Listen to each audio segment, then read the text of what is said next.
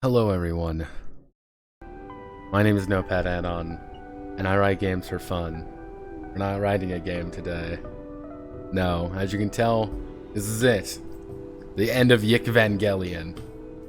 The game that we will finish today. So last time we grinded. We got everything set up. We have 3 weeks until the end of the world. That doesn't seem like a lot. That doesn't seem like a lot. However, we're level 51. Among all our party members, we're level 50 roughly across the board. Everybody is fully healthy. As you can tell, Michael has gotten ripped because he has 131. Let's see. For context sake, by sheer technicality, Michael is as tough as the Essentia 2000. And just in raw ability. And really nobody else can compare to him. Even though technically Claudio should hit like a fucking truck. He does not. Claudio is bad. But yes, these are our party. We've got everything we roughly need to do. There isn't actually that much we need to do anymore. So what we're gonna do is let's spend some time with our friends. Let's talk to everybody. Oh. Hey, you okay? Yeah, it's nothing. Oh, okay, cool. As long as you're okay. Bella is lying. What? She just said she was okay. Man, I wish I could remind me. Alex, she's right there. You do not need a pan-dimensional mental link with Bella to see that she is lying. That's how it feels sometimes. I just wanted to tell you that you've come to mean a lot to me, Alex. You, Michael, Chandra, everyone. Except Claudio. Except Claudio and Rory. They don't matter. I'm so happy I left my reality for this one. Even if this one ends, that year I had with you and everyone else was totally worth it. I couldn't imagine my life without this reality. Without this, Alex. You are so very important. I'm sorry, Bella, but my heart belongs to Rory. Ask him.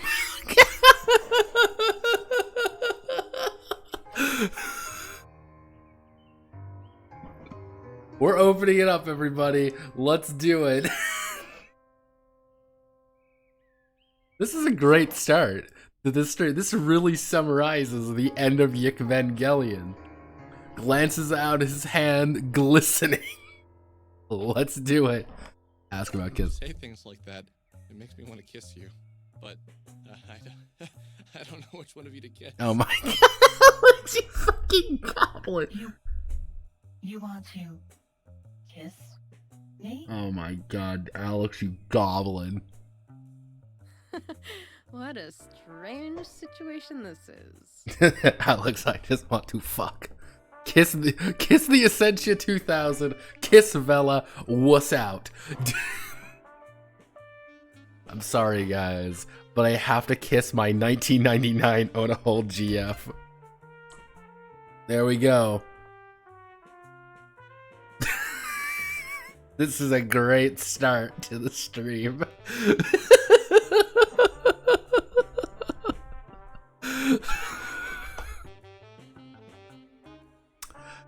Oh wow, this is a great start, everybody. Let me just take a little screenshot of this.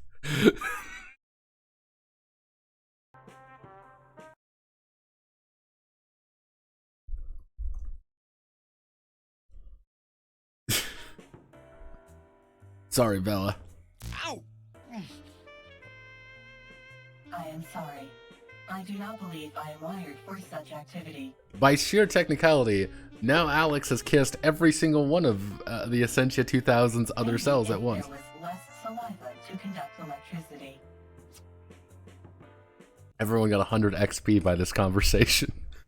This was very productive, everybody. It is essential we start kissing random people. Alex YIIK, kiss any %. Do we really have anything we need to do anymore?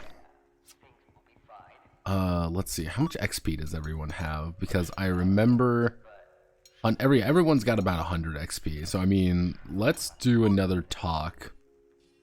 Because it's just like collect all the pogs. That's what we need to do really at this point. It's like collect pogs. I'm like, I don't want to collect pogs. Alex, there is something I'd like to ask you, and it's going to be a bit tough for you to hear. All right. What's up? When the end comes, and there is nothing left to do but die, will you leave your body behind and join me in the soul space?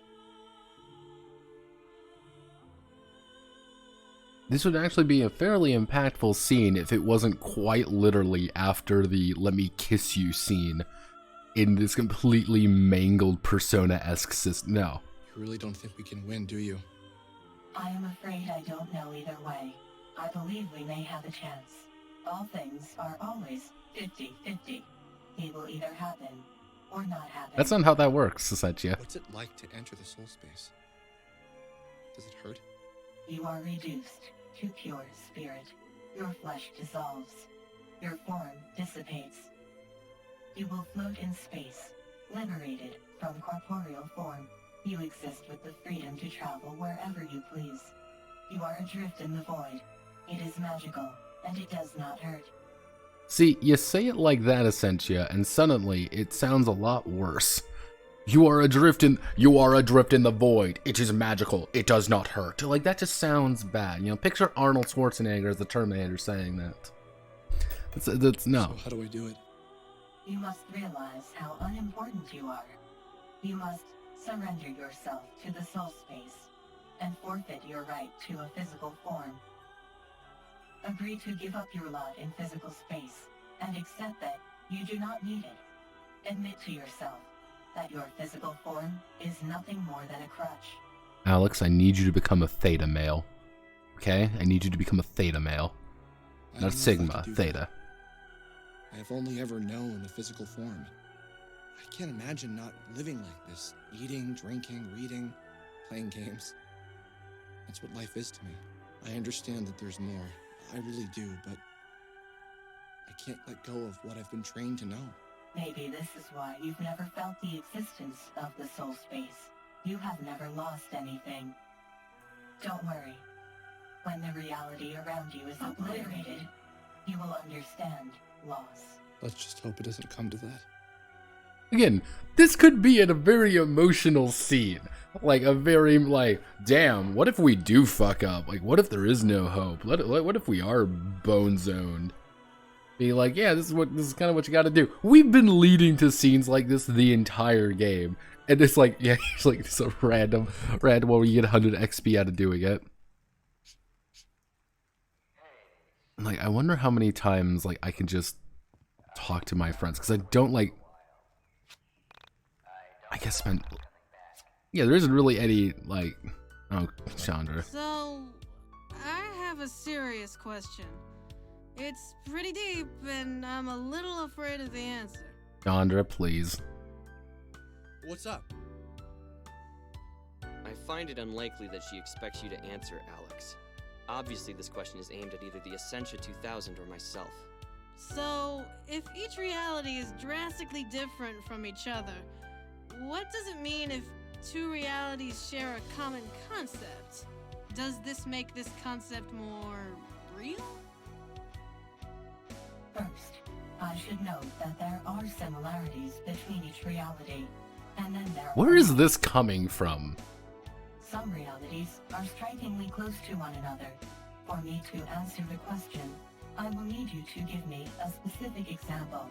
Perhaps something more complex than, if the sun is blue in two realities, does that make it actually blue over the suns that are yellow or chicken? What? Okay, fine. Does the concept of God exist in all realities? Okay, Chandra, that is a terrible question. No. God does exist in some realities. In others, he does not. So, are you saying in some realities God is a present force that you can get direct feedback from? How nicely worded. And yes, that is correct. So then, if God made all the realities and yet doesn't exist in some, does this make God less important? Less omnipotent? What the fuck is this? What is this? The line of questioning. What is going on?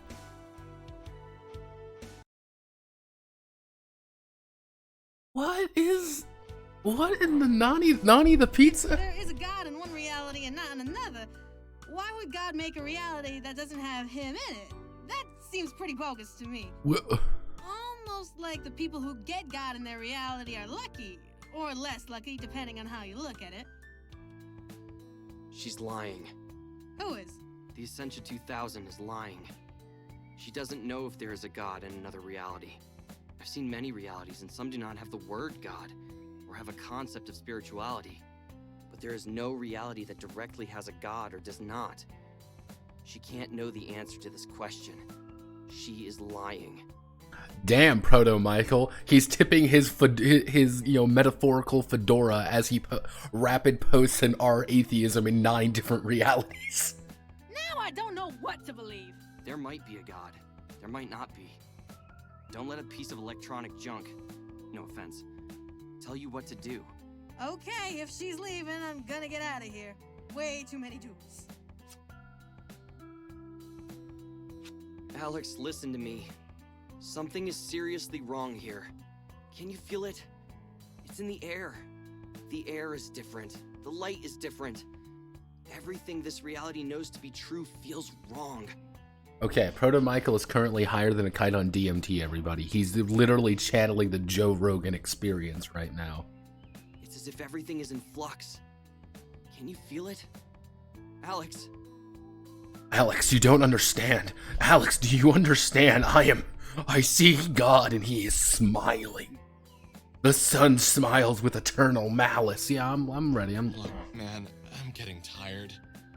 Let's sleep on that. You have unlocked the flaming hula hoop. Oh boy, a Chandra weapon. Oh boy, everyone. It's a Chandra weapon. Yay! Chandra weapon. Let's equip Chandra with a new weapon. 5 strike. Why is she... Like, I don't use Chandra. Chandra is not going to be used. I hate to break it to all you Chandra stands out there. Chandra is not being used. Let's see, we got 3 levels on everybody so far. So I can get up to level 54. Yeah, I can get up to level 54 on everybody. Let's try to get the... So let's see. If we do another thing, it'll be 55. Then we do the mine dungeon. Yeah, alright. No, this is the funny thing, because, like, there isn't really anything else to do right now, really. At least nothing, like, directly stated. Oh, I don't even have the option of doing that. I guess we will train in the mine dungeon today. Yeah, I might have exhausted all the opportunities to do that.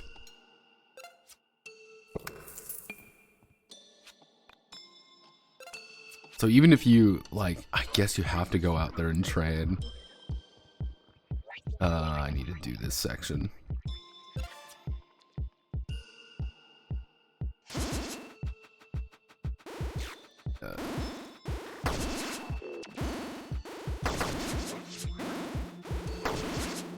Win.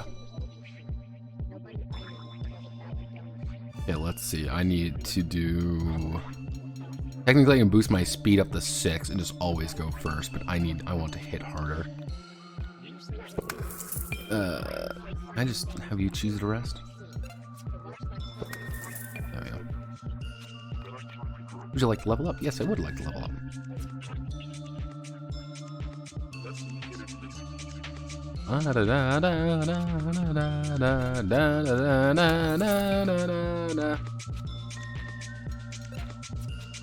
Alright, cool, let's go through here. Okay, well, we're all level 53. Okay, let's just do this real fast.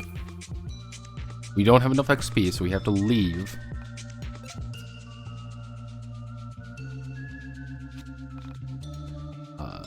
Actually, let me check real fast. Is everybody leveled up properly? Michael doesn't have... Okay, yeah, everyone's got the right levels. Let's exit the mine dungeon. We did it, everybody. Yeah, it's almost like... Yeah, let's save real fast, just so I don't have to go through that agonizing experience ever again. We're officially 23 hours in, by the way. Oh, no. Today I'll go explore around town. Yep, I guess we're just done with that section. Let's see if there's any Onisim. Let's see if there's any Onisim. Onisim? Onision? Let's see. Pod Collector. I guess we can do the fucking... I guess we can do the poster one. Yeah, that's pretty much it. It's literally the Pog one and the, like... Yeah, it's the Pog one, it's the fucking... Okay, I guess we're doing the... We're pogging out, everybody. Alright, everyone, get ready to pog. Not pogging, we're not doing the Pog one. The stupid fetch quest. I'm not doing a fucking fetch quest in this game. Let me make a wild guess here. This is a wild guess, is that all of the special locations are going to have a place where we have to put up the posters. Yep, okay.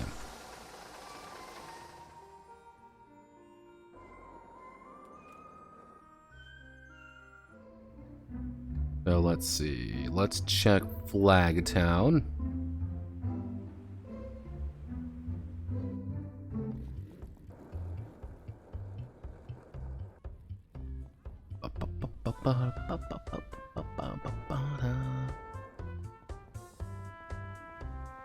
Yeah, welcome to okay, let's see. I'm like 95% confident that it's all of the special locations is where you're going to have to put up the flyers of Sammy.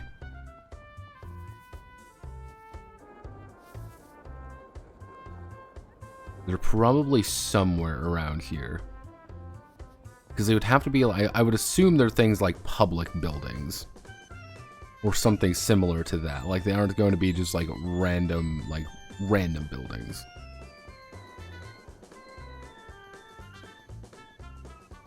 How many do I have left? Let's see. Items.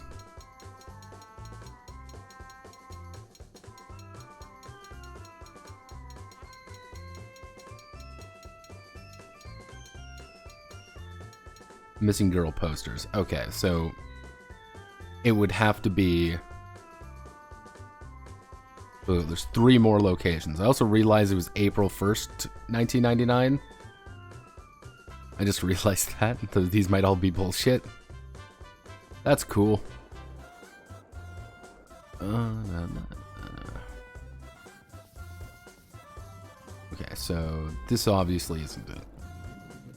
So let's think. Okay, Flagtown isn't it. Whack-Donald's you can't enter. Let's check Mountain Town. Hello, Mountain Town. We may want to actually look through Mountain Town and just like see if we can't rip through and find the...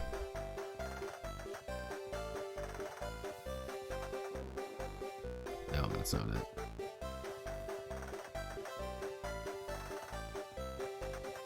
Hello, person. Who are you?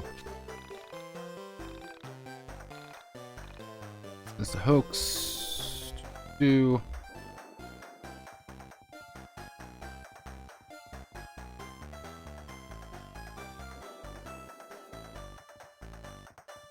I was a poster, where would I go? See, alright, you know what we can do? Fuck it, let's, Actually, wait, can I just... They're not gonna let me. They're not gonna let me have fun, so I just have to suffer. Let's see, Alright, is the game going to be let's ask ourselves, will the game be smart and let me effectively let me skip ahead.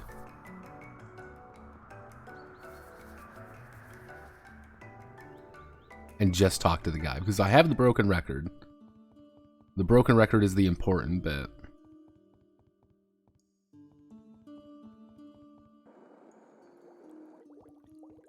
I mean, I already solved all the puzzles, technically, so I should just be able to...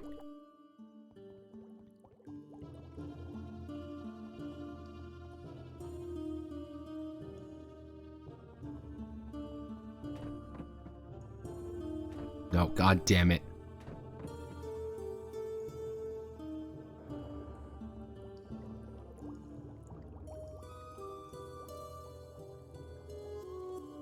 See, this is a... Let's backtrack to see, like, a single line of dialogue.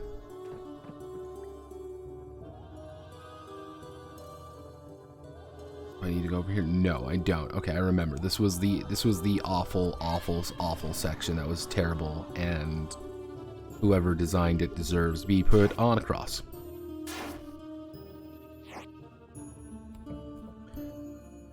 Okay, we gotta climb up here, we gotta run up here, we gotta climb up here. Okay, I think I'm remembering where I need to go.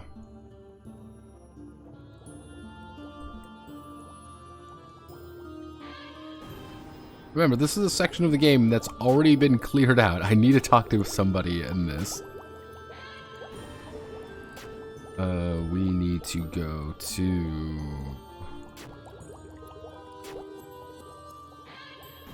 Let me see if I can remember.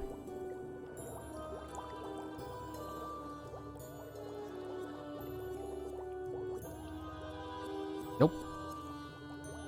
Sprinto. Nope, that's not it either. Come on, I believe. We swing over here, so this has to be it. We go in here. We go up the stairs, we pause, we swing around here, we go up the stairs here. We go up the stairs here. And I believe we should be good. If we just do everything raw, we don't have to solve any more of the puzzles because we already solved all the puzzles in this area. Oh, don't jump down, Alex, please, God. Yeah, we swing in here. Here's the haunted cassette tape.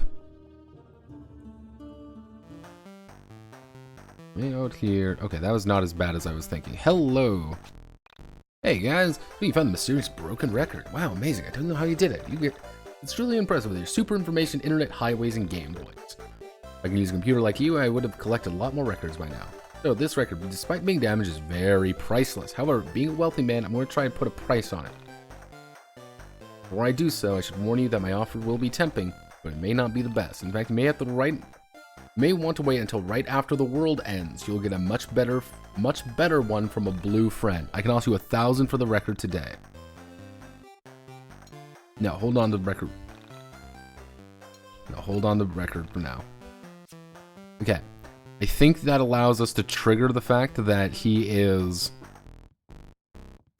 it's the blue man. We need to find the blue man at the end of the world, and we can get a better deal for the record. I just threw my cat instead of my skateboard. Many such cases. There we go. Swing this way. We gotta go this way. Yeah, nothing in Mountain Town. That means we have to go to the university. We already put one up the university, right? Nope. We already put the university up, and let's go down to... I wonder if we have a cannon. It'd be kind of silly if there was one at KNN, however. Nope, I just ran off the map like a fucking goober.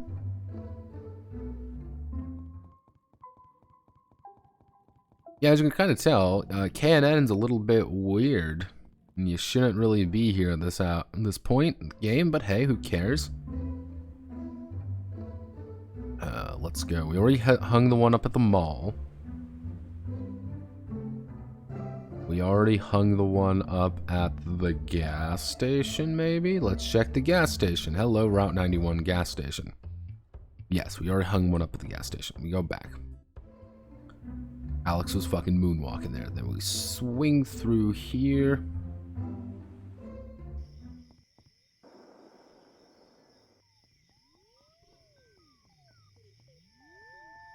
Nope.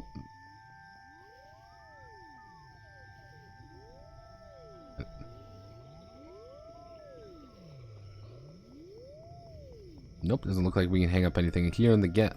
Here.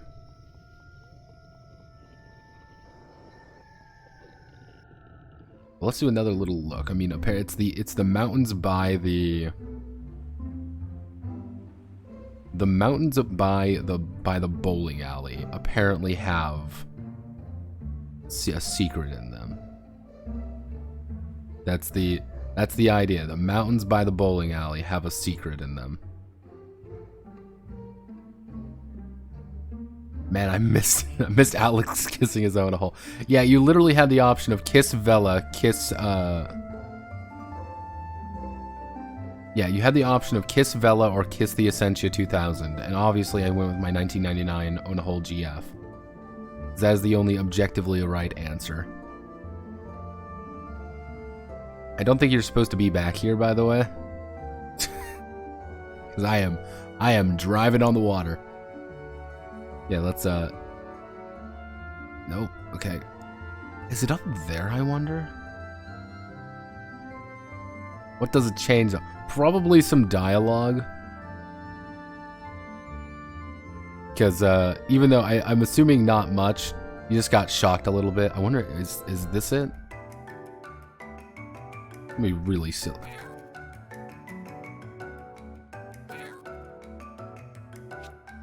Inside the chest. Found the monster whistle. So this, yeah, this is it.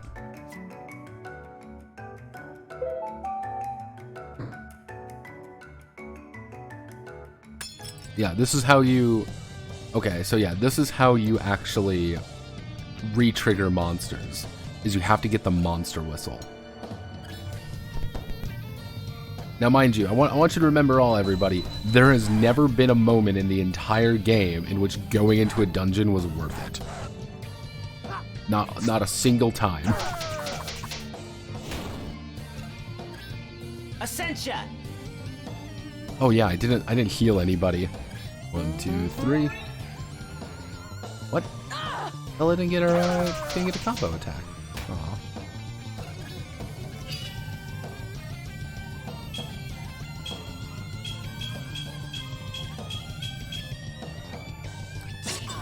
Though everyone is level like 54. 331 damage.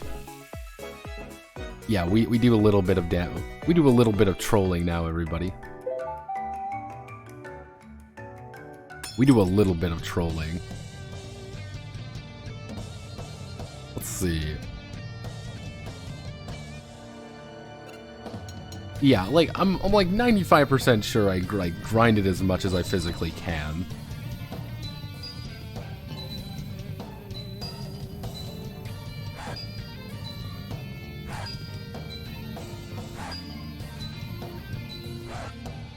Let's see. I'm just curious how much damage I can actually do. 57 damage. Stop. Yeah, Essentia can one-hit everything at this rate, I think. Rory's... Rory is still continuing to be the best. 1, 2, 3. Why doesn't she get her combo attack anymore? Do I not have, like, the right key turret?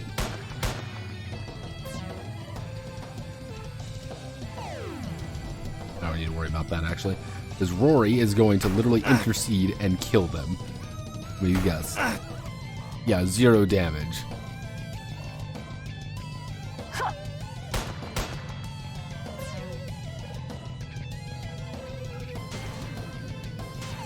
Oh, sorry, Bella. 35 damage. Mind you, enemies still hit like a fucking freight train. I shouldn't have done that, though. That was the wrong call.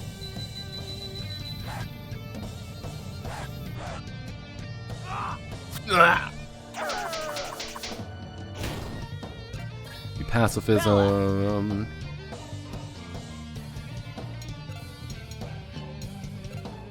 1, 2, 3. Yeah, she doesn't get her swing anymore. Weird. I wonder if it's just this keytar, like she doesn't, like this particular item doesn't let her do that. It means literally nothing. Vela is not supposed to do damage at this point. Vela's main job is to heal. Essentially did 500 damage there, by the way. I want you all to remember that. She did 500 fucking damage. But yeah, like, you're getting about the same amount of XP regardless of where you go.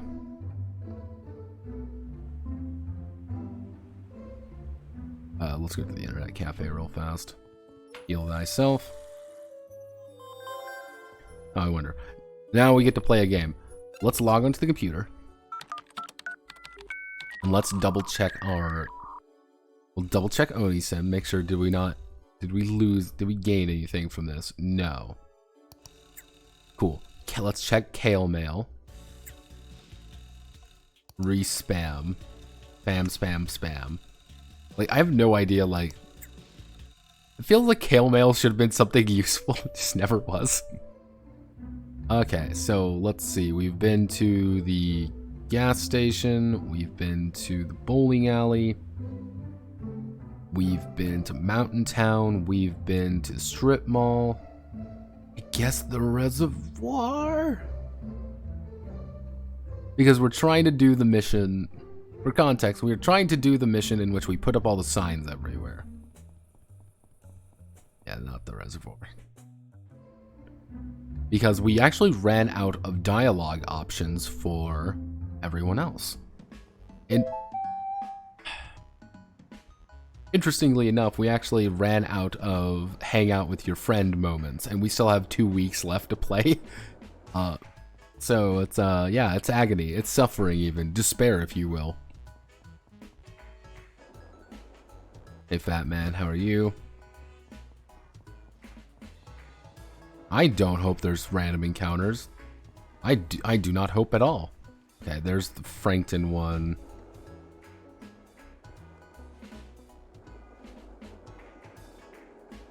Southtown. It would have to be Southtown, wouldn't it?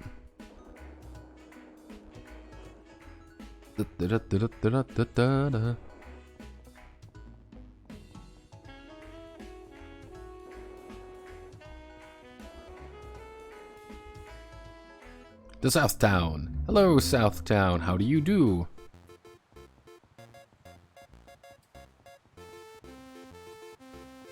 Now, I wonder what's going to happen if I play the whistle here. Nothing. We haven't got a monster and found there are no monsters. Special instrument. Cool. If I was a poster for Semi, where would I be? I would be on one of the... God, I'm stuck in the wall. Ah! Not like this. Not like this, Batman. Okay, is it not in Southtown? Like, this entire area feels like it's completely just, like, not used. They just kind of forgot about Southtown here, to be honest.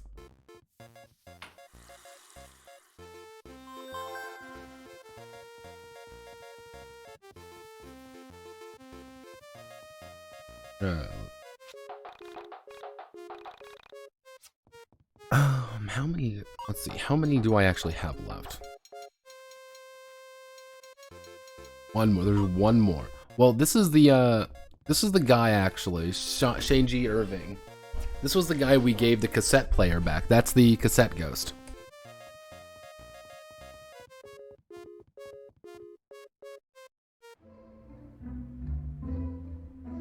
Wait a second. Maybe the factory? Maybe the hotel factory would be the place where it would be? See, I'm trying to do this one like completely legit, but it's also just really annoying.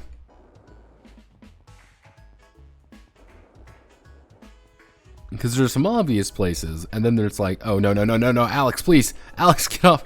No, Alex. My continued hatred for the skateboard knows no bounds. No, Alex, stop. Get off the skateboard, skin. We're not using the skateboard anymore, everybody. There we go. The Windy Field wouldn't have anything. We gotta drive to the Factory Hotel. Would you have a sign out? Because the entire idea behind this section is, like, the weird thing about this is like, oh, well, I'm not going to tell you where you need to put anything up. And I think I know why that's the case. She's like, haha, Lamau, I'm a sociopath, ha ha ha. But I think the real answer was they don't have a quest log book in this game. Yeah, they don't have a quest log. And because they don't have a quest log, you can't actually do things like that. Okay, so it can't be in here then. Because it would be out here if it was. So maybe let's go back to... I can go this way. No, I can't.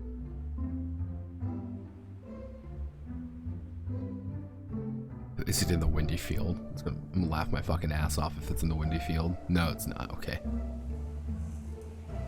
Well, this is a cool area. I will say this. This is kind of a neat area if you go under the idea of like how the camera moves. That's a cool little place. It's like used like twice, but okay. Now we get to do this little song and dance. Let's check the, because it feels like there should be an obvious place. I just don't know where it is. Hey Z-Man. Z-Man doesn't have anything to say to me anymore. Yo, Mom, what's up? You're not here anymore because you cease to exist anytime you're not plot relevant. Go over here.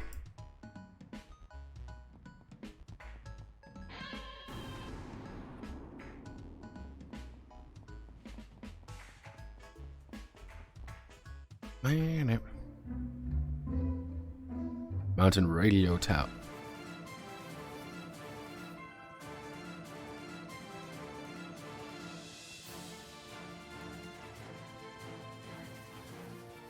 Sprint up here, we sprint up here, we do all this.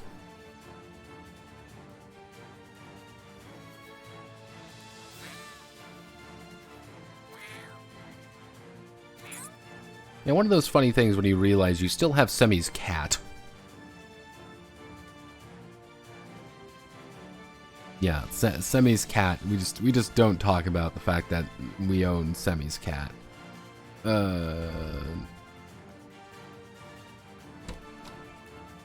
Do I hang up anything here? Nope. Cool. That was completely pointless. Awesome. Where haven't we gone? Where haven't we been? We've been to the university. We've been to the gas station. We've been to... Hello, Annie the cat. It's Sir. Hello, sir. Yeah, no, trust me, we exhausted all of the hang out with my friends, unfortunately. We can no longer hang out with any of our friends. We did kiss some people though. So, we have succeeded. We cannot kiss Rory again, unfortunately. So, I mean, did we really win or did we just lose in different fashion? No,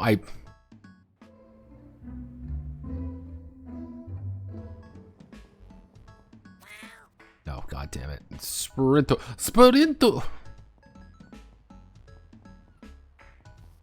Now, if the game was smart, what they would do is have a fence gate here that you could jump out of real fast. That you would still need to access the front, the front and the backyard to do it. However, the game is not smart and you can't do that. So you have to do all of this. You gotta swing all the way out here, and next we get to debate where the fuck to go. Windtown, maybe? Would it be Windtown? That's kind of silly, but I mean, that's the only other option I can think of at the top of my head.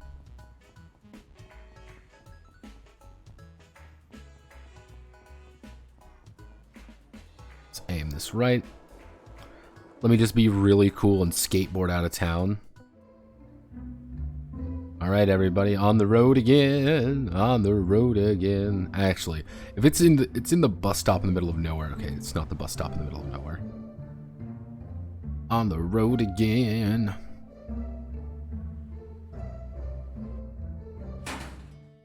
Hello, Windtown. It's me, your boy, Alex YIIK. Ah, there it is. Yeah. No, no. There we go. Let's end the day in style.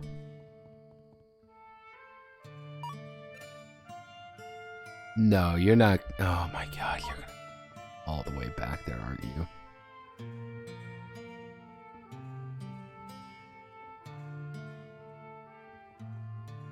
Let's go back to the mall because we need to talk to the girl to confirm the quest is done.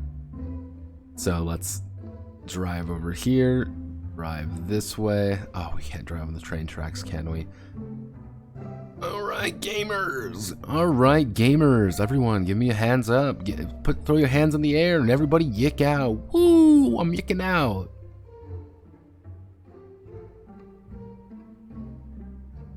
There's the unused ending.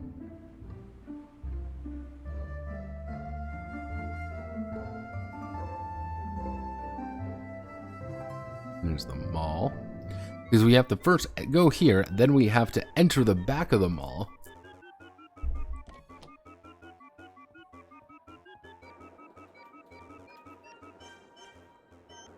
There we go.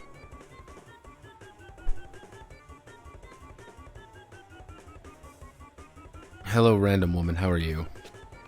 Oh, it's you again. Have you come back to let me know that you've given up? Don't worry about it. I asked you to complete an impossible task. What? You hung up all the posters. Really? Wow, you are incredible. I didn't doubt you for a second. You want a reward? I see. Well, this is awkward. I didn't actually get you anything. Testing a new digital camera for work on top of the line 2 work of art. Take it, it's yours now. Just don't tell my boss where you got it. It's technically not for sale yet. Don't worry about me. I'll just say I tripped and dropped it in the fountain. It's the stereo. I got a new weapon for fucking Michael. It was a whole new weapon for fucking Michael.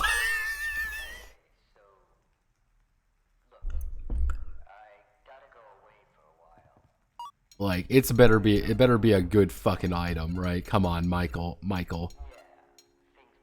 It's not even that good. Like, that's the worst part. He gets a little... Yeah, this isn't just late game. No, this is end game. Like... Wait, what? Today I'll train in the mine dungeon and go explore around town. Yeah, you don't even have the option anymore to actually... Will Michael do damage with it? Well, let's actually... Fuck it. It's legitimately not worth it for me to... Like... Everyone's got a single level. I guess let's go through. Now, here's a question. Now, here's a special question. Here's what we're gonna do. We're gonna do a little... Let's do a little bit of research, shall we? You can call this my YIIK research stream. So what I need to do is I need to do status. I need to sub out Michael for Vela. Sub out Michael for Vela, and we're gonna go up here. This is the level 1 monster dungeon. Do I even have the option? No, I don't even have the option of summoning back all the monsters from here. Do I have the options of summoning back the monsters at the level 2 dungeon?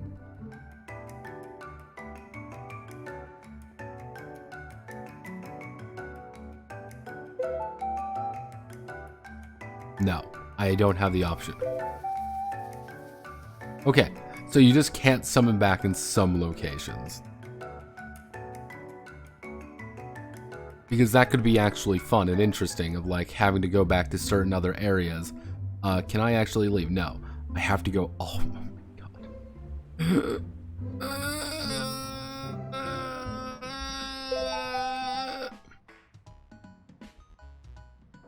I just want to test out my new camera on Michael. Watch him do no damage with it again. Oh no. Oh my god. What will you like to go? Let's go to the, I believe Strip Mall would be close to some of the Dungeons. Like, I don't think there's like a high level dungeon anymore. Like, we're pretty much like done.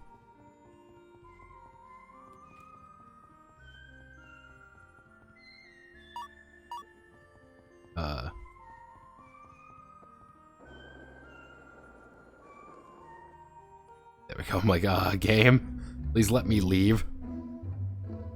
Let's see. We want to go down.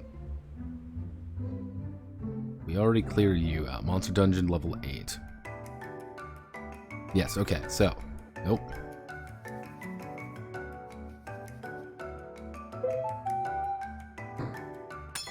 Ah. Double stop sign. Now, we'll see what level these guys are. They're level 24. Oh no, they're level 24, everybody. They don't spawn back by your level at all. I did a 3-hit combo. It's a good start, everyone. Still 37 damage. Okay, Rory's good. This other one's gonna try to...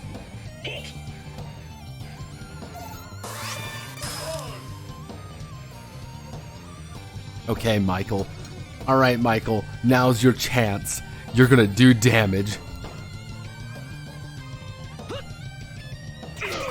Alright, he hit for 37 damage, which is about average for everybody else at this level. He's also 20 levels higher than everybody. Hey, Essentia.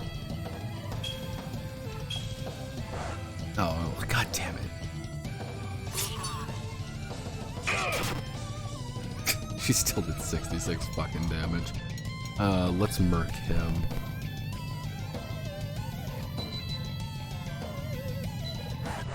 God, I can't hit anything today. He's unstoppable. Dodge. Michael. Come on, Michael. Big hits. 58 critical damage. Nope, he doesn't do any better damage than anybody else. Mostly because when you have Essentia, who let's see if we can't get a 10 combo on her real fast. And that's an 8 combo. So, not even the, like, 408 damage. Essentia does 408 damage. That was 50 experience, by the way. We're gonna clear out everyone here. Because this is 2 levels. Let me guess, there's gonna be more stop signs, isn't it? No, it's just traffic cone assholes. Awesome.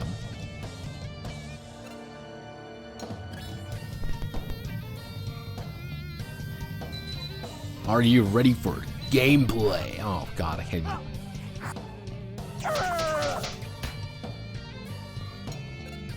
Yeah, let's do a glamour shot. Say cheese. Say cheese. There we go. Glamour shot.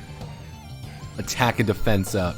You know, the Essentia, who literally does not give a singular fuck. Also notice the Essentia actually, she heals after every combat. Like, she does a full heal.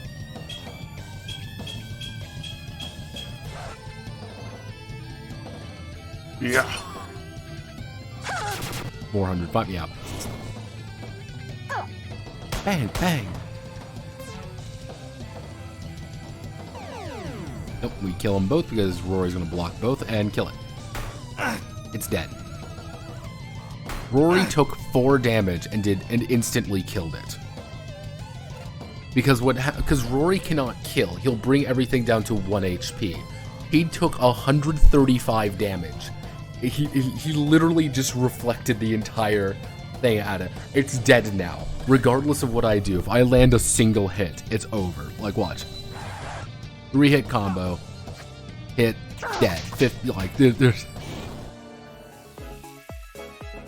That was only 10 XP. Why was that only 10 XP, game? Wonder if I get a reward if I clear out. Let's see. Let's play a game, everybody. Do I get a bigger... Oh my god, it's smileys. LP toss It's time, everybody.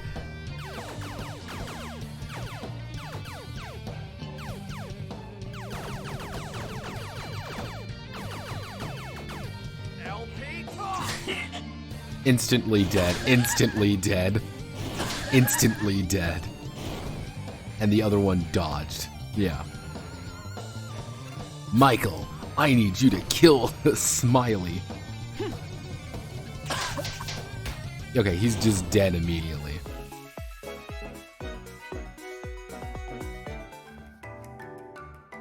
Well, okay, let's... I love video games so much. Yeah, let's...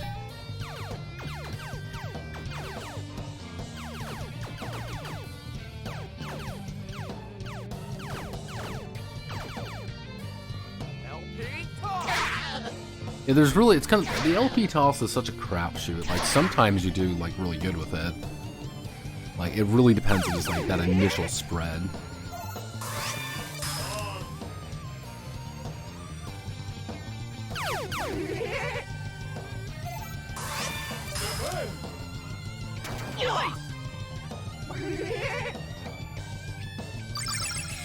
Wow, cool. Deal. Essentia. Actually. Let's do some missile launch.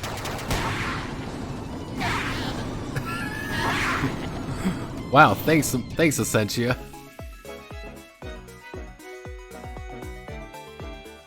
Nope, I get literally nothing out of it.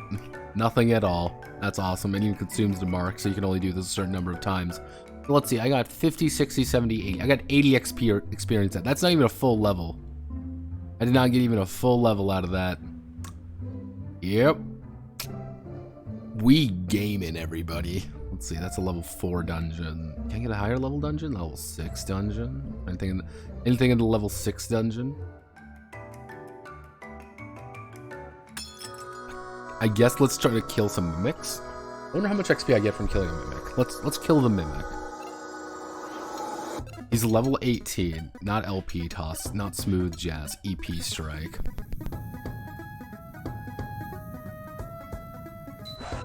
Because technically Alex acts first. 624 damage. 10 XP and 30 bucks.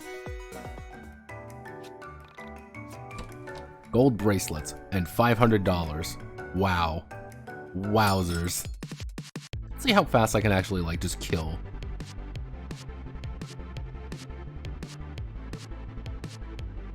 How much with gameplay? I genuinely can tell you, I do not know.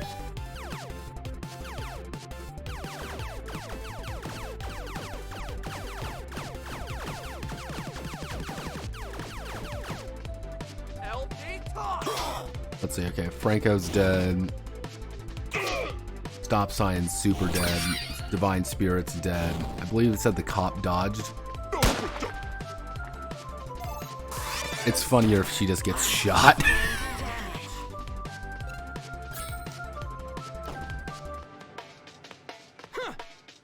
$11.99.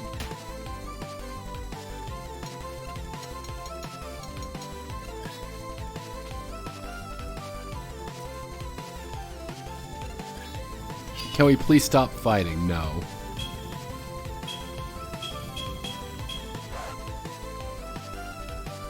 Swinger. $11.99. 50 XP. There is no consistency in how you get experience points in this game. Because, like, the issue right now is, like, okay, 319, 270, 315. Like, there's no consistency and everyone gets XP slightly differently. And everyone also gets experience at slightly different intervals. Which, it's like, awesome. It's like, cool, awesome video games.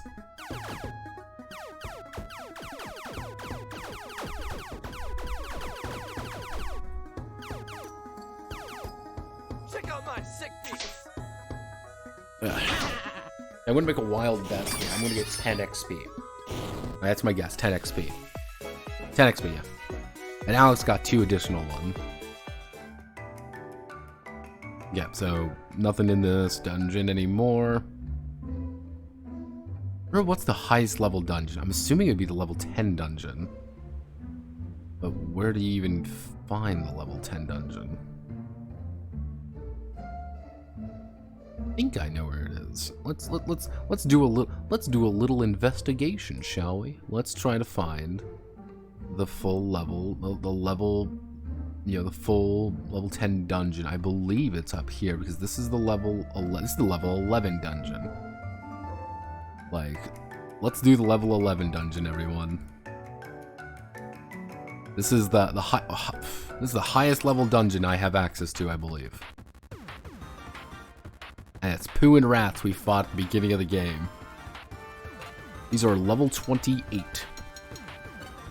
If you can't tell, we're a little over-leveled currently.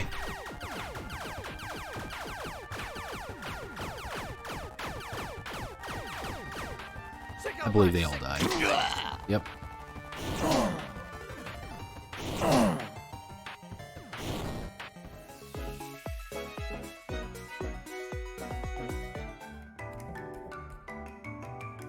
Though this does confirm to me one big thing. Because XP is actually solid, all you need is 100 XP to level up. Nothing scales in this game, fun fact. And because nothing scales in this game, it gets a little bit yeah,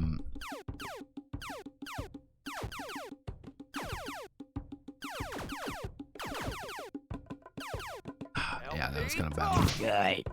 Still murdered, still let's see, still nearly took out 2 of them. Michael, let's see how much damage photo shoot does now.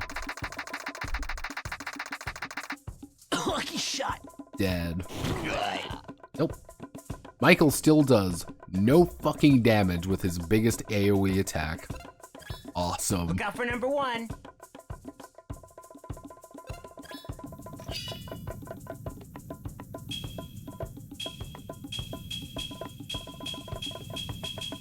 Ooh, got an 11 finally.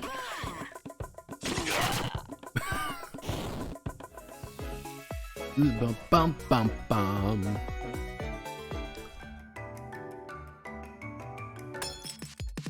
Okay, this is it. Big fight, everybody. Big fight. It's the same 3. They look the exact same. Awesome. Guess what time it is, everyone? LP toss.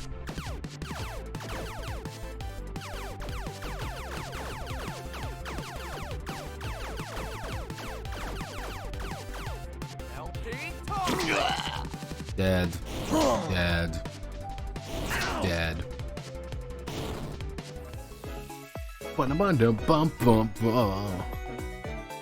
Okay, cool. Actually, let's see. Let's do a quick check. Are they the same monsters? Wait, only one monster spawned back? Could be the golden fuck. No, it's literally just 2 rats and a Pooh. What? At least they're higher level, but what the fuck, game?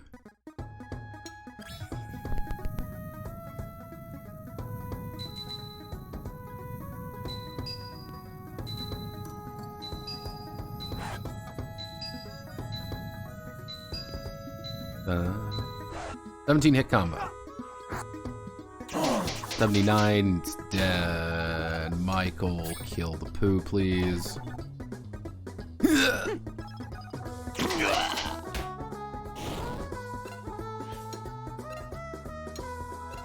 Talk to the rat, Rory.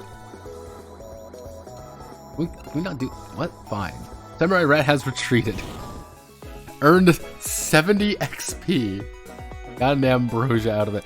Wow. Thanks, Rory. Saved us from having to play the game. Let's see, what's actually up here? This is... I don't think this dungeon is accessible until later on. But this is the level 10 dungeon. There's just one enemy in here.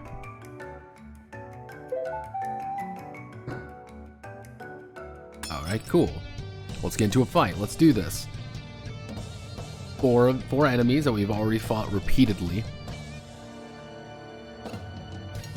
And they're all level 40. Oh my goodness. They're all level 40, everybody.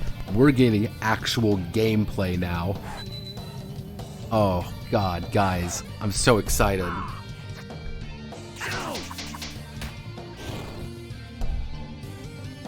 Game, do not cuck me like this. Do not cuck me like this. Oh my God, they're so weak. Ascension! Gamers, why are these level 40s so awful?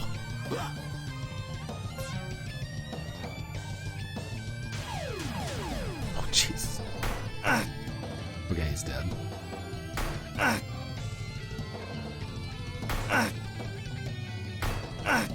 Yeah, Rory just took it all on the face there. I fight for perfection. Done. With bitchin' strength. Everybody wants to... Let's play the Everyone Wants to Kill Rory game, my favorite game. Let's do...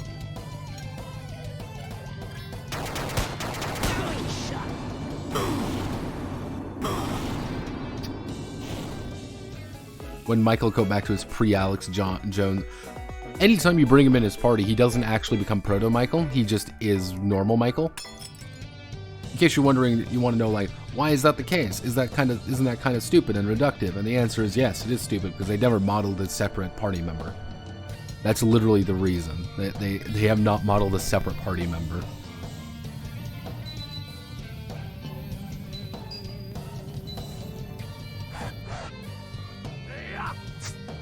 And like after I get done with this section, I'll probably go to the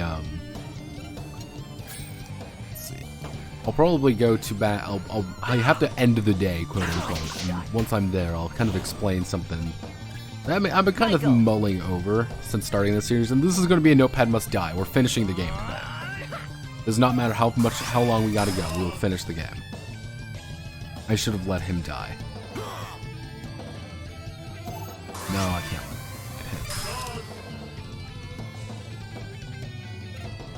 let him. The Franco's a little bit more annoying.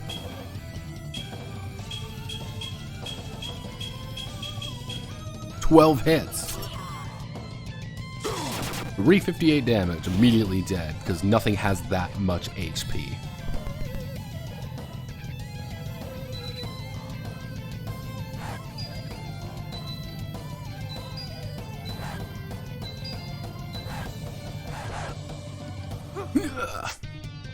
Right in the manhole. Yeah, there we go.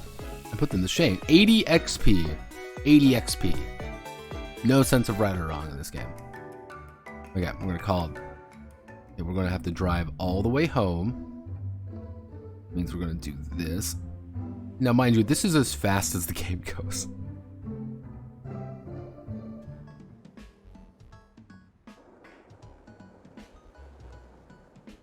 Drive all the way over here.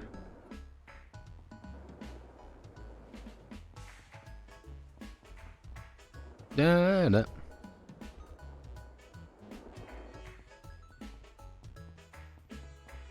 Actually, wait a second. There's a skull over here. Here? Oh, there's a chest that respawned. Alright, here we go.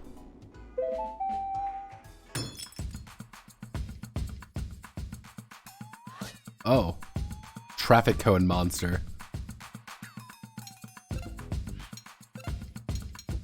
Cool. Awesome. Fight in the middle of the day. Let's do this.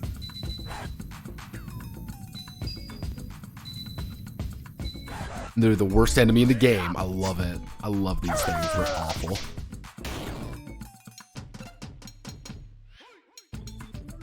Let's do photo shoot. Let's see how much damage we can do.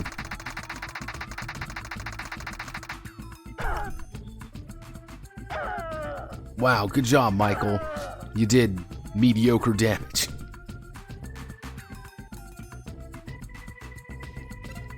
Even Rory is faster than them. Oh, jeez. Essentially is really slow. Like... Oh no, Rory took some damage. Oh no. Took 7 damage. Bang, bang. Because it's 2 people. And we're going to let Alex die. And then we're going to beat with Rory. Because Rory's going to be able to block. And now the traffic cone monster is actually in Death's Door. Which leads to... I have to block for both of them so they don't take any damage.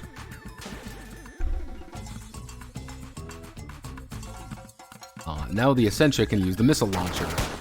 And she's going to kill all of them.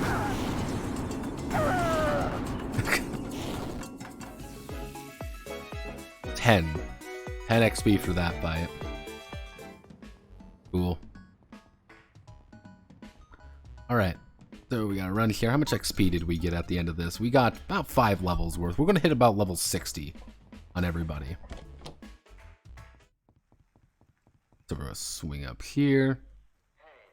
Good job, everybody. We did really good today. Yes, end current day. To give you an idea, we have 2 weeks left until the end of the world. And we're going to save this real fast. We're going to save right here. Now, the thing that I want to talk about, this is going to be kind of a waxing philosophy kind of thing. I'll let the music play in the background.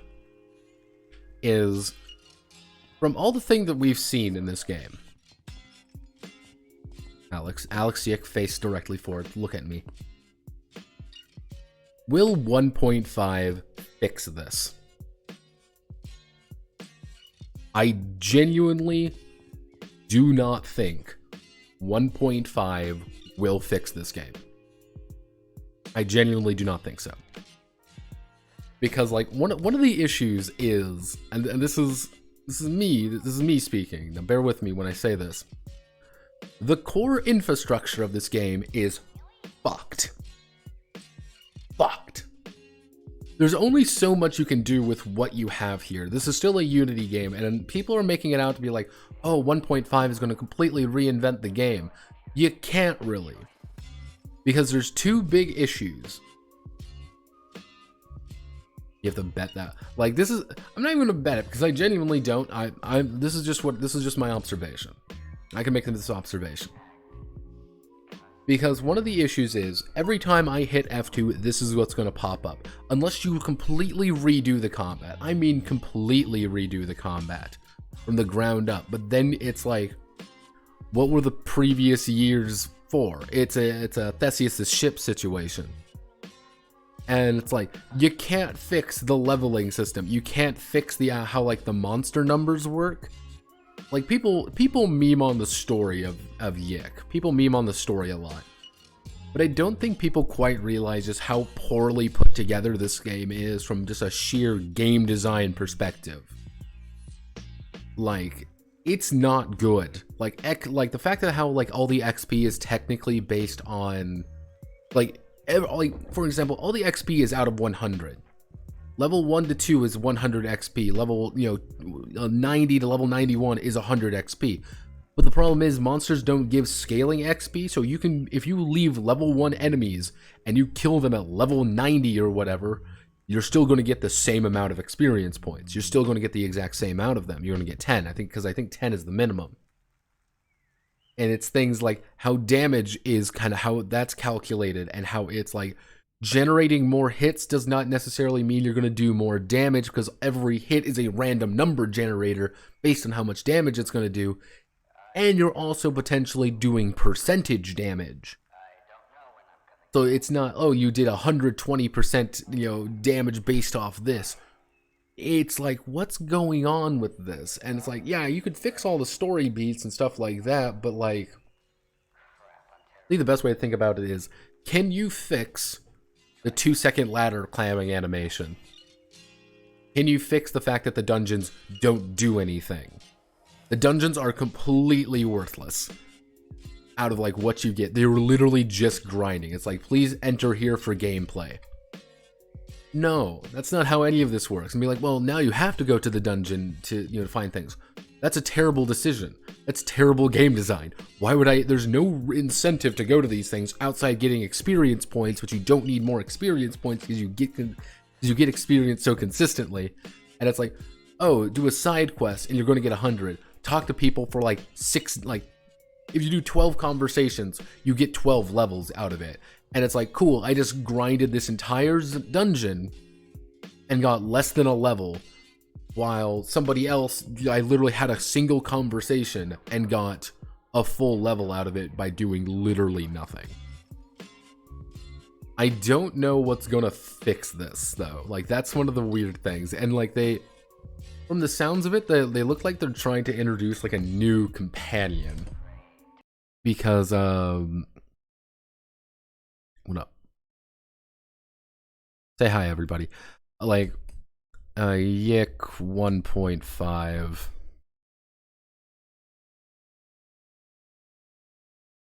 Yeah, because it's like, I believe she, like, this girl right here is like a new companion, because she's actually on, like, YIIK 1.5 album.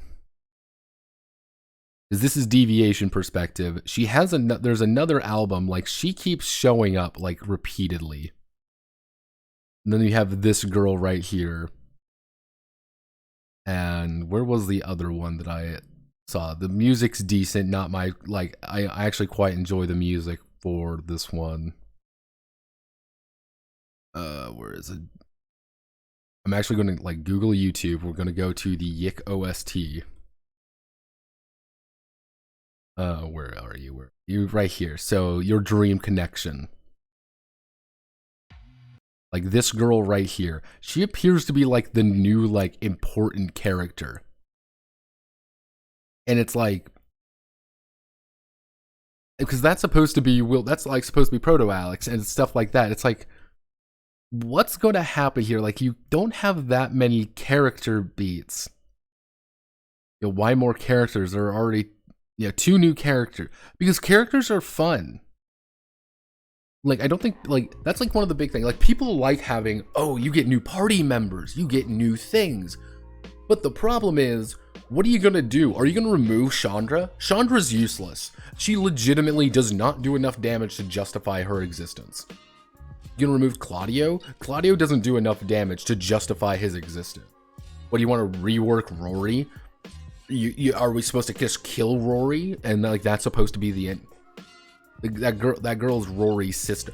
Then what the fuck is she doing in the game? She's fucking dead. That's the entire reason Rory joins your party. I get there's like, oh, alternate dimension shit. But like, how do I want to word this? Adding new things that are super cool and all exciting and stuff doesn't necessarily mean that it's going to be good. Like, oh, 1.25 fixed the combat. No, it didn't. The combat still sucks. It's still horrifically slow. Your damage is really inconsistent. Like, your abilities are really, like, most of the abilities on almost all the characters here, like, skills-wise, like, the Essentia, this is literally self-destruct to kill everything on the map. Why would you ever do this? Missile launcher is going to kill most everything, but, like, for, like, Alex, for example, Smooth Jazz does not do anything. You put the target to sleep. They can still dodge. You don't do free damage or something against them. So it's LP tossed and EP strike, but EP strike is just better. Panda loses value over time because Rory exists.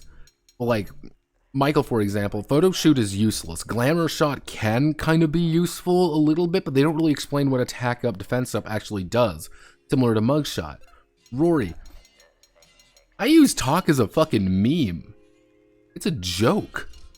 The only one I actually ever consider using is HP PP swap simply because it gives Rory a double his health effectively. I've never actually used any of these other ones. Because, like, why would I spend an action protesting or using Holy Heal when I can instead use pacifism, which is just better. Vela. Feedback costs 12 PP. Feedback costs 12 PP. If you do hit, there's a chance she's going to kill Alex outright if she doesn't do a good amount of damage because it hits everybody. Same thing to bass drop, base drop. You hit base drop, everyone's dead. Like, it's a bitch to hit and it's 15. It's not worth it. You just have to banish and heal.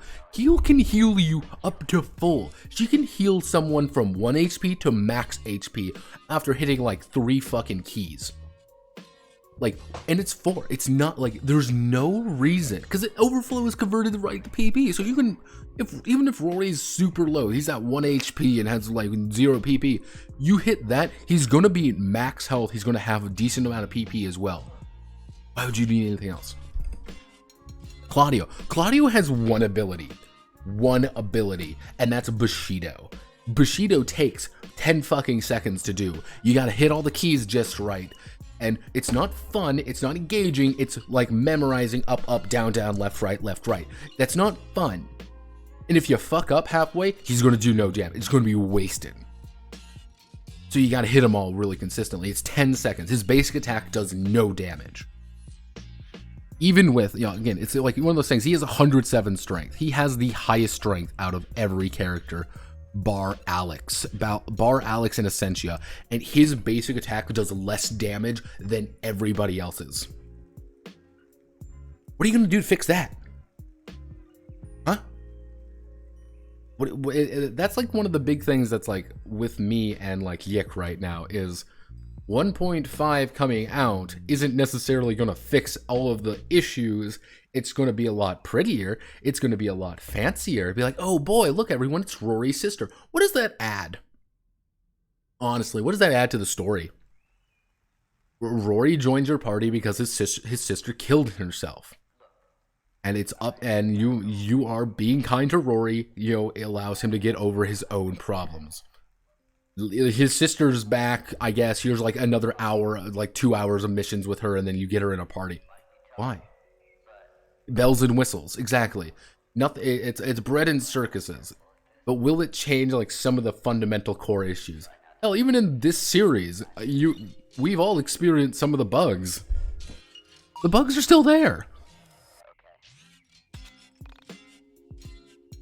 Like, the bugs are still present.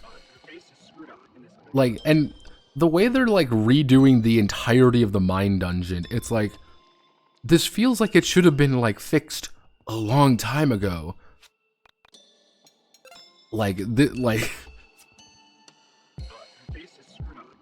it's like, how much can Axe Studios, in all honesty, fix all of this?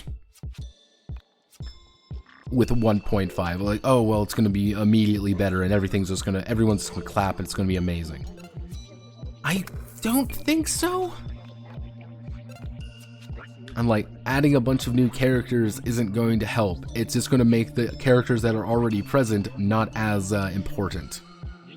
Because tell me, everybody, what does Michael bring to the group? What does Michael bring? Michael's your best friend. He doesn't interact. They literally had to make him a god at the end of the series, at the end, effectively. And he doesn't really do much. What does Chandra and Claudio bring? Nothing. They bring, like, a justification because Alex is an idiot. Literally, the entire reason they've joined the party is because Alex is a blithering moron. That's not like... And it's like, are you going to change the entire ending as well? Are you... Like, 1.5 either needs to be a completely different game. Like, it needs to be a completely different entity. Like, brand new game tier.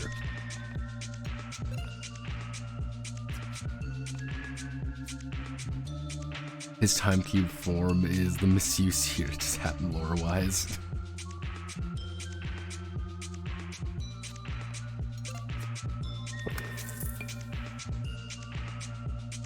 Like, it always feels like I would say this is, like, again, it's a bunch of little things. And because all these little things are present, it makes the game, like, infinitely like, oh boy, this is so much fun. Like, we have 2 weeks.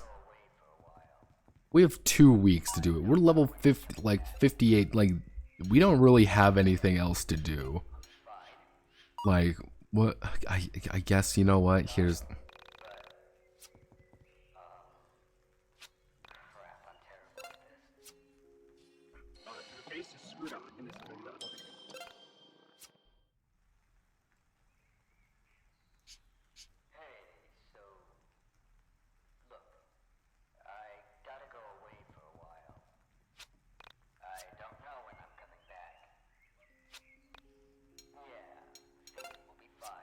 Let's see what's the most optimal route to speedrun this.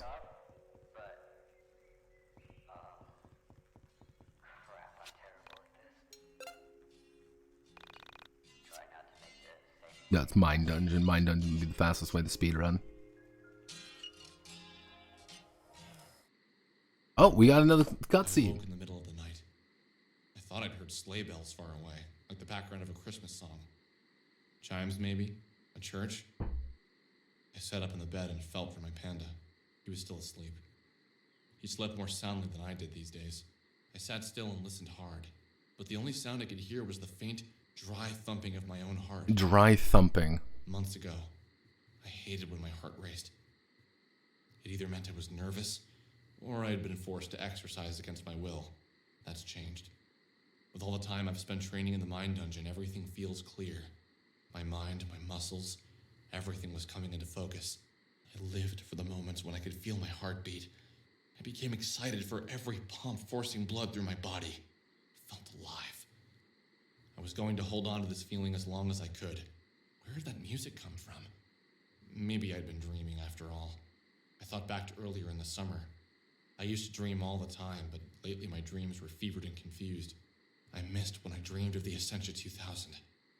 I wondered where she was. Where did she go at night? Why didn't she ever stay with me? Where do transdimensional androids go at night? Panda. Panda. Wake up. Panda. What time is it? 4 a.m. What's wrong? Is the house on fire? No. Where do you think the Essentia 2000 goes at night? Probably to stay over a hotter guy's house. Damn panda. You think so? Think she has an android boyfriend out there somewhere? Yes, probably. Go back to sleep and dream of metal sheep.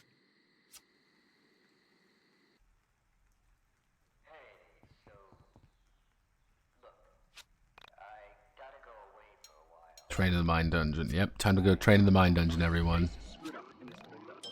Exit Mind Dungeon. First day of winter, everyone. We did it. Okay, so now what we get to do. No, I don't want to listen. Today, Isle, let's go explore in town. Let's go to Onisim. If anything is on Onisim, we'll do that.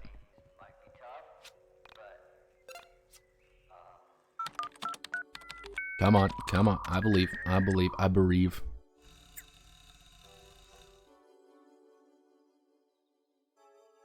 No, there's nothing. Because we can't do the stop signs alive at night quest anymore. Because we can no longer go at night. And the Pog Collector is literally like you have to go through everything and find fucking Pogs. The goddamn Pogs we've been collecting.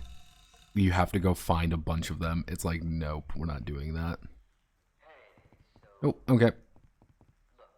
I wonder if this was how the game was intended to be played. Like, this the last 2 weeks, you just give up.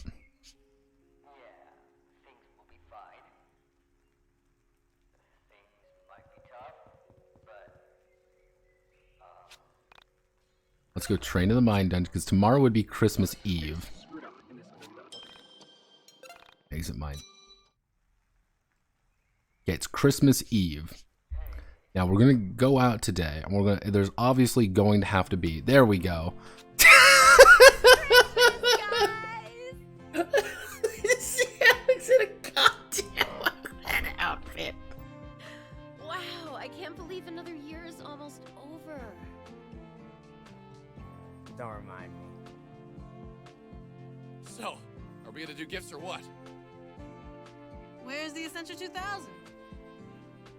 I guess she ain't much of a holiday person. Well, I call all her gifts. Would any of you like to hear a Christmas story?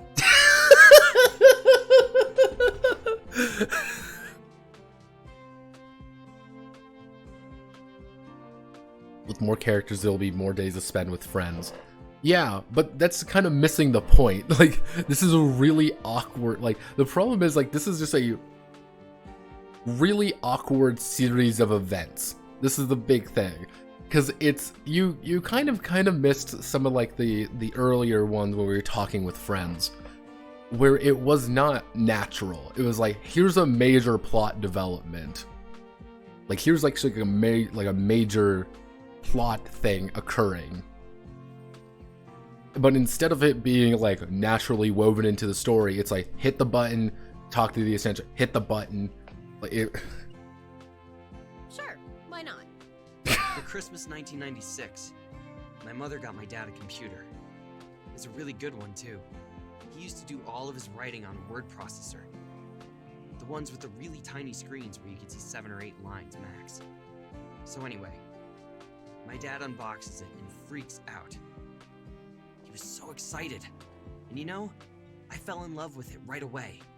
Whenever my dad left the house, I'd get on the computer and play games, browse the internet. In '98, for Christmas, they got me my own computer. No one else has their own computer. It was amazing. I made a friend online. Together, we founded Onism 1999. we've never You actually wanna hear the really funny part? we've never actually heard of the co-owner of Onism 99 because it's not Alex. When I went and lived all of my parallel lives, I was him.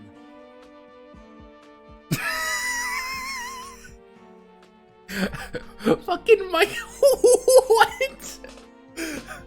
Michael literally formed an internet. Fucking formed Super X. I was on a computer, talking to me. Now tell me, how the hell can a computer connect to a chat room that is in another reality? Something is screwed up here, guys.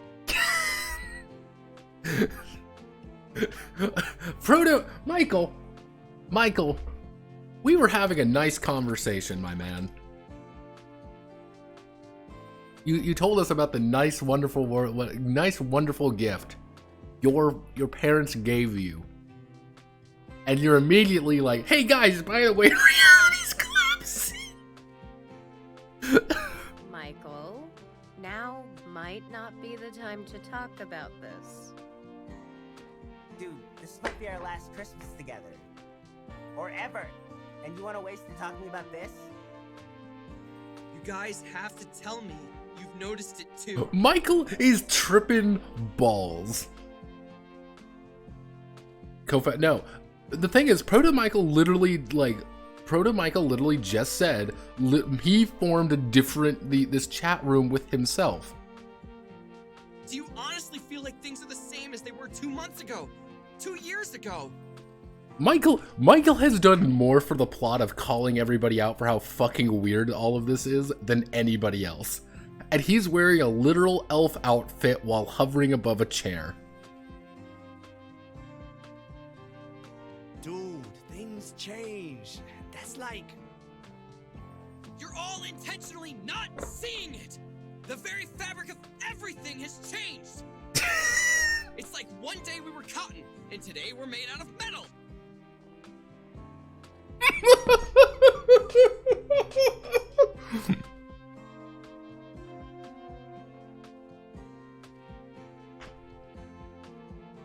My guess for 1.5 is that they're going to introduce Proto Alex sooner. They have to introduce Proto Alex a lot sooner than what he is now. Because remember, there is actually a main villain in this story, everyone. There's a main villain, and he is Proto Alex. Spoiler alert, but this game came out like 4 years ago. But you've heard nothing about him. This is a complete non-issue. Things are so different! Can you give us an example, Michael? Okay. Why the hell haven't any of you asked why the entities were driving the android around? So what? We save her and we just forget about it? Why was she in the van in the first place? Bella, you said it yourself. Soul survivors do not kidnap people. They didn't kidnap Sammy, and they didn't take the Essentia hostage. Okay, Michael, I want you to remember this. You are speaking to a parallel version of Sammy and the Essentia. Proto Alex ate a plot twist. That's one of the weird things. Something is weird here. It's like strange things are happening all around us, and only I'm actually noticing it. Look, we just need to find the Essentia 2000 and ask her how her body ended up in the van. It's that simple. Let's finish opening up gifts. Tomorrow, we can sort this out. That's what we did. We exchanged gifts. but I was with Michael on this one. Something was wrong when I couldn't place my finger on it. I wondered if this was how people with dying family members felt. A sense of dread. But it wasn't a sense of dread I was feeling. It was a loss of self. A complete dissolve of everything I had ever known. Like, this is what I kind of mean, It like, was a step beyond death. how much of this can you change with 1.5? Like, do you want to, like, rewrite the entire game? And now, all I'm saying is, if Axe Studios really wanted to be a dick about it, and I do mean like a complete fucking monster, they release 1.5 as an expansion. Like, you literally have to buy it. It's DLC. Or like the scale they are proposing of it to go. Because here's the thing. I'm going to play through 1.5. We're going to play on story mode. Fuck the gameplay. We're going to fuck the gameplay as much as I can, and I'm going to compare it. People die. Reality, the color of the sky, the sound of the trees, your memories, all remain the same. Because again, it's one of those things in like this particular situation as well. This is more about the story, but one, where's Alex's mom? Two, where's Alex's sister? They said 1.5 is going to be free. A lot of people say a lot of things. I'm more interested in like the scale of what they're claiming to be changing. That is not cheap. Like that, because the thing is, there's going to need, the big thing is, yeah, this is the big thing, is you're going to need new voice actors. You're going to need new people to work on the animation. You're going to need new people to work on coding. You're going to need people to work on things. Like, unless they decide, unless they have made enough money, or they've received seed funding to like literally buy and pay for all these things, it's like. But then you also have to wonder, being like 1.25 came out a while ago at this point, but then it's like, oh well, let's go.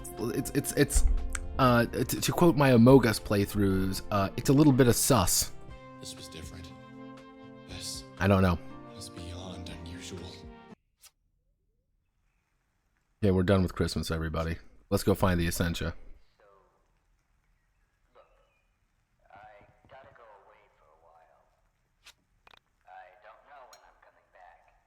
I wonder, do I have to like explore around town and try to find the Essentia 2000? I wonder if like that's what I gotta do.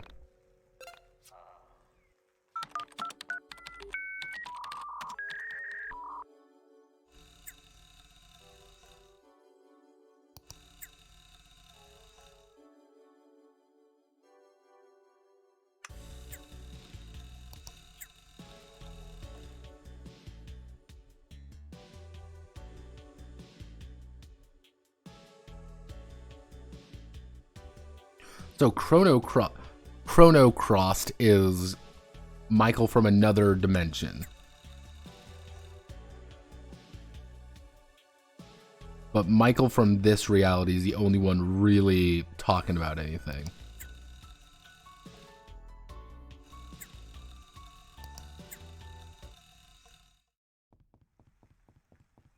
If I was the Essentia, where would I be?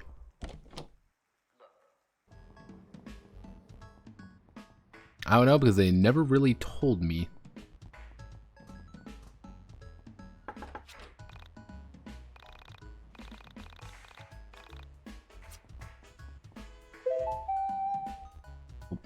That.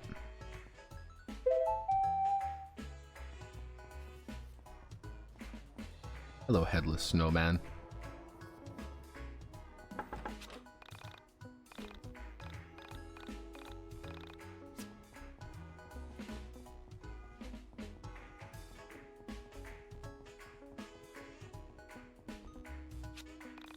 Oh, in Frankton, birthplace world's greatest CEO, Kenneth Lay.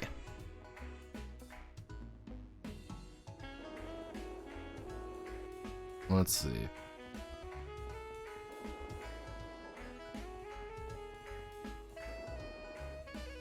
I wonder if there's like, are you supposed to like go hunting for the Essentia, or not? She's still part of my party, so it's not like I can't just talk to her right now. But I wonder if like,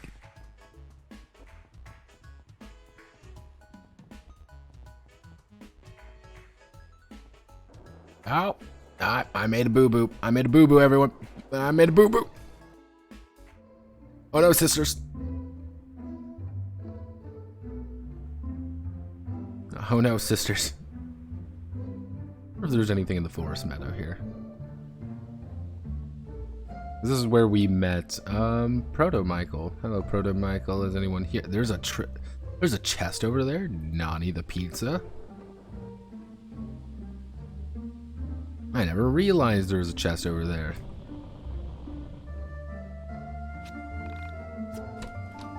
There's $5 grand inside that chest. Money's useless at this point, but it's the thought that counts.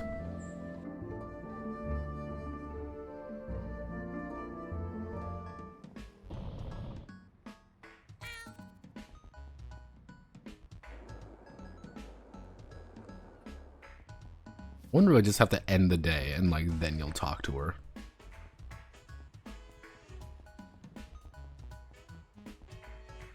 Yeah, I'm assuming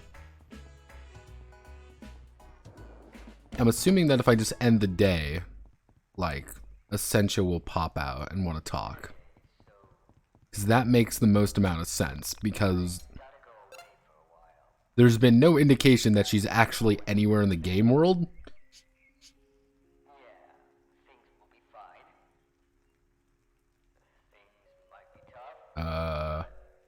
Okay, let's do a quick Google search here, everybody. Essentia 2000 YIIK missing.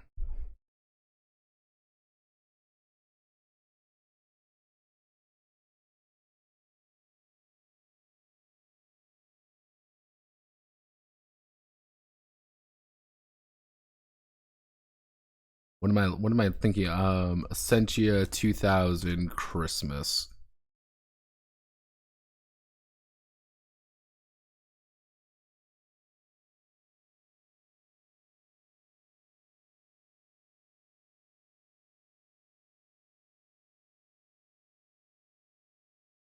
No, okay, I guess not. That's just not a thing. If I was Essentia. Yeah, it's like, it's not even worth it to level up.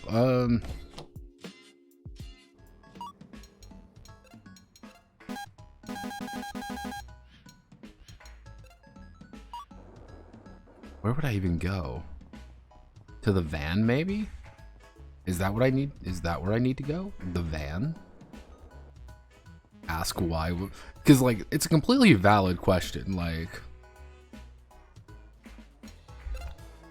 yeah, hey, why is this going on? Let's ask the Essentia. However, they don't say anything of like, let's ask the Essentia. That's not a thing really proposed by anybody, or like telling you how to actually do such a thing. It's just do thing.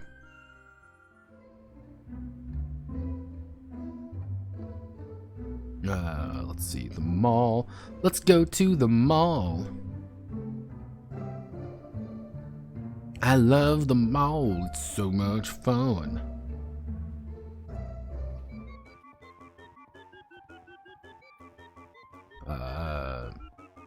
No.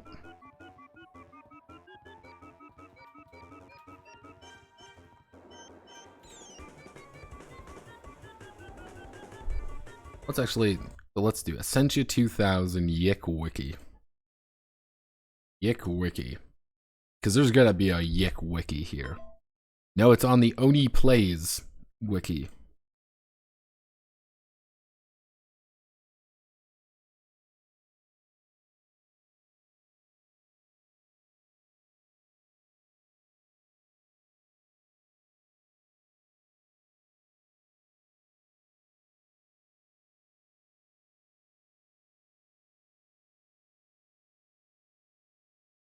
Let's see. Is there literally just no... Let's actually check. No, I don't think there's literally any indication of what you can do. It just happens.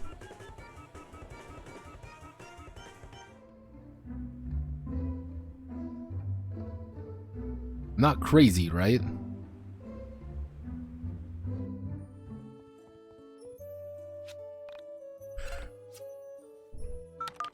Because that seems like, hey, we need to talk to Essentia. We'll do it tomorrow. Okay, where do I go talk to Essentia? Because that seems like a very valuable, like, note to actually refer to of like, hey, we should talk to Essentia.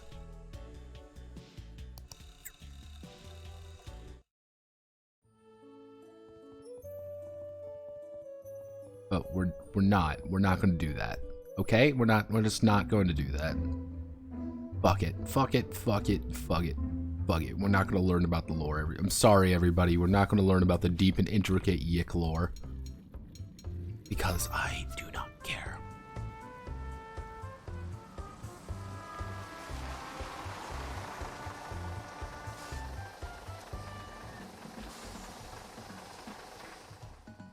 They give like an indication of like where she is. Like, hey, Essentia like hangs out in Southtown. Like when she's not with you, she's hanging out in Southtown. Go to Southtown and talk to her.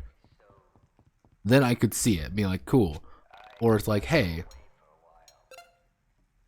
like Essentia hangs out in like your, like Essentia is in your backyard. Like she just hides out in your backyard. Or hey, Essentia is actually in the radio tower constantly, because that's what was. Actually, you know what? Let's do a check, because remember, Essentia was the ghost that had you go do that entire section. Essentia was the reality ghost inside your house, in your walls. And so let's check the radio tower. Because this would make sense, right? I'm not going insane. This would make sense. See, if I keep telling myself I'm not going insane, it's going to be so much better.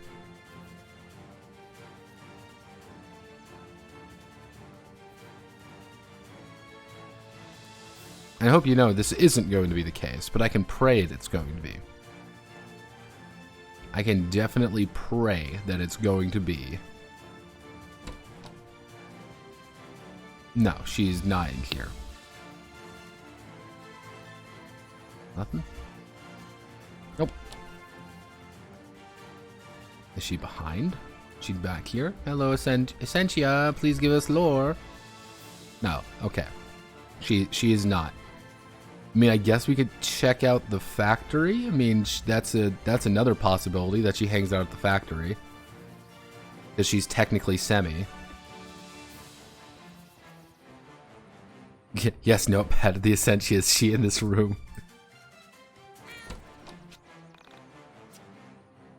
I found one of the pogs, everybody. Found one of the fucking pogs. You don't understand, guys, the lore. See, I want a comprehensive look at the lore. I want a comprehensive understanding of Das Lorden.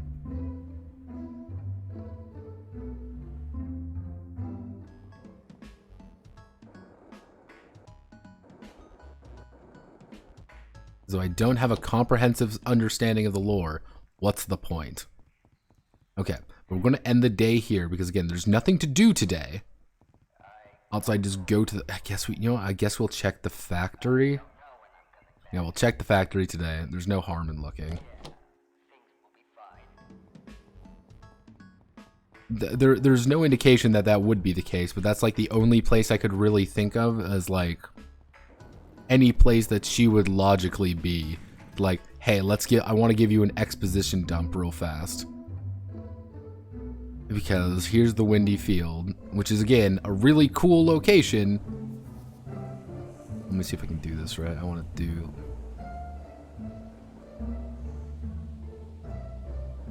Because yeah, this looks pretty baller. I'm not gonna lie. Like, it does look kind of neat. The Windy Field. The only issue is that it's YIIK.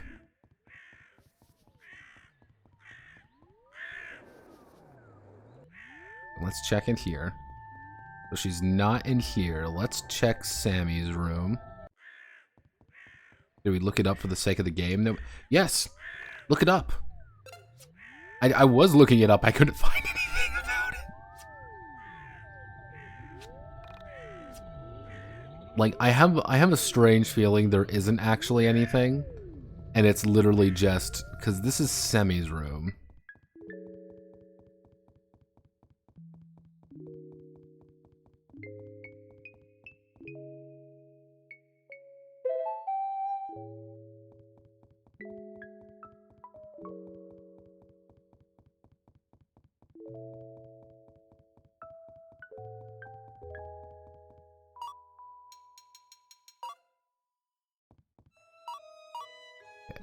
You're... One second. Let me remind myself. Do I have to... Yeah.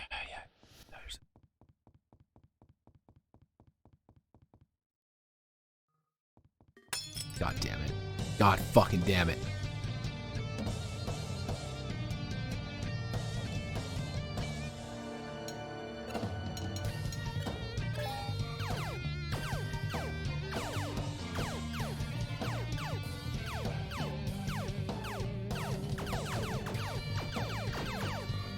Check out my sick beat.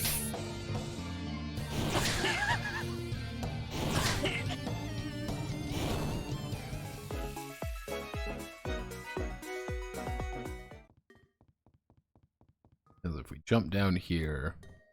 Oh, it's from the beings of light. We're gonna have to turn off the sun. The cold is bad. Bad things are in the cold.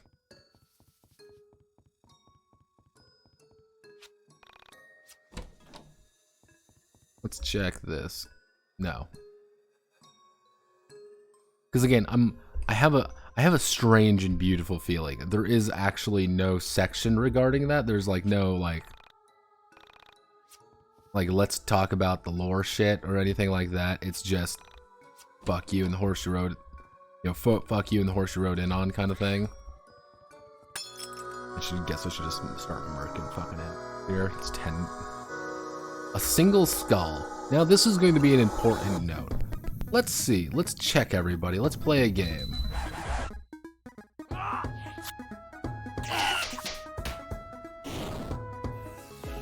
$10 XP. 10 XP.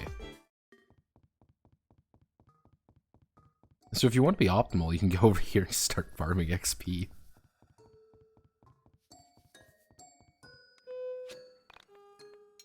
Go to the lobby.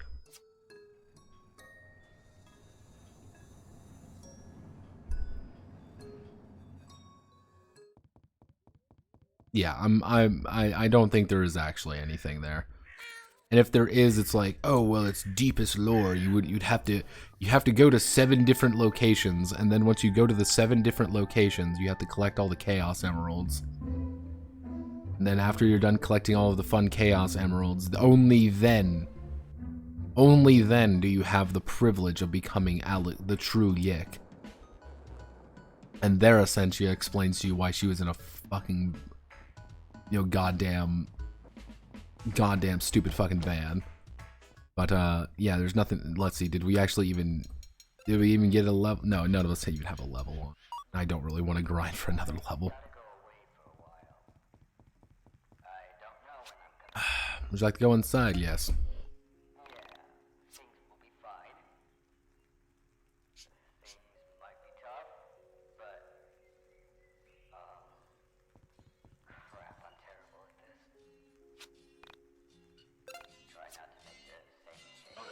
Let's train the mine dungeon. Everyone should be max level. Oh, Essentia had to level up.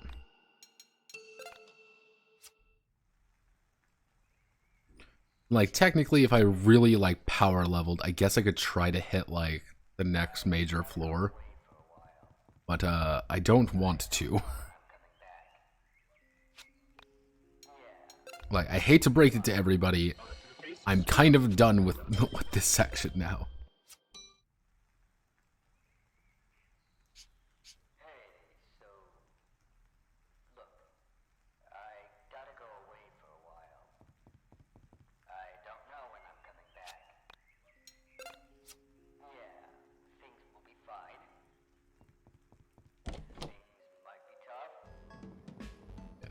everything's fine.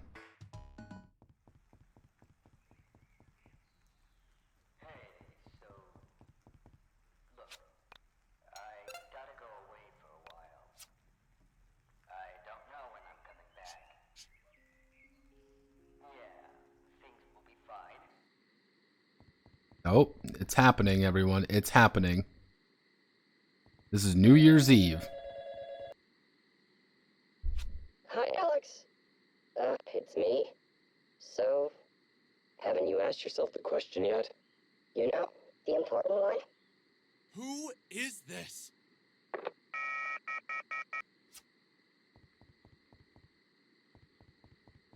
Ooh. Oh, get another phone call. Hi, Alex. It's Sammy. Hi, Sammy. Have you been taking care of my cat? Sammy? Where are you? Also, the voice sounds like Panda. Yeah, oh, no, there's another phone call. Son, Dad? where the hell have you been? We were worried sick about you. You said you were just going to bike to Justin's house. Claudio and your mom are freaking out. Oh, wait a second. This is, Chandra and Claudio's. This is Chandra and Claudio's, brother. Dad!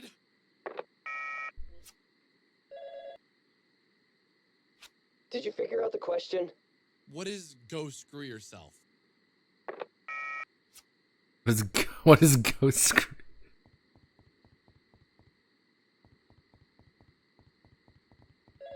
Oh, there's another one. Hey, Alex. It's Sammy. Did you remember to pick up my cat from the dry cleaners? What? What?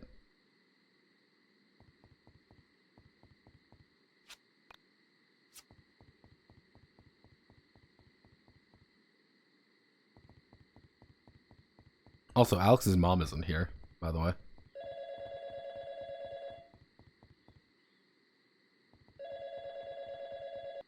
Interesting tidbit, that.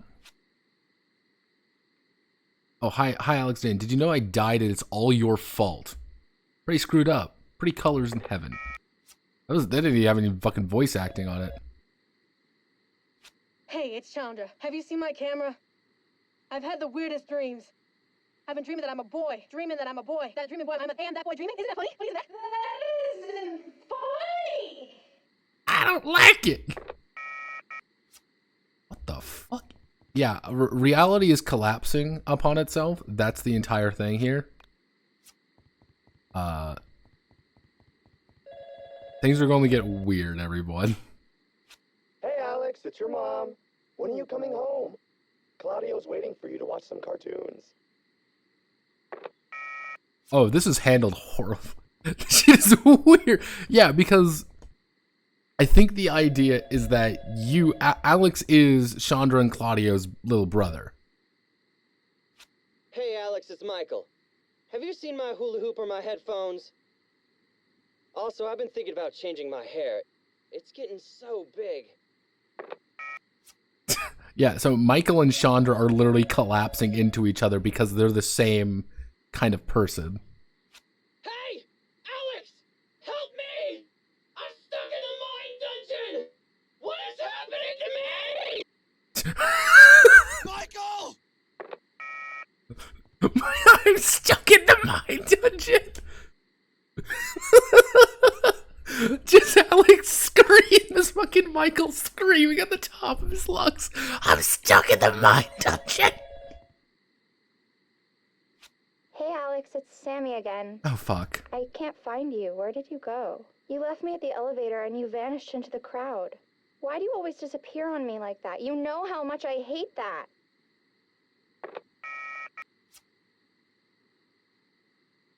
Like... Ooh, who were you on the phone with last night? Yes. I don't even know. Didn't I dream that? Man, I wish I dreamed that. Talk it out. Why do you think you were getting all those strange calls? I have no idea, but Panda, have you noticed how weird things have been?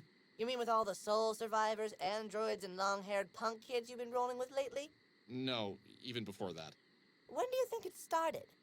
Well, I guess around the time I came home from school, for starters. And I know this could be just a coincidence, but I didn't see my mom for weeks. When I finally did, she'd changed, and I found myself saying some really bratty things. Mostly normal. No, it wasn't. Something is weird. Where's my dad been? Don't you remember? My dad worked for Pacific Chime. Not my mom. No, my mom worked for Moon Macro Systems. They met at that programming convention. When did my mom start working for Pacific Chime? You don't have a dad. Yeah, I do. Of course I do. Everyone has a dad. Then where is he? And then Michael. When did Michael move back to Frankton? What? Didn't Michael move away when he was 10? When did he move away? Michael. 19, a tall, witty, brown-haired white Okay, guy. Michael's 19. He was a few years younger than me, but I never felt like there was much of an age gap when we hung out. The summer he moved to town, we spent a lot of time together. It was back when my sister and I would spend the days outside until the sun went down, counting the accomplishments of those summer days. Oh, yeah, the sister. The sister. Mosquito bites and caught fireflies. Give me 1 second. Give me 1 second. Give me 1 second. I gotta mark it down. This marks officially the 10th time Alex's sister has been mentioned. The 10th time. Michael had moved to the area when he was 12, 1991. The year Michael Stipe of REM sang Losing My Religion. It was a peaceful green street at that time. Not a single thing to claim your attention. A handful of little white houses with a few fences, a stream full of crayfish, a 2-lane road they pretended was a highway. Barely a yawn of a shopping center. That was it. Most houses had maple trees planted in the yard and brand new, not yet beaten fences. And there were all those giant billboards advertising the mall they'd be building right off of 82. The house he moved into was a mid-century model style, built sometime around the late 80s. The exterior painted in 3 shades of green and faded handsomely in the sun and wind and rain to blend in perfectly with the surrounding countryside. There was a huge yard, and in it several stands of trees and a small pond. There was a quaint little octagonal arbor in amongst the trees that had been used as a studio. Its bay windows hung with lace curtains, faded into a nondescript color. Down by the pond, daffodils were in righteous bloom, and every morning birds came to bathe. The first owner of the house, also its designer, had been an elderly oil painter. But his lungs gave out on him and he died the winter before Michael moved in. That was in 1990. The year Billy Joel sang We Didn't Start the Fire. Michael was my best friend until I was... Didn't he move when I was 12? When did he move back to Frankton? Why is Michael back in Frankton? What the fuck? This is a really weird thing to be introducing now. Didn't they move to Canada when his dad got that publishing deal? He sold his house, right? Didn't a cute girl move in there? Come to think of it, didn't you and Michael have a falling out? He moved away, you went to hang out with him, and he had given you the wrong address or something like that? Yeah, sort of. He had me meet him at a mall near his house, and when I got there, he never showed up. That was the last I heard of him. You should go ask him. What time is it? I don't know. It's dark outside. The clock says it's 8 a.m. Weren't you going to meet your friends to head to the city at 8:30? Shit. Okay, let's get going. Okay, this is where shit gets weird, everyone.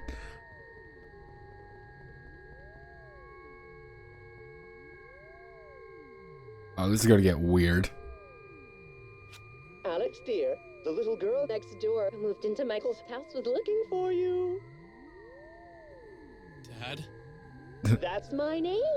Unless you can think of a better one. Could be something with more shimmer, like Antonio van Engelstando. Antonio van Engelstando. Where's Mom? That never gets old.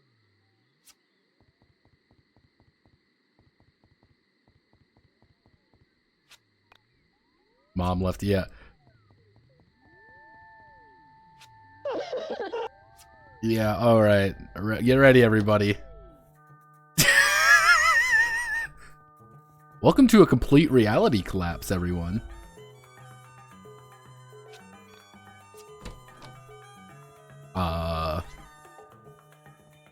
Yeah, this is about to get fucking funky, everyone.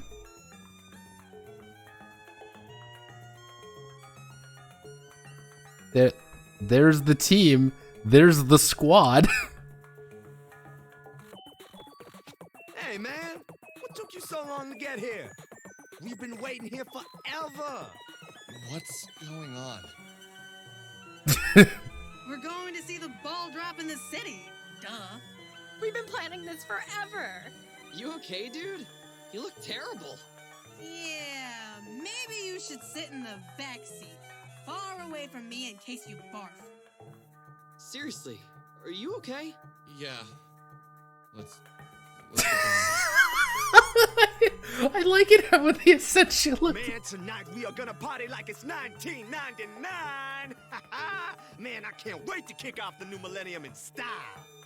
I can't remember the last time I did something fun for the new year. We should leave now if we want to get shopping in before the new year. How can you even think about shopping?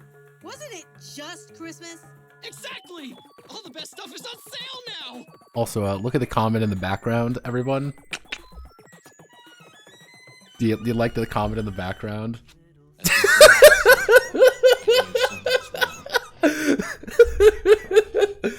As we drove to the city, I knew something was wrong. Why does this look so shaky? Looking around at my friends, I felt as if I was looking at poorly drawn pictures of them, where the artist's crude abilities had just barely captured enough of their essence to show me who they were supposed to be. I looked back. Something had been wrong for a while now. Why did I feel like this? Why was it that when I looked at Vela, I felt as if I was looking at someone else altogether?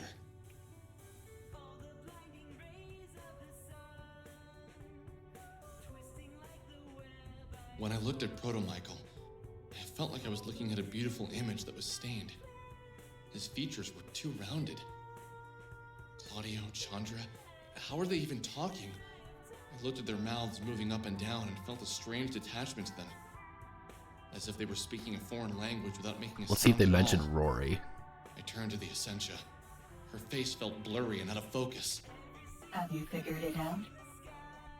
No? What's happening? This reality has already started to break. But this didn't start today, did it? I see. So you have noticed. Only just today.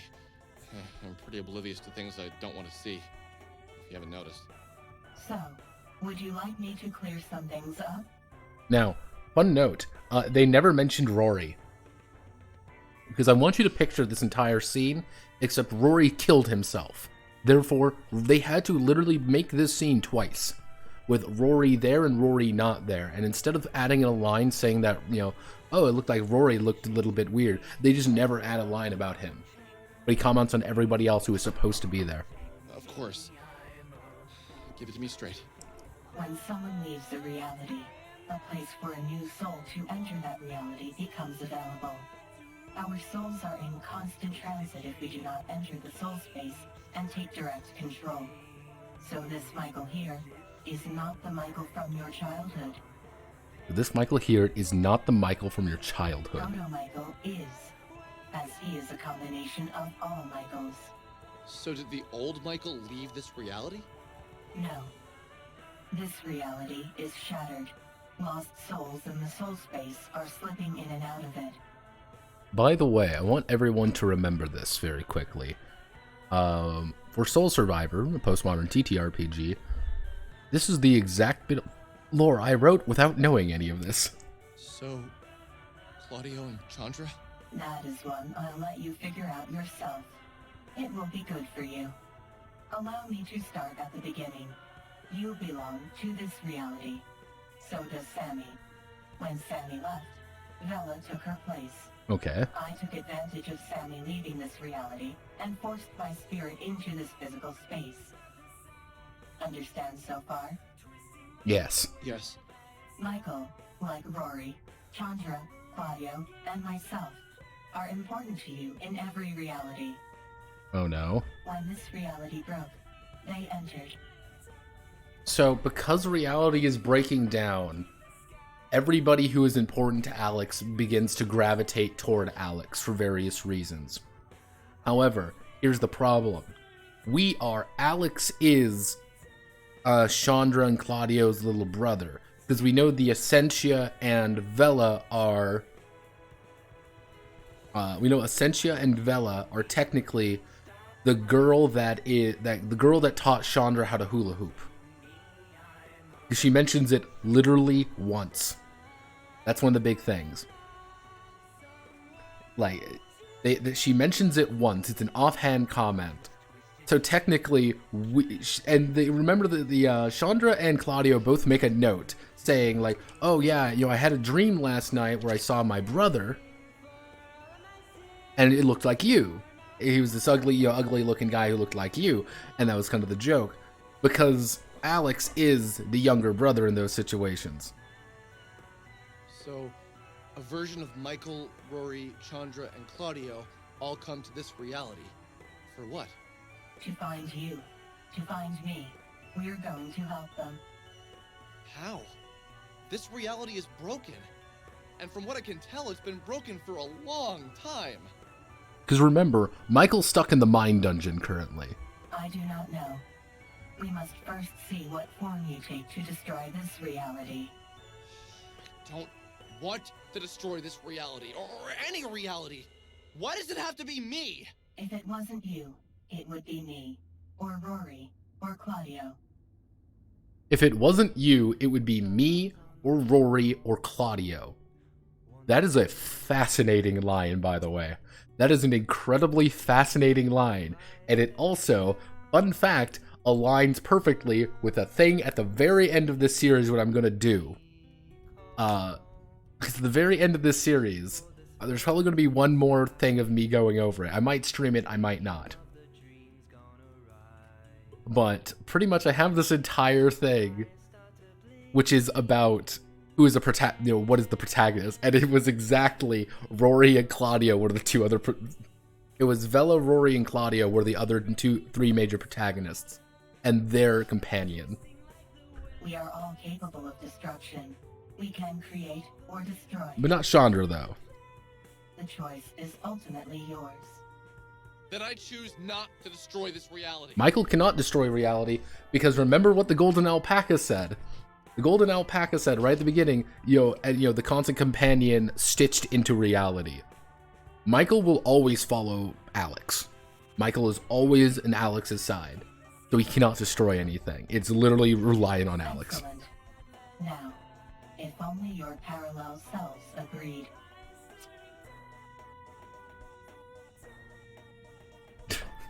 I spent the duration of the 2-hour road trip ignoring the happy and excited laughter of my friends. I was playing the events of the past year over and over again in my head. I thought back to when I first arrived in Frankton. Everything felt so different. Seeing Michael again, it seemed so normal for him to live next to me. Then we met Vela, and that felt the most real out of all the things that had happened so far. I thought about Sammy. What had she been running from? Why did she leave this reality? Probably for the best. This reality has gone to literal shit. Did she perhaps sense that the end was coming? Was her reality torn apart along with mine? I thought about the mind dungeon. I had never heard of a mind dungeon before, and yet I accepted it. Just dial 333 and you'll go inside a physical version of your mind. This is the first time they actually state what that is. There you can toughen up and learn to do magic. You don't do magic, you hit people with a record, Alex. Magic? I hadn't found this strange. It was also obvious from the start. This wasn't my reality. Mind dungeons. Cats with mustaches. Beautiful women who come in and out of my life. Mysterious pan-dimensional androids. This wasn't my life. Of course something had to be wrong. I had sensed it all along. But I was so intrigued by the fun and mystery of it all. Who wouldn't be?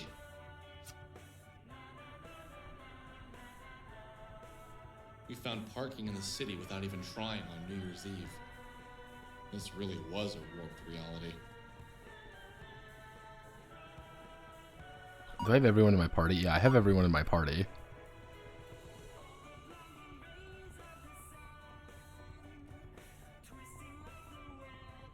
I don't know if you can hear the music in the background. Oh, wow. Let's save, everybody. Let's overwrite our save. Let's go gamer, everybody. This is it. It's Jover, everyone.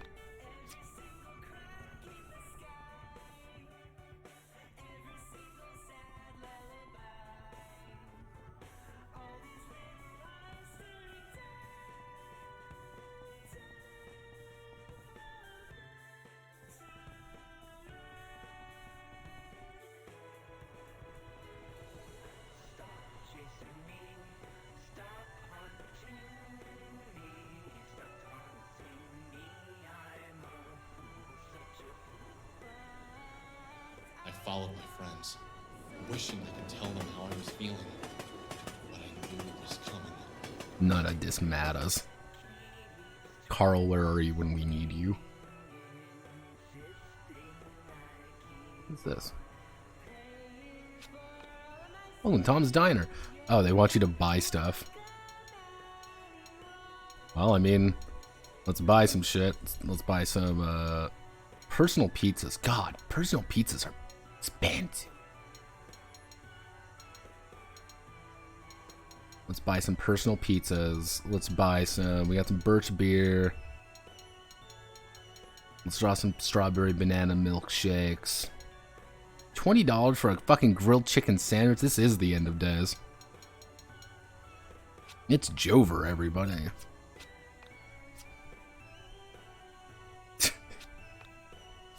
Enjoy New Year's. Over here. Thrift shop. Mog Liberation. Keytar with a sick paint job. Lucky coin. Heads I win. Also heads. Toy shield. Platinum bracelet. Defibrillator. What's the gas price? Let's see. With full HP. I guess we'll go with 2 life stones.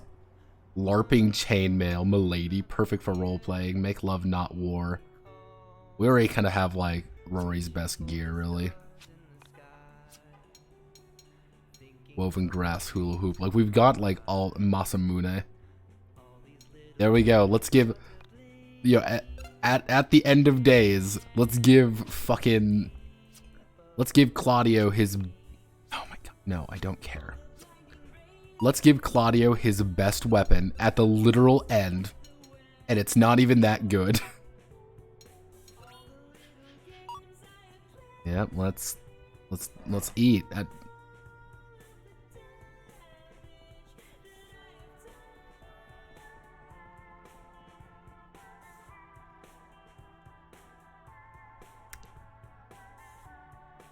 least all our friends are normal. Our last meal together. Would we survive the night? Would this reality continue to exist? What would happen to our souls? I wish I could jump inside their brains and make them remember, but were these even the same friends I was with the past year? I mean, that is kind of spooky in its own way, being like, yeah, you know, it's like reality is completely collapsing around you.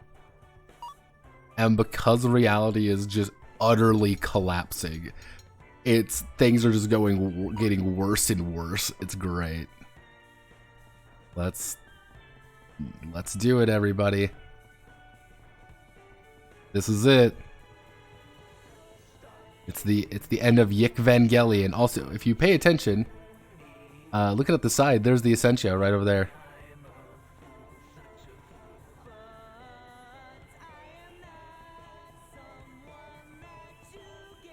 Yeah, look. Defiance by Essentia. Yeah, there she is. It's 11:55 p.m. We're all going to die. I don't know how, but I can feel it in my bones. I wonder if it's that giant comment in the air.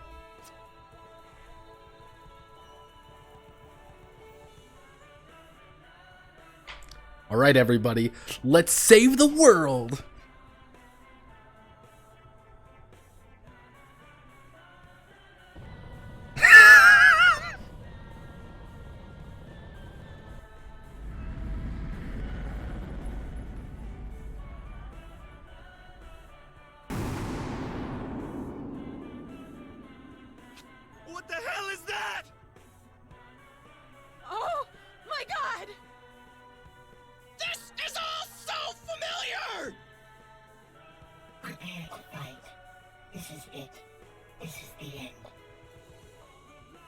Okay, guys.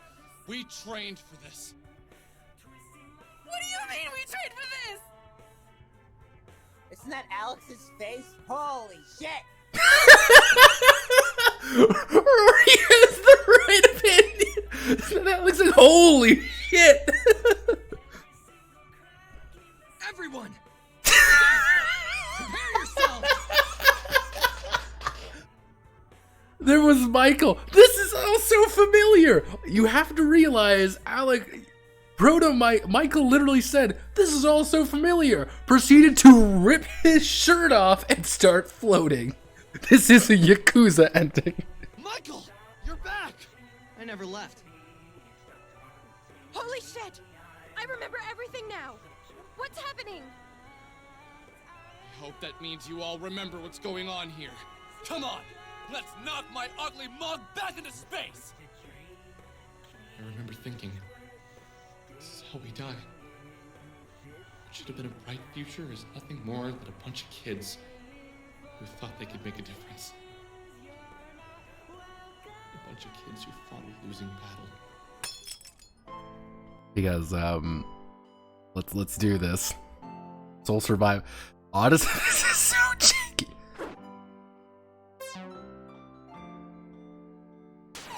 Oh Jesus. Oh God. Oh God, he hits like a fucking freight train. We need to EP strike. We need we'll EP strike the comet. Oh, these are puzzle pieces. This is the 749 damage. This is the big song.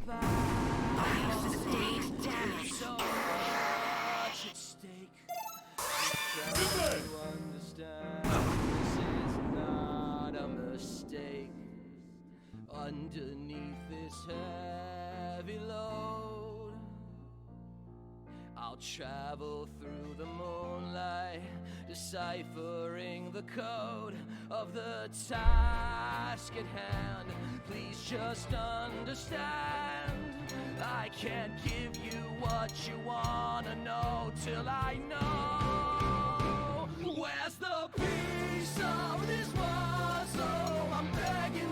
Yep, this is the... Say cheese! Say cheese! Say cheese! Yep, this is it. This is it, everybody. We have to...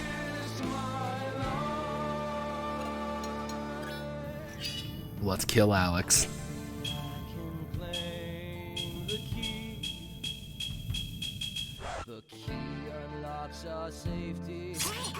Yeah, this is puzzle pieces. Oh, Proto Comet cast Banish. Oh. Michael's gone, everybody.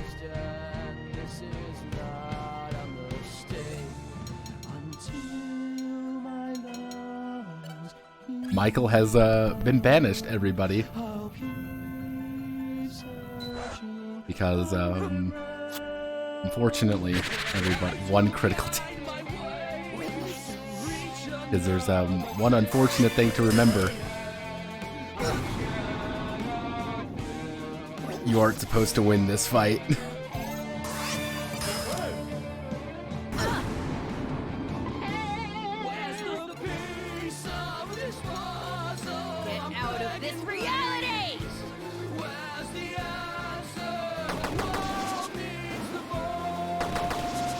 Yep, you're not supposed to win this fight.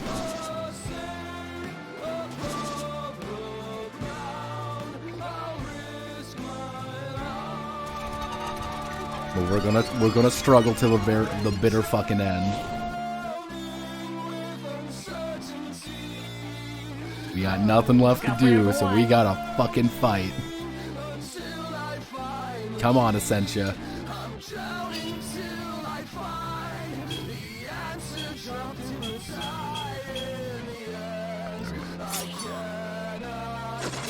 One, yeah, no, it's over. He's casting Banish. Who's he banishing? Rory got banished. Oh fuck, we have Chandra. Why didn't you bring in Claudio? Rory's gone, our boy's gone, everybody. Panda. Chandra can AoE heal.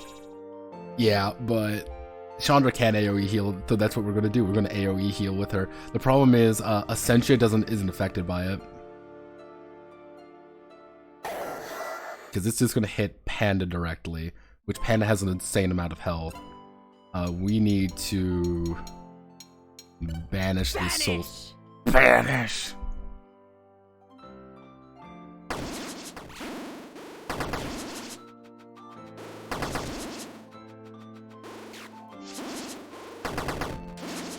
There we go. We banished both soul survivors. Now it's literally just Proto. Now it's just the Alex comment. Panda deserves a hug. No, my friend, Panda does not deserve a hug because Panda is Alex. Okay, we need to do thread item. Let's Ambrosia everybody. That'll restore everyone's HP to full. This is not a mistake. Oh my god, he's restored all his HP, by the way. It's a hopeless struggle, but we gotta fight till the end. One day, yeah. He's banishing again. Let's see. Does it go through? Yep. Vella's gone.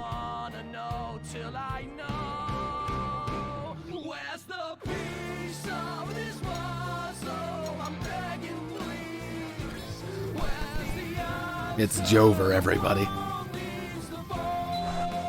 The earlier version was only the meteor. Yeah.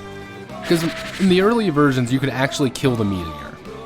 That was like one of the big things. You could actually kill Meteor Alex. However, they changed that to reflect the fact that you are dying and you're going to lose. So we're going to do from death eternally past the iron gate. I'll crack the code of our fate. Just try to understand this is not a mistake. This song is 2000s emo. Appropriate for Y2K, isn't it?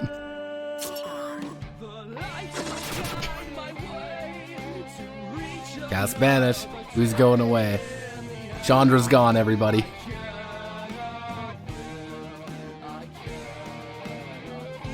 Panda protection has ended. Alright, everyone, we just gotta wail on him.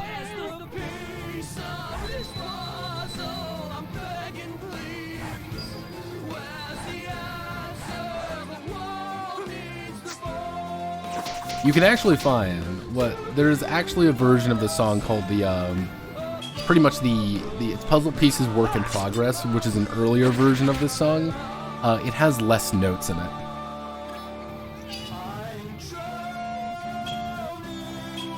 Again, you gotta remember, this is like the end of the world tier song. I think it works. Cast banish. Claudio's gone, everybody. Just the Essentia and Alex. Alright, Alex, it's all up to you. Because remember, everyone, this is a hopeless battle. We cannot win.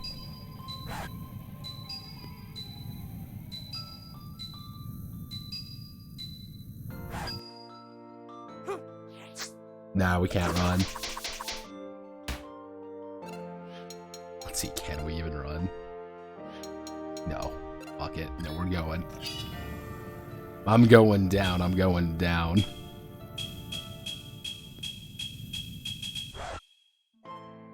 You just got slam K at the end there. Can you hide? Nope. This is it. Proto-Comet cast banish. Swings and hits the wind. Interesting.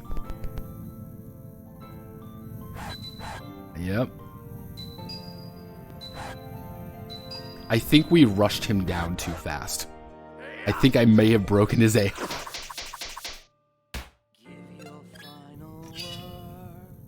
Because, like, we opened up with about 1,400 damage.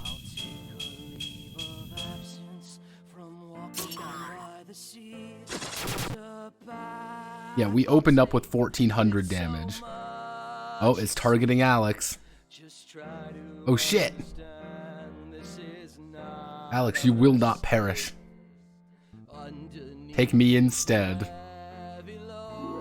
Essentia 2000 was banished. I'll travel through the moonlight, deciphering the code of Yep. Essentia's been banished. Alex is alone. I can't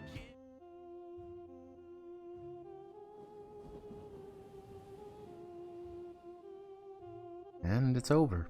We lost. Lost the end of the we lost the end of the world.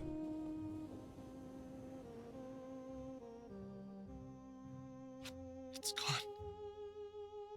Everything is gone. I'm all that's left. How did this happen? How can I have everything one moment and be so completely alone the next? My world is destroyed. I am destroyed.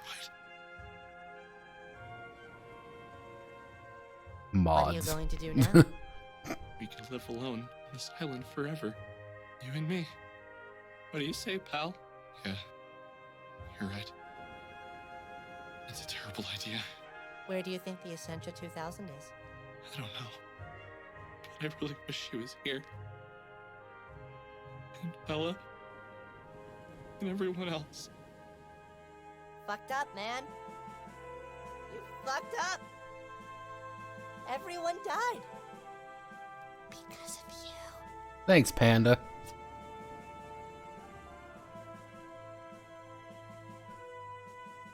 Yep, welcome to, this is literally the end of Yiikvengelion, everyone. This is literally the end of Evangelion. We had a good run, everyone. Would you like to enter Soul Space? Let's do it.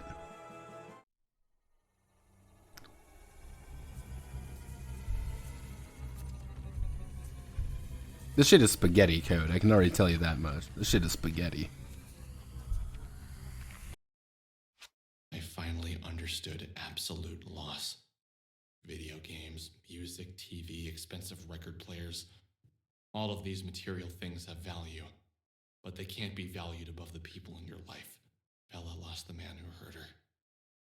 Sammy lost her mind. Rory lost his sister. This is loss. What did I ever lost?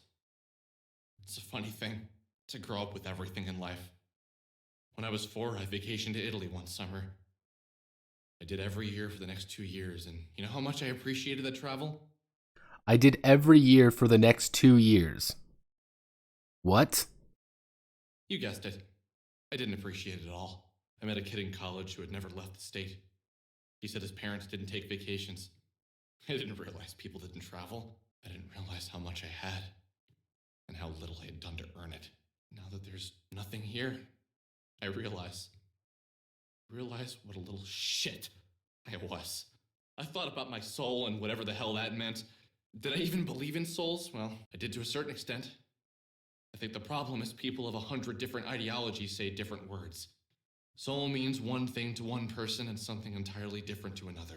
Again, this would be poignant if it wasn't telling us at the... I thought about my mom, my sister, about Bella, Rory, Mike. Oh, sister got mentioned. Claudio. 11. I thought about all my friends from college, my past girlfriends, teachers, random people on buses, and they were all gone. Simply gone. Gone where? When you die, you don't enter the soul space. Soul space isn't heaven or anything stupid like that. It's the place between places. No, that's not entirely right, though, is it? It's the place between. The place between places. There was nothing left for me here. And yet, I was scared to go. But what was the alternative? If I stayed here, I'd die, I'd starve. I'd go insane from the loneliness. The only place to go was to that place between spaces. The soul space. But how? How do I do this? How do I separate my brain from my body? How can the physical and metaphysical be separated? What happens to a mind lost to the soul space? Yes, Alex does have girlfriends before. He does mention it quite a few times, actually. That Alex had many girls. He He did have girlfriends back in college. However, the big thing was that no relationship ever lasted very long. He didn't really care. You know, it was, he had a relationship and he would end the relationship and that'd be that. What becomes of it? There's so many questions I should have asked the Essentia 2000. You're now face to face with God. You can ask him any question, and all you can ask is, what's for dinner? This is me in a nutshell. I lacked appreciation for those around me. I should have. No, don't think like that, Alex. There's no use in beating myself up. Is there? I don't even know anymore. Don't be so hard on yourself! That's what my mother said to me whenever I made a mistake. But was this the mantra I really should have adopted? Maybe I should be hard on myself. Maybe I'm a failure. Maybe acknowledging your mistakes makes you not a little shit. Again, I'm far more emotionally impactful if it wasn't literally a black screen and text. That was an entire character arc done in 5 minutes, which should have done 2-3 chapters. Fly up, fly down, dash. Welcome to Soul Space, everyone. Floating void of nothingness.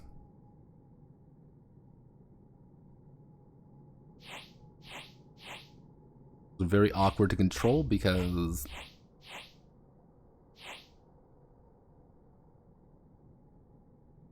welcome to the loss of everything, really. There's a ship over there. Here. Oh, there's the Alex comet. Wonder, can I go to the Alex comet?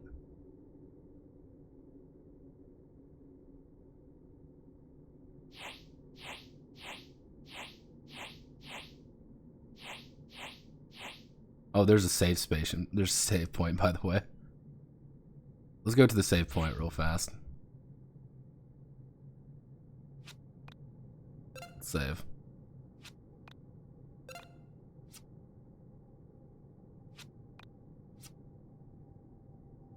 Nope, I want to visit the Alex comet. Behold, Alex, your new god.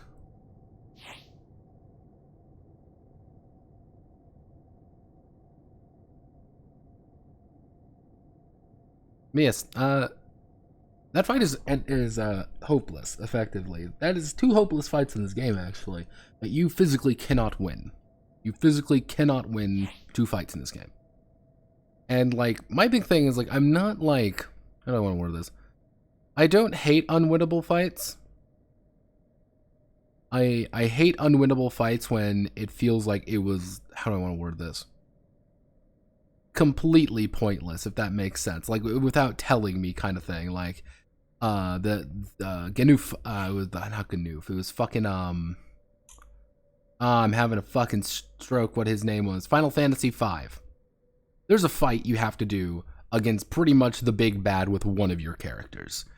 He's fucked. He knows he's fucked. But the entire point of that fight is you have to go down swinging. And you get your shit rocked. You take 999 damage. First attack in the game, you take 999 damage.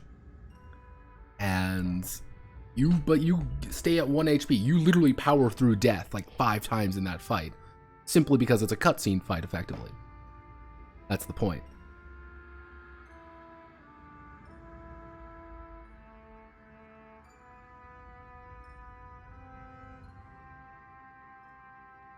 And, I'm so lost. Where do we go? What do we do here? I'm terrified. I miss my friends, my family. What the hell am I gonna do out here all alone? Alex, I don't have any answers for you.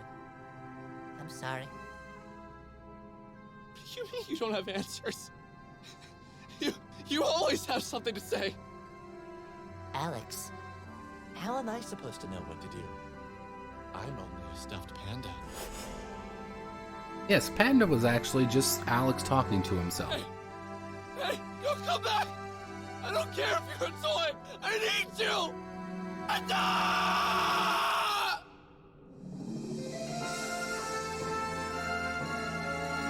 The end of Yiikvengelion. Credits roll. But no, we still got some more. We still got to go. We gotta beat the chapter, everyone. It was a very emotional scene.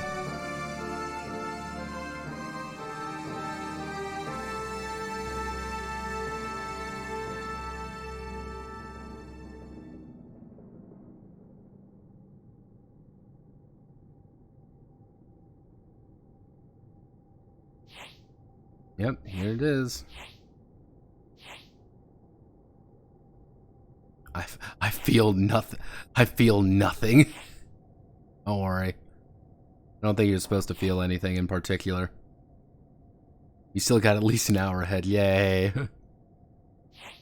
Yep, pretty much. Yeah, it's one of the issues, and again, this is one of those big things. Again, I have like this huge thing planned out, and I might do a stream on it. I may not. I really don't know. I'll probably end up doing a stream on it, or depending on how long this section actually lasts, I might do it at the end of this, just to kind of like highlight some of my points. But like, one of the biggest issues with YIIK and its storyline in general is that I have zero investment in this fucking goober. I do not care about Alex. I fundamentally do not care about his problems because we actually don't know that much about Alex. We know very little about him. And you may be like, well, you know, you're not supposed to know all like a lot about a lot of these characters. It's not really the point what I'm trying to make. It's more like the line of like, I have no real idea of who Alex is as a person. I know Alex is like this hipster, and he's supposed to be a little bit, you know...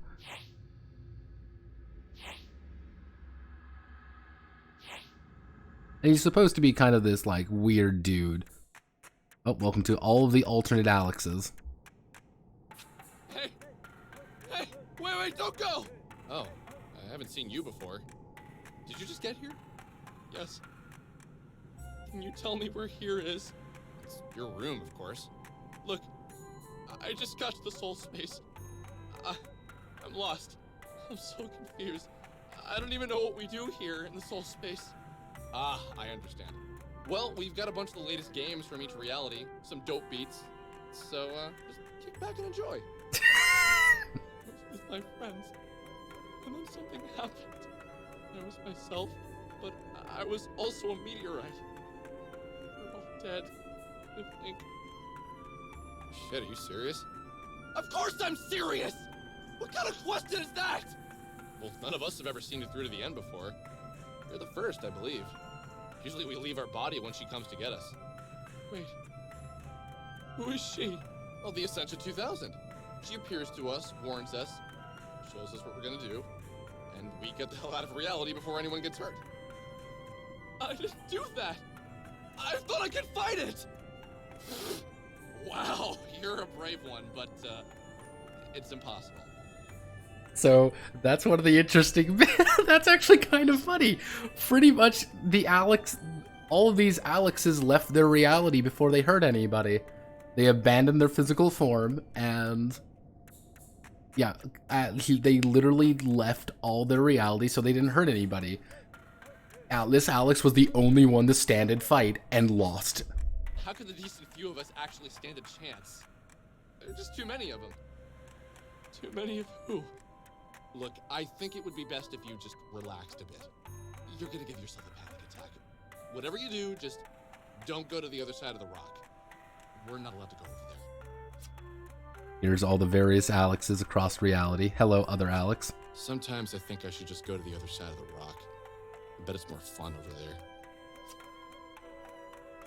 Oh, buff Alex. I was starting to think I made the bad choice. She said we'd explore the universe together. She said we'd see everything. All I do is sit on a rock with a bunch of dudes. Did you see her? Is she coming back, man? Who? The android. The Ascension 100, man. What did she look like for you? Mine was red. God, I miss her. God, I miss her. and I believe I'm correct. This is Chandra and Claudio's little brother. Yes, that is the. Yep. This is the most peaceful place on Earth. Welcome to Alex Land. A land with only Alexes. After he dooms reality.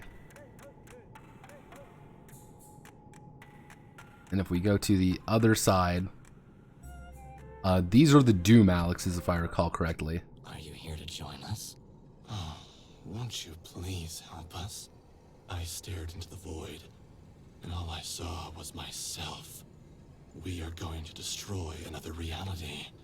Are you coming? Refuse to join with Proto-Alex. Agree to join with Proto-Alex. So, one of the big things here is that that is technically another ending. It's not a real ending, but it's kind of a pseudo ending, which you join another the Alex Comet and destroy reality.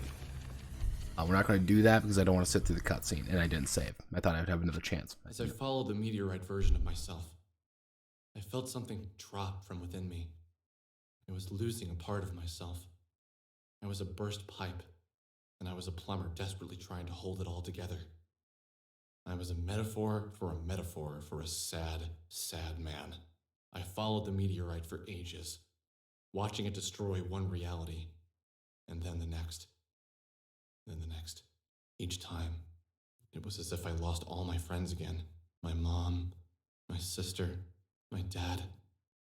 Everyone I couldn't remember. Why couldn't I recall everyone? I thought about what Vela told me about soul survivors. Was I becoming a soul survivor? I was the sole survivor of my reality. It would be a fitting fate. Why do you think they're called soul survivors, Alex? I tried with earnest desperation to hold on to what made me, me. A star in the distance. You're gone again. Your soul's destroyed. I don't know how many times I've witnessed the loss of a reality at the hands of myself. What could I do? I wasn't strong enough on my own to defeat so many. Oh, yeah. Give me 1 second. 12. I was cold. I didn't have a body, and yet somehow I was cold. Desperately, I longed for it.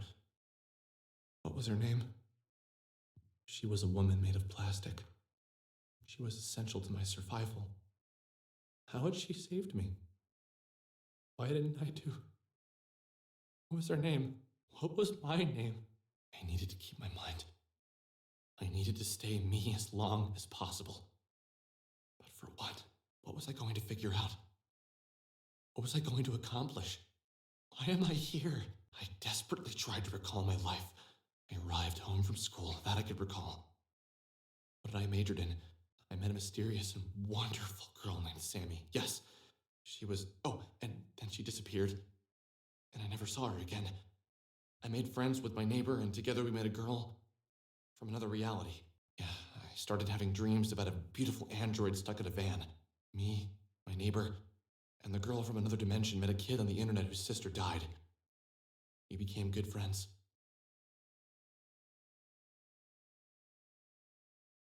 So by Essentia dying, Alex killed the rest of the Alexes. It's a little bit...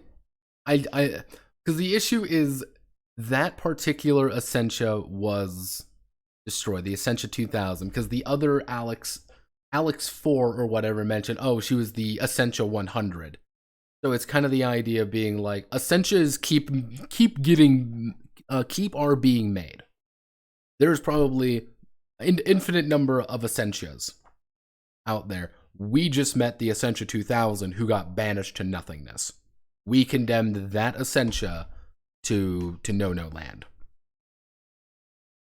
And we in turn sentenced Vela, that Chandra, that Claudio, that that Rory, that Vela, that Michael, also to soul death, to eradication of existence.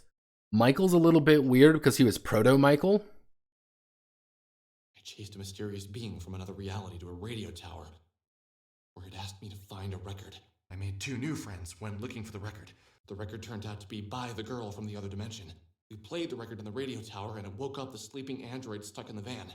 We chased her down. She took me inside her mind and showed me that the world was going to end, and that I was going to end it. Together, my friends and I worked hard. My eternal friends. Friends who were there for me in every reality. What happened? We couldn't do anything. It's all over. Floating away. Floating away. I'm nothing. Again, much more impactful if we actually gave a shit. But I don't. I feel nothing.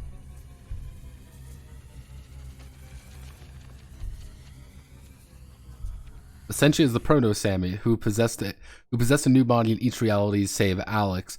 So by her dying, proto-Sammy is dead, right? No. Essentia is not the proto-Sammy. She is a being created to house the soul of another dimensional entity who is in, by proxy, pretty much an artificial proto-version. That's the issue. She is like an artificial proto-Vela, proto-everything. Because there's mention that there are other Essentias who are also in the same one. It gets a little bit weird. Mostly, I don't think you're supposed to care. Gonna be brutally honest with y'all here, folks. I don't think you're supposed to care. I'm actually gonna save in the second slot. I believe that first one was actually in there, so if we got time, I will. Also, hello, Sammy. Oh, here's. It's me, Panda. Shut up, Panda. Here's all that, all the dungeon keys we collected. It's me, Panda.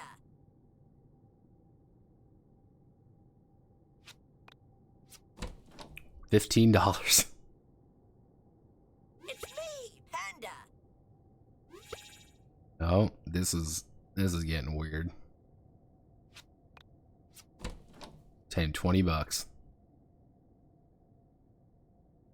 Cause let's see, that's welcome to. Yep, the blue friend. Hey man, what can I do for you? Let's buy Panda key, Dolly key, Entity key.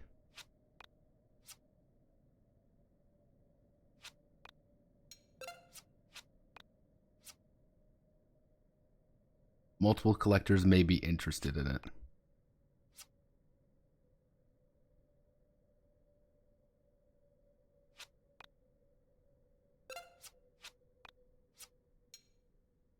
Yeah, you can only afford the Panda key. Actually, for $4, you can afford the Dolly key. You know, we already saved, so I mean...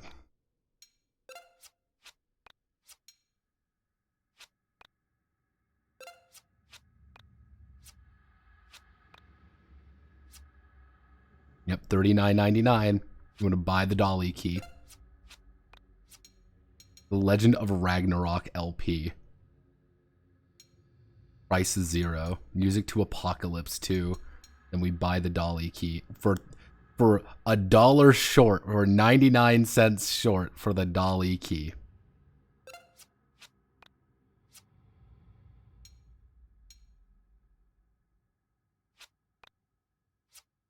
Let's see. Can we find some extra dollars? There's got to be some change around here somewhere.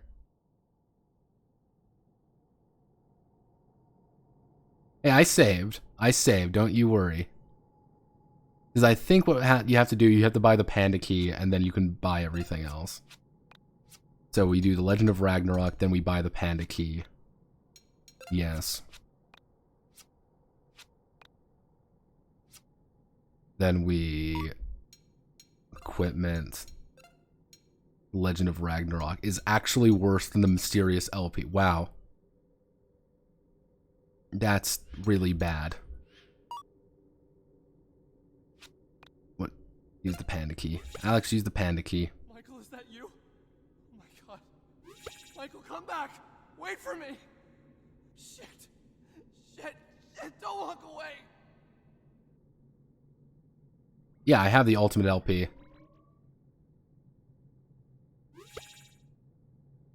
Oh, there's Vela. Yep, here's the all our equipment. Now, fun fact: if you look really closely here, you can kind of see it as "Welcome to Act 005" on the screen there.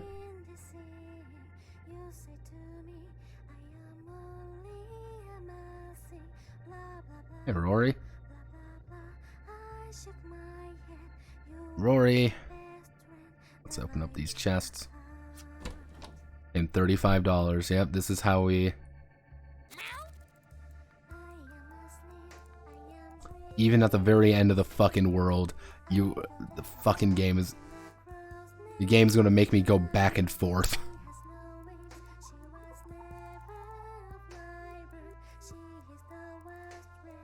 Go and kiss Rory again. What can I do for you? I want to buy... We need to buy the Dolly key.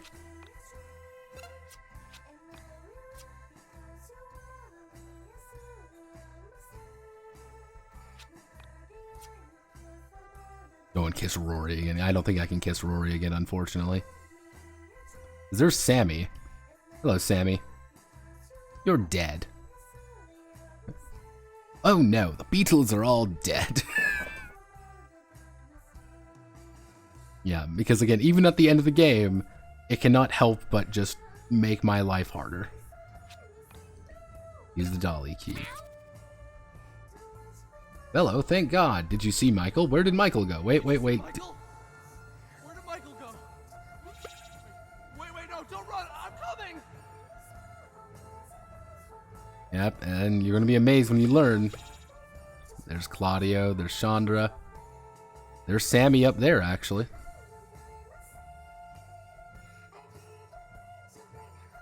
Because remember, they have to factor in. They have to factor in one very important thing, which is you may not actually have yeah, you gotta remember, you may not actually have Rory on your team. Rory may be gone. Like, that's something you gotta remember. Like, there's a distinct likelihood that you do not have Rory on your team at this point because Rory's dead.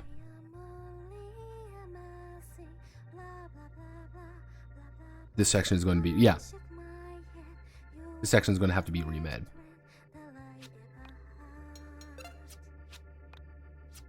Identity key is $99.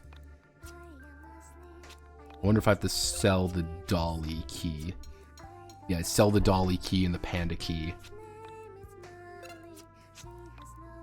Then we have just enough money to buy the entity key.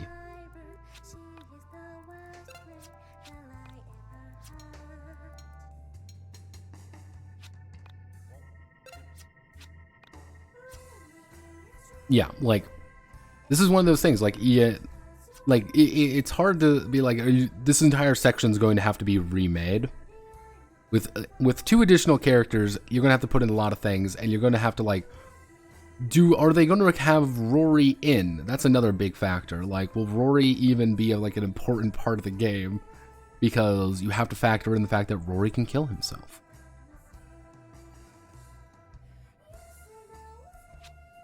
Would you like to use the entity key? Use the entity key. Hey, Claudia, hey. Hey, don't go! I'm coming, wait for me! Chandra? Don't leave me too! Where are you all going? It's Jover, Alex. Well, let's go.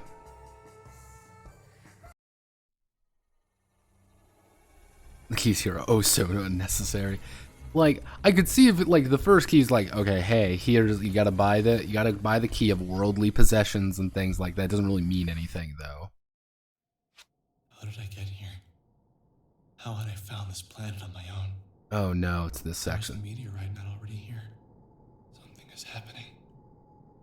Somewhere in the isolated recesses of my mind, like a warm light in the distance. A completely human genius and kind-intentioned idea. Something that no other version of me would do. And now my body is filled with that overwhelming feeling that I'm about to do the right thing. always made a choice. A lazy choice. Not today. Today, I choose differently. No, this is far more silly. Get ready, everyone. It's time.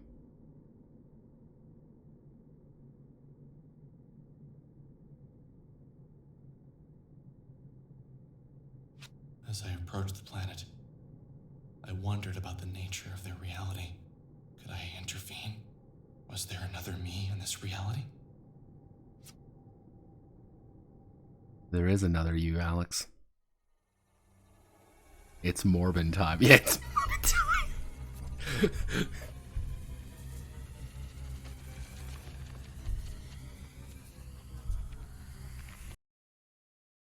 Present day. Welcome to August 13th, 2022, everybody.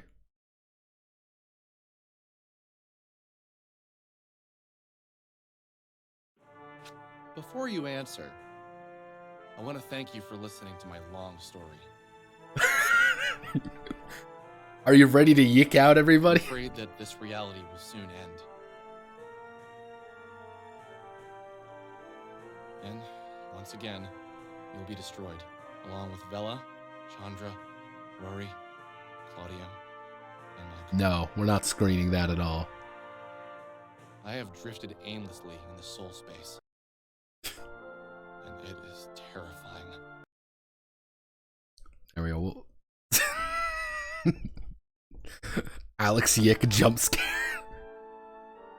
Yeah, let's do the Alex YIIK jump scare, everybody.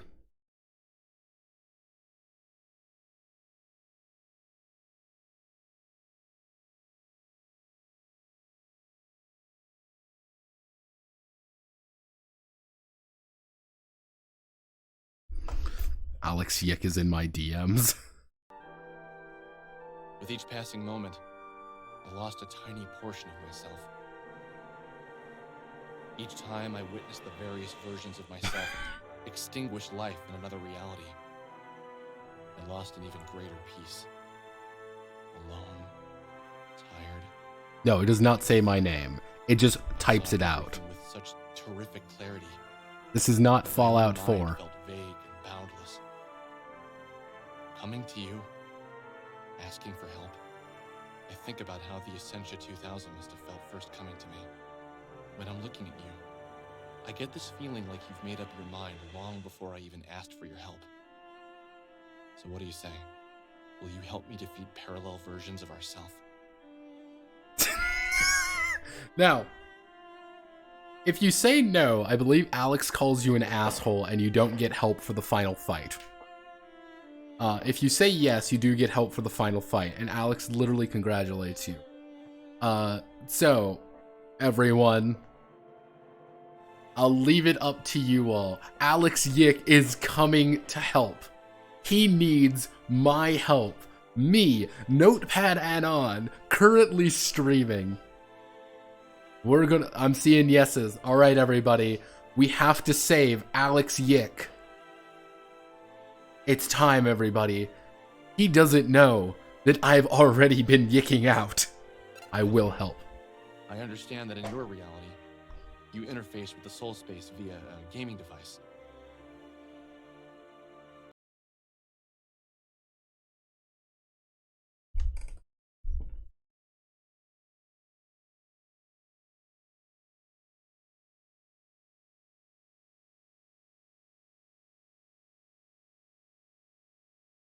Literally me right now. I'm interfacing with soul space with my brand new soul machine, with my gaming device.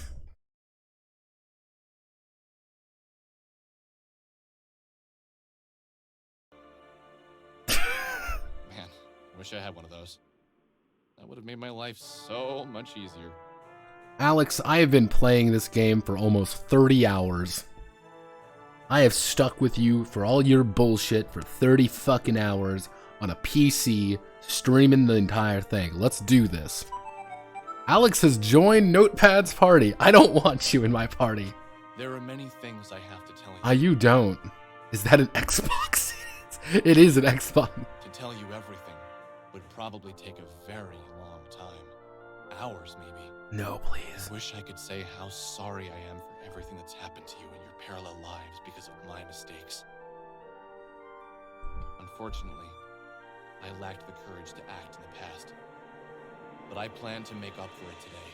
In my reality, I knew you all as Michael, Vela, Rory, Claudio, and Chandra. In many lives, you were different things to me. But names and relationships don't matter. What matters is how much you've always been there for me. I want you all to join me once again and do something absolutely crazy.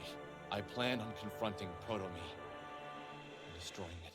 They've never actually explained what Proto-Alex is. I don't know what will happen when I get there, but I've faced this thing before, and I think I know what I need to do to defeat it. Me. Us. Me and you. Alex YIIK declares his love for you. You don't get an answer.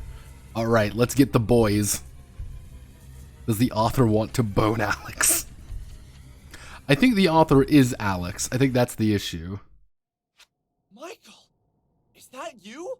Holy crap, you look awesome like that. Sorry, you're Michael to me. I don't know your name here. No problem. It works too well.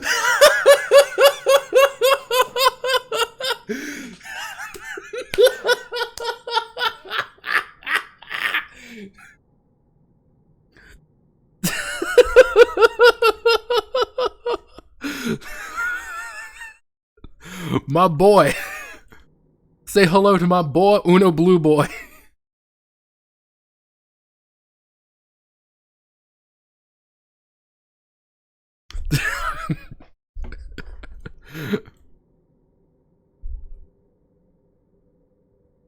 Basically, this guy Alex is extremely lazy in a lot of parallel lives, and his inaction and other appalling personality flaws are going to be the death of us all. Is that right?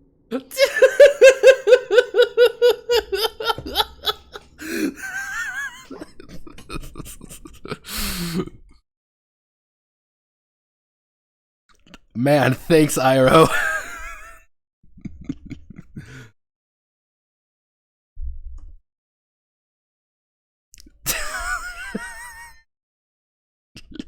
My man Iro's here. Yeah, something like that. It's nice to meet you.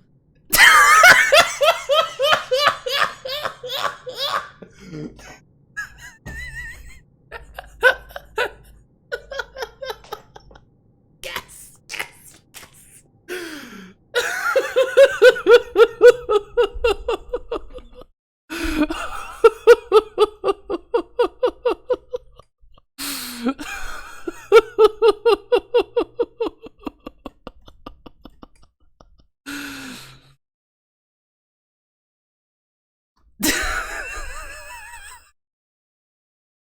I didn't plan on this, I'm sorry.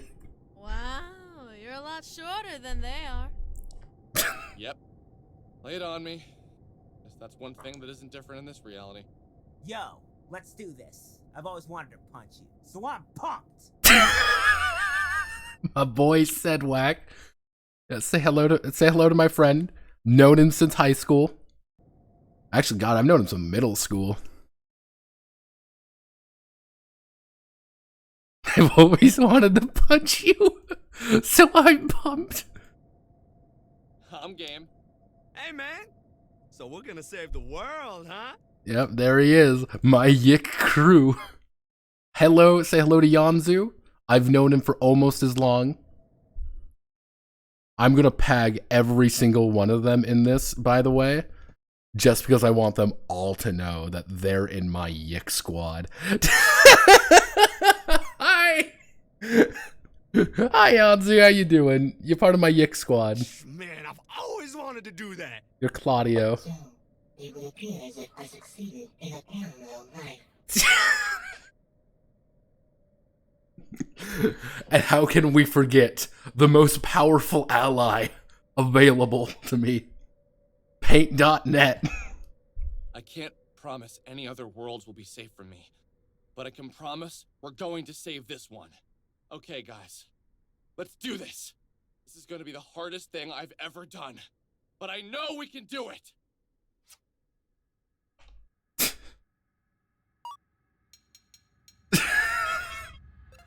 Let's double check. I like I have all of the exact same equipment. There's double Alex. Okay, unfortunately, let's double Alex. This is gold. Okay, what we need this. I need to sub in. Oh god, there's so many good ones. Okay, Sedwak, my boy, you need to go in there. Claudio is gonna hit like a fucking nothing. Like, I'm sorry, guys.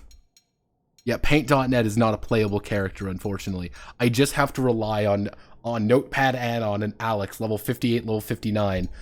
Let me check this actually real fast. No, apparently I'm just... Oh, wait a second. Oh, no, I gotta check all... Oh, my God.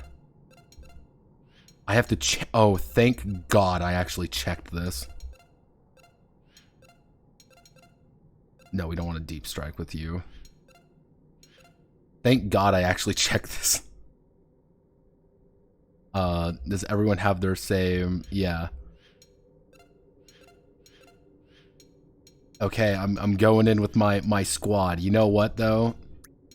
Let's get my real squad out there. There we go. What does Deep Strike do? Deep Strike, pretty much what they did for 1.25 is they changed the combat system. The original combat system was always doing this like a little mini game. They changed it to a sample mini game. They changed all the original ones to something called Beatdown. If you have a Deep Strike enabled, you do the new mini games. They're a lot easier, and you can restore power points if you do them perfectly. If you turn Deep Strike off, this is you.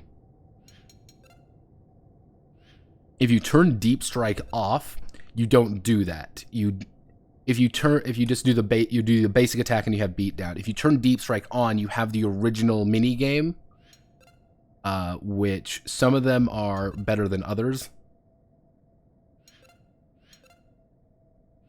So, Manly Salmon, you are a hula hoop master.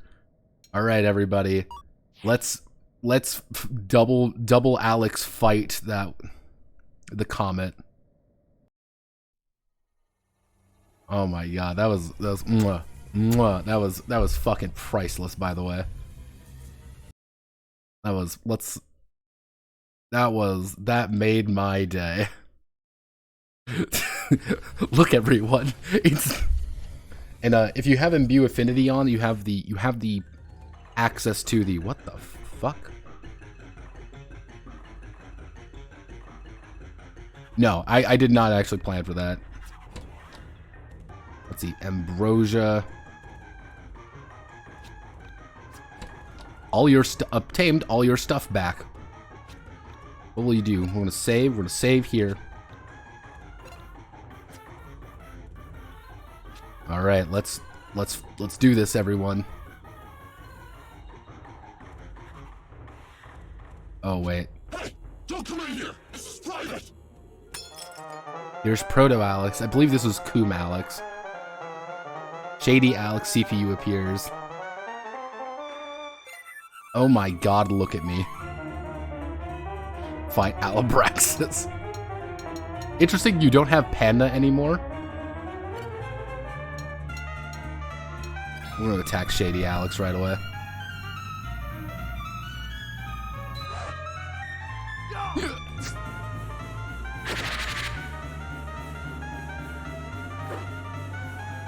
Oh god, he's throwing his coom rags at me.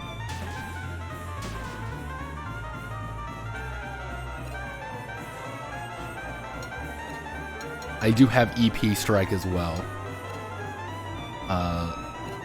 Let's EP strike myself again.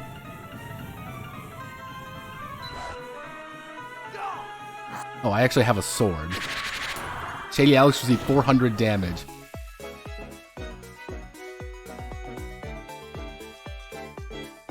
Smellix. Yeah, that was a little bit easier than I was hoping. Good job, me. Yeah, let's confront our other selves. This is I don't want to fight with you. Go away. I just want to consume. What the hell are you consuming realities for? Thanks, Iroh. Why do you have to do this? I must have spectacle. I must have presentation. Come on, entertain me. There's no reasoning with this one. Sorry, Alex. Looks like we have no choice. Iroh, you don't have to tell me to beat myself up. Telly Alex. Skill. Guess what time it is, everyone? Can we... It's just a telly Alex, so...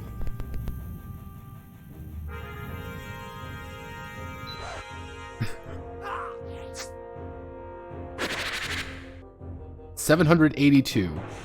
Feel my power.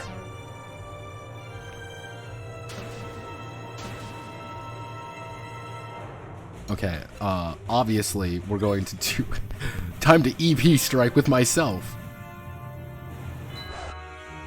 I took my EP. Yeah.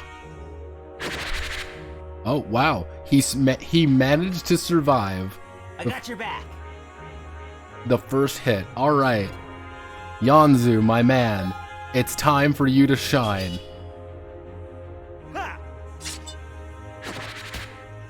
Deal literally 0 damage. He did 44 damage, everybody. Claudio, why are you the way that you are?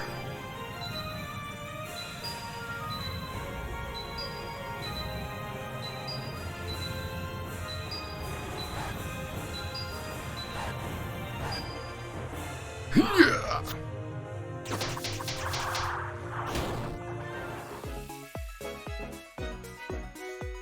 Man, I'm going to aggro. I'm ready to fuck somebody up. I'm ready to fight.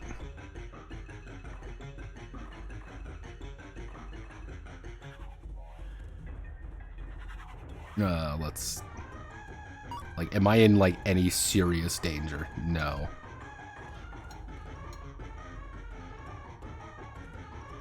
So you also have OG Alex. Like, I'm assuming you probably could. Hey, Iroh, have we taken any damage? There you go. Heal my boy up a little bit. I mean, okay, guy, like, dude, I'm sorry. Like, Yanzu, my man, I love you to death. You are not doing the damage. I guess let's sub out. No, we need Iroh. I didn't realize how useless fucking Chandra is. It's too far. I can't reach it. This is too hard. Hi, I just want to sleep. Won't you sleep with me? You get it, everyone? Because it's Fat Alex. He's level 35. This is endgame.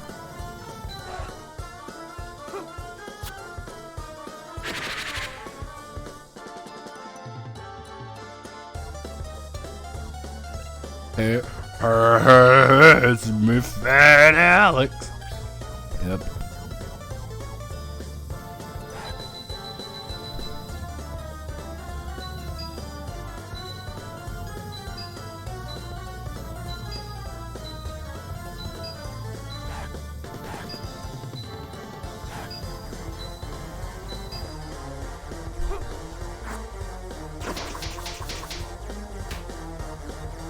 Pacifism. I got your back.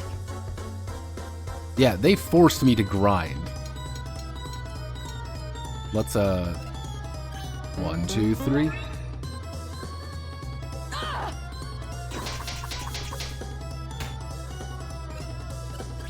One EP strike.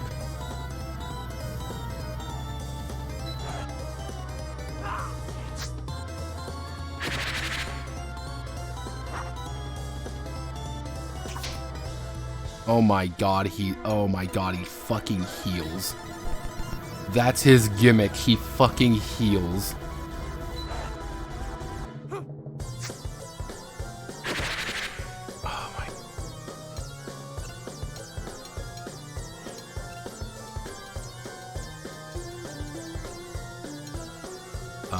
Heal me. Give me a fountain soda, even though I don't like soda very much. We need to... I'm trying to think of like... 1, 2, 3.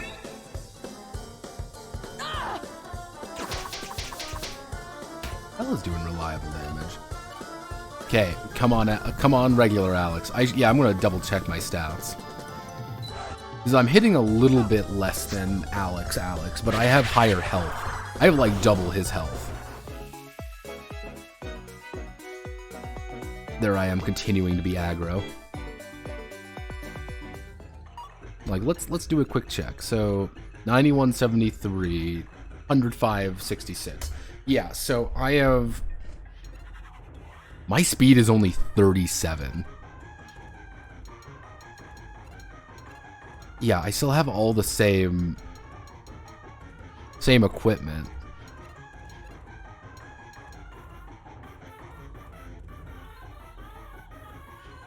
I guess we go for Legends of Ragnarok on me? Just so we crit faster? Yeah, like that has to be... Like, look at the... Let's see, his speed is 36, his is 37.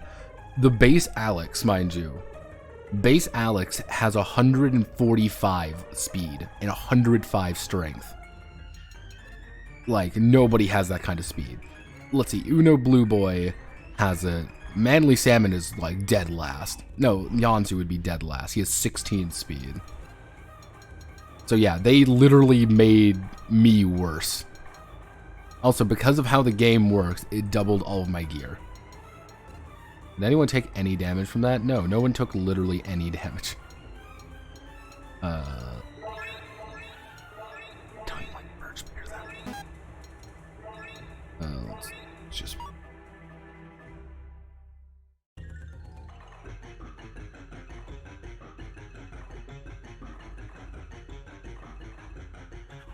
Yeah, welcome to Endgame, everybody. The truth is, I'm not original. Everything I have to say that you found interesting has been said before. This is just the first time you've heard it. I am a code machine. I string things together smarter people have said to make myself appear to have value. That's what everybody does. I'm the definition of pretentious. Forgive me.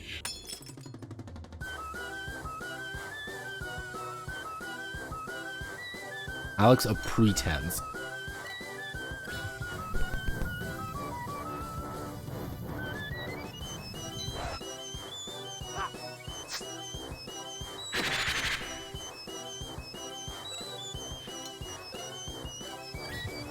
So he has less than, like...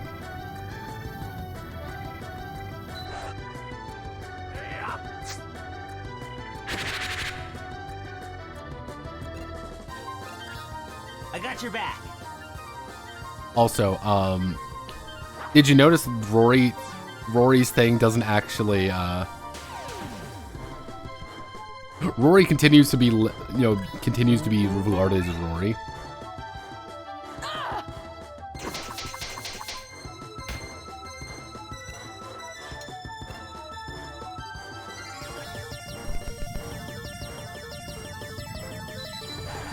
I'm curious, I want to see this again. Like, this isn't a threat. Like, I'm not in danger at all.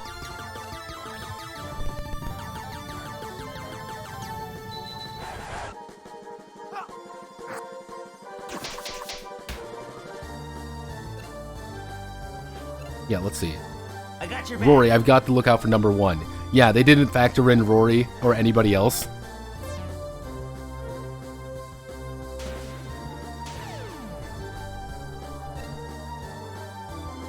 Does it do no damage? It doesn't do any damage, I don't think.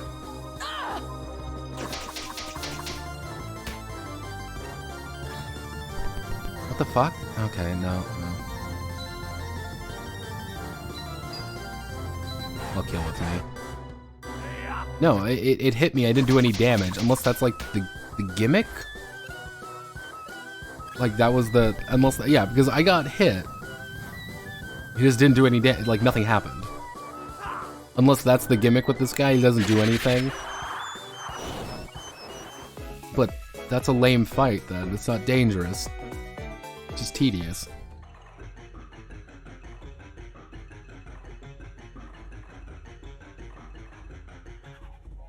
That's a lame fight. This isn't fun. This is tedious. That summarizes my thoughts pretty much exactly on the game.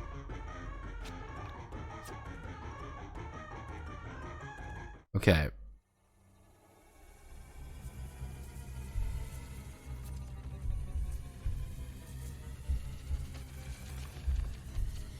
Like, I might want to sub out.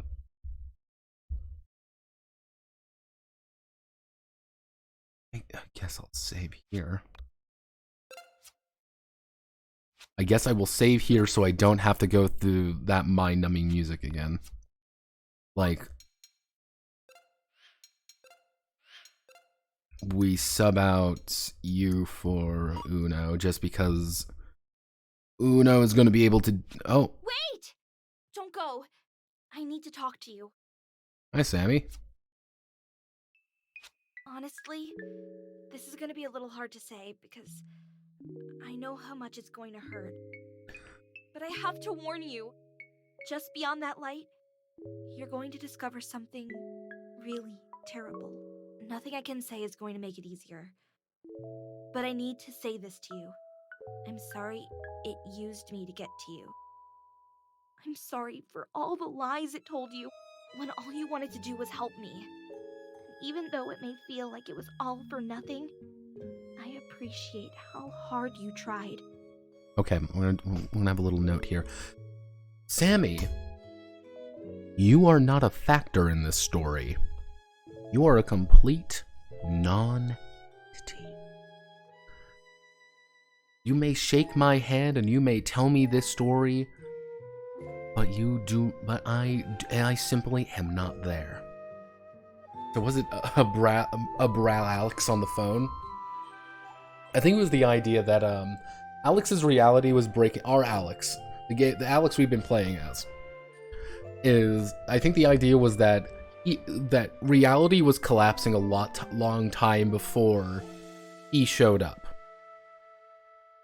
I think that was the idea before he really began to sense it. Reality was breaking down, so all the phone calls were from alternate realities, kind of attempting to warn you that this was happening. And do you answer the question yet? Do you answer the question yet? Which I think the idea was, are you willing to escape, or are you really to accept this? I'm going to go back to where I call home now. Thank you for everything. Again, it feels a lot like self-fellatio. This is self-fellatio. Like, horrifically so. That is just self-fellatio. Because again, Sammy has zero purpose in the story. Hey, Alex. I know you. I recognize you. Oh wow. Essentia? Oh, what is this? How are you here? I'm really surprised to see you here. I'm glad you made it this far. Is Proto-Alex here? I'm here to finally end this.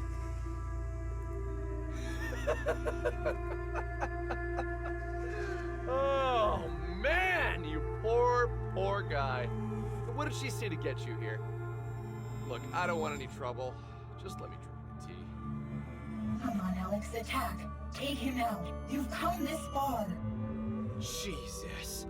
This again? Oh, hilarious. Yeah, Look, I'm not your enemy. We're one and the same. We go through this every damn time, woman. Tell the truth. If he still wants to kill me after, then I'll take my chances with a tussle. What the fuck are you talking about? What the fuck are you talking about? Yeah, like... Were the Archons / Golden Alpacas ever explained? No, they were not. See, in this situation, me, personally, since that is me, Notepad add-on, again, the sword would be out, I'd stab this Alex, stab that Alex, be like, let's fucking go. I will become the Demiurge. Look, man, I don't want to burst your bubble, but she lies all the time. Whatever she thinks you want to hear comes out of her mouth. She envies my power. And we may all be one of the same, but I drew the proverbial long straw. She needs all the help she can get, even if it's from a skinny MC. What the hell? Yeah, look, I'll make this simple for you. I'm you, you're me, she's us as well. The division of our soul isn't exactly natural, and she wants out. What? She wants to be the last one here. She just can't accept our little arrangement. And I get it, but we've been this way for a long time, man. So, tell me, what lies did she tell you to get you here? Essentia. Is this true? Sammy? Fella? Was that all a lie? It is often necessary to lie to yourself to get the tough job done. Can I just kill everybody? Just kill reality. Maybe out. You've done it. We've all done it. I said what I needed to say to get you here. I'm sorry if I used the poor girl's disappearance as a catalyst. But would anything else really have motivated you? So it's all a lie, by the way. That's the secret. Everything, all those exposition dumps Essentia gave us, all those little bits and pieces that Essentia, like the actual plot person said, it's all a lie. It's a lie.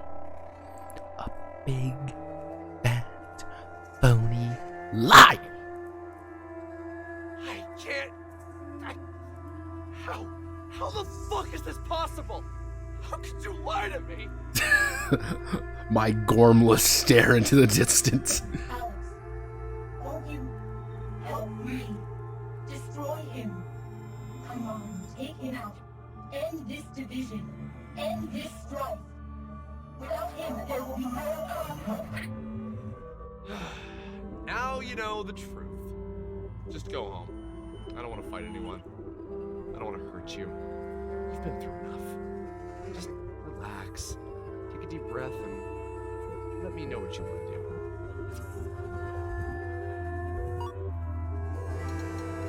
do. Okay, let's... I mean...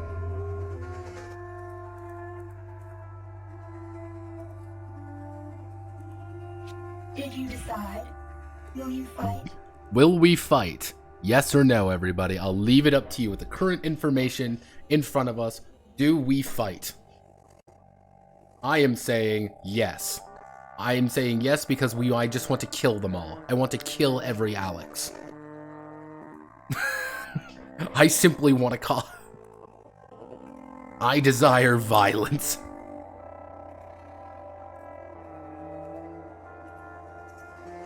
I'm hearing yeses. Alright, let's do this, everybody. Let's fight Proto-Alex. Let's say I didn't warn you.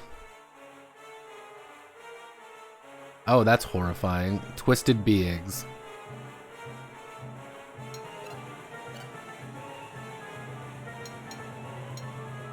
Level 99. However, I do know there's a secret to this.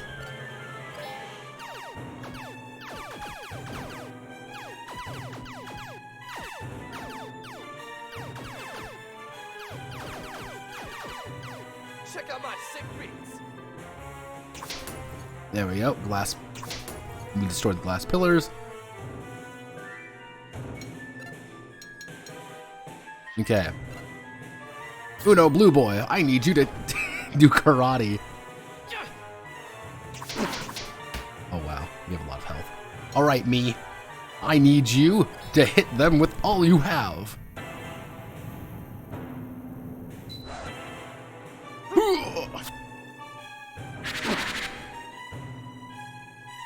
Okay, I need you just to...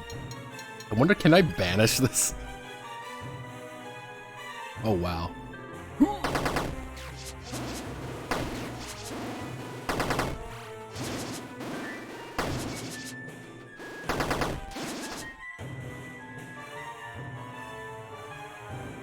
don't think it'll do anything.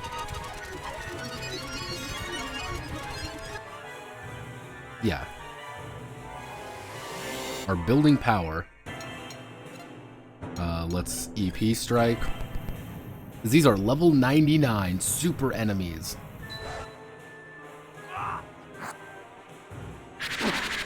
They're dead.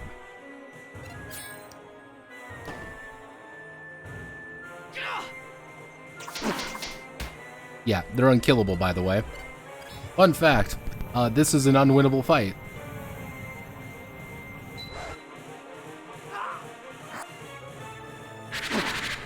They're dead like 5 times over.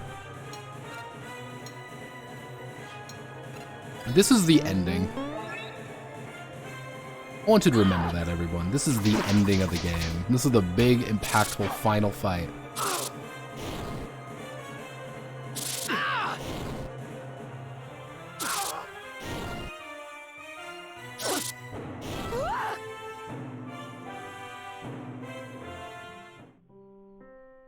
Oh no.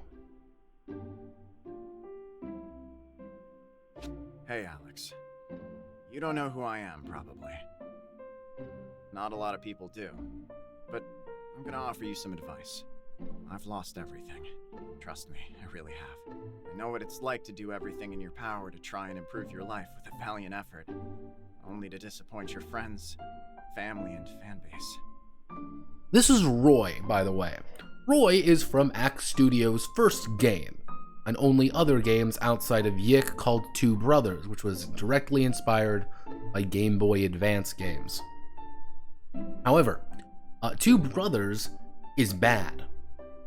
Really bad, actually. Like, disastrously bad, for one very discernible reason was that it's a buggy shithole of a mess that wasn't actually very well optimized or actually any good. Now, life is hard, but it's important that you keep on fighting. You're not supposed to be here. You're not supposed to go on yet. I want you to go back, and I want you to fight. I doubt I'll ever get my chance to fight again, because some people have worked really hard to prevent me from finishing my quest. But you still have a chance. This is, I think, the best way to...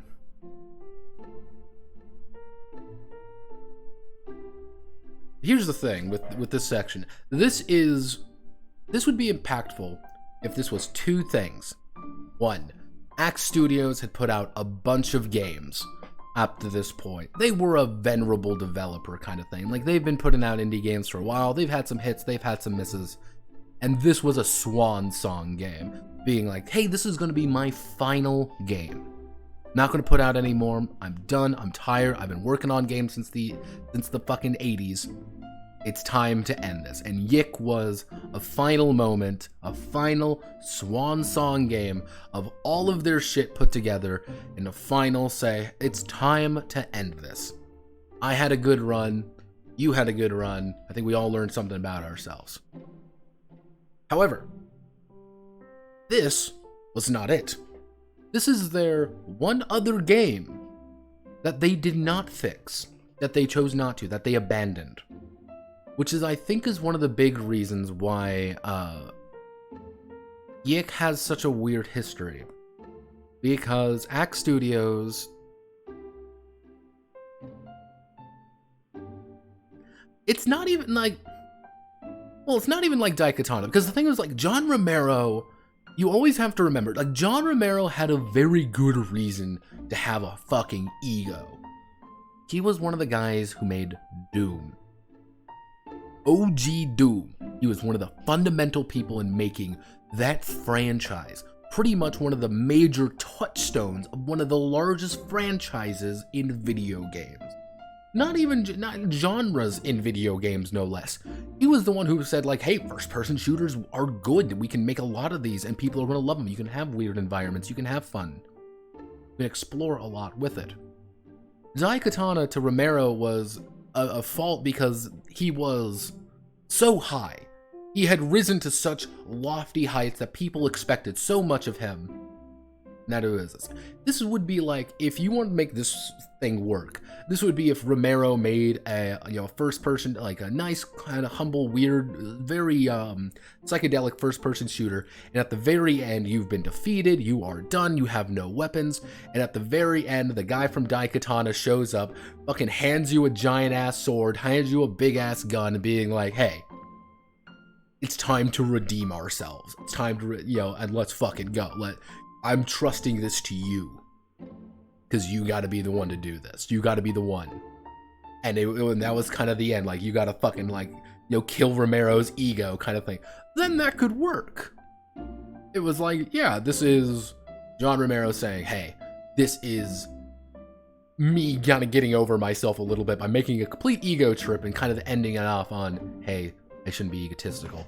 This is the one game after this in which he proceeded to bitch and piss and shit and moan that he didn't get his way, and people didn't immediately love him for it. Think about the conflict that stands in your way. Think about the division inside you. Tackle it with your brain. And maybe, just maybe, this time it will work out for you. I tried my hardest, and I'm happy with what I accomplished. But you're younger. You can do so much. Don't let this be the end for you.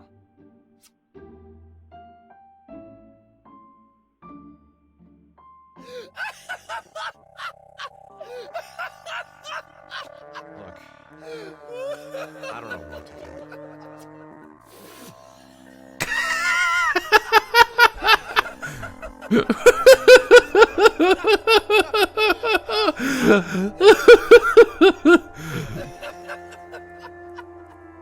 I think this really does summarize my thoughts on the matter.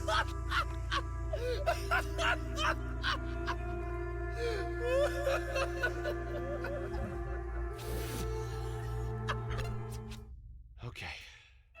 If you think this is the right thing to do, I'll follow your lead. On 3, let's unplug them. Whoa, wait, don't do that! That's the only thing keeping this division permanent. Do not unplug us. We will be whole again. Don't do it. Don't unplug. Without this, everything goes back to the way it was. I don't know what's gonna happen if we do this, but this is what my heart's telling me to do. If you do this, only one of us will be here! This is it. Unplug them. I don't know which of us will remain, but I want to thank you. You helped me fight this battle. We're everything I ever wanted to be. I think that really summarizes my thoughts on YIIK pretty well. This is the final fight. This is the final thing of YIIK.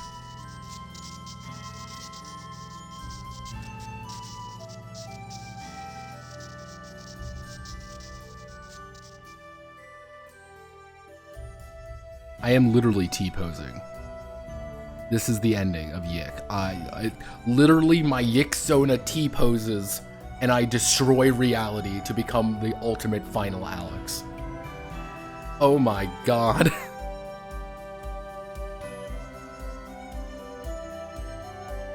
I keep hearing about Bravely Default. It always gets mentioned. I don't know what the fuck Bravely Default is though. I'm with you. It's all up to you. Sorry again for dragging you into this. I shouldn't have been so stupid.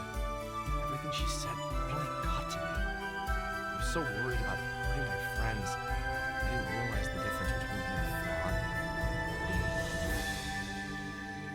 well, anyway, it doesn't matter now. Look out for us. Look out for me. Take it easy.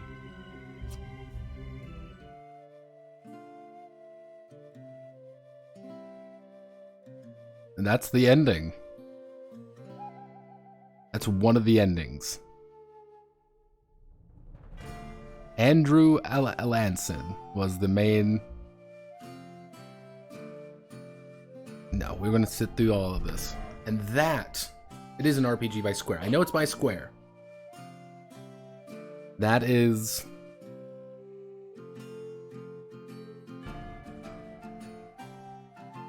Programmed by Brian Allanson. Level construction by Brian and Andrew Allanson. Level design by Brian and Andrew Allanson. Additional level prep by Ian Bailey. Character design model by Brian Allanson. Again, it's one of the issues with this. This is one of the biggest issues with this particular game, is that it's done by two people who agreed too much. I think that's one of the biggest things. I think it's just the idea that they agreed so much on things that you lose a little bit focus, because it's literally just two brothers doing it. That I think was I think that was kind of a big issue.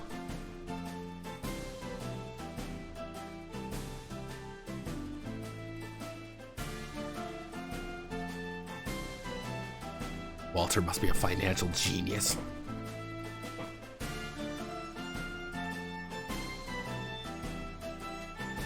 Yeah, like, here's the thing. This is. They have a lot. Female Alex, by the way. That wasn't his sister then. And here's one thing about this that I find kind of interesting. Brittany Lotta, by the way, is the voiceover director. Music, enemy sound, sound designer, music production, audio engineer, Jose Alfred. I think this was a far smaller team than it really needed to be. I think it needed to be a lot bigger. And I think that was one of the big sins. Toby Fox is actually mentioned right there. Hi, Toby. You don't talk about YIIK, but you did music for it. Chip Krenite, Paul Weinstein, everybody. Hi, Paul Weinstein.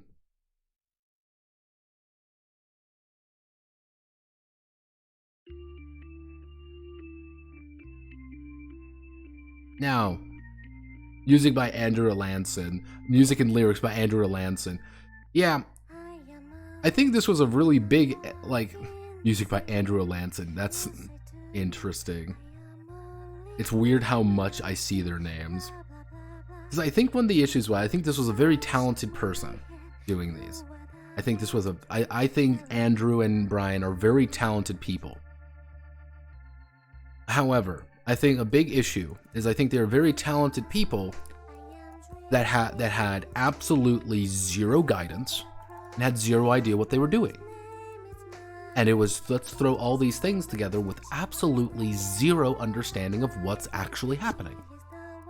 It was, I think the best way to kind of think about it was just looking at the number of people working on this and things. I think it was a lot of, you know, this sounds cool, we should do this. This sounds really cool, we need to do this, but we need to do this too. We should do this, we should do this, we should do this, we have to do this, we gotta do this, we gotta do this, this.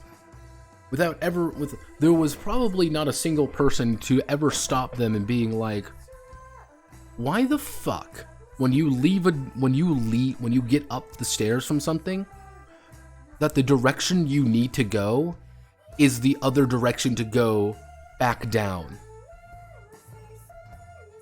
Why? Nobody, I don't think a single person ever told them shit like that. I don't think a single person told them, hey, the combat still sucks. I want you all to remember, the combat still sucks. Not fun. It's not entertaining. But you're still doing this, okay. I don't think anyone told them, hey, your story is fucking insane. It doesn't make any sense. And adding more monologues does not make it better. And thank you, the player. Yeah, that was an entirely underwhelming ending, by the way. Congratulations on beating YIIK. You can do a new game all from the beginning, but all your party members' level are converted back into raw XP. You can level up again, become available in the story. Would you like to create new game plus data? Yes. What will you do? I want to save, and we're going to do this. Yes, we're gonna save here. New game plus. Log in anytime. Now, what I'm going to do is I'm going to load I'm going to load this save. I believe this is the correct save. Let me see. Is this the correct save? Yes, this is the correct save. So what I need to do is we're going to go over here. We're going to get the bad ending now. I'm I'm gonna show everyone what the bad ending is. I don't believe we can get the alternate end. I think we have to do hello phone. I think we have to do New Game Plus to get the alternate ending. I'm not doing the alternate ending because the alternate ending is you actually save you find Sammy pretty much, and it like you do the big thing at the end, and you kind of break it. Yeah, that's great. That's wonderful, Alex. I can't skip this, by the way. I made a mistake not saving there.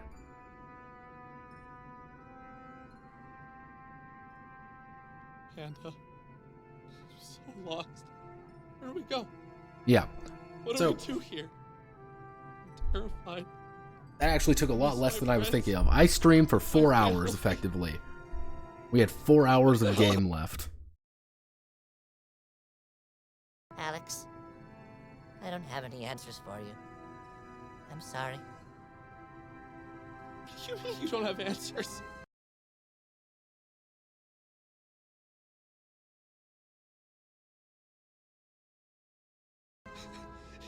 You always have something to say. Alex, how am I supposed to know what to do? I'm only a stuffed panda. Hey, don't come back! I don't care if you're a toy! I need you! I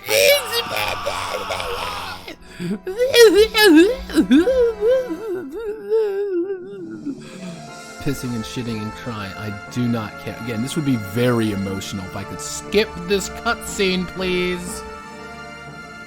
Please let me skip the cutscene. Alex, he's so sad. Everybody Are you all crying? Is everyone crying?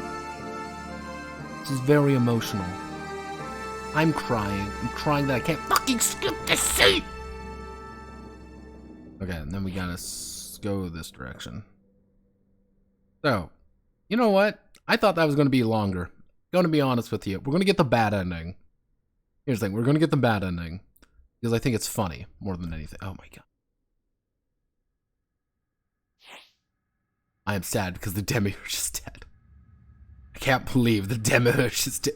Abrax Alex did it. See, Abrax Alex is the real OG. And I'm gonna do a little thing here. Which and we want to get the bad ending. Because I believe the alternate ending, what I'm going to do is I'm going to get the bad ending, I'm going to close the game, and I'm literally going to tell everyone what the alternate ending is, the second ending. And we're going to watch together the third ending. The non-ending, you could say. Because, for some reason, Axe Studios actually released the third ending, which is the true ending on YouTube. They cut it. They cut the real ending. And they made that, what we just witnessed, the real ending. Yes, watch. We're going to watch it together.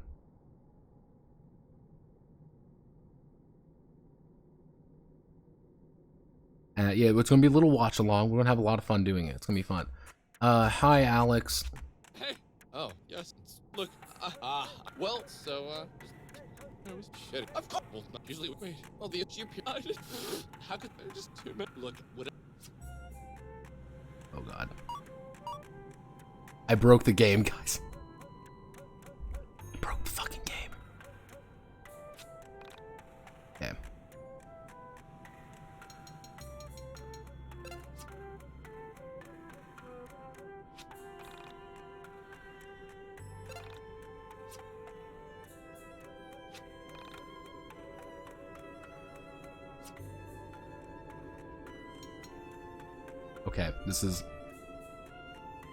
Okay, this is important. Okay.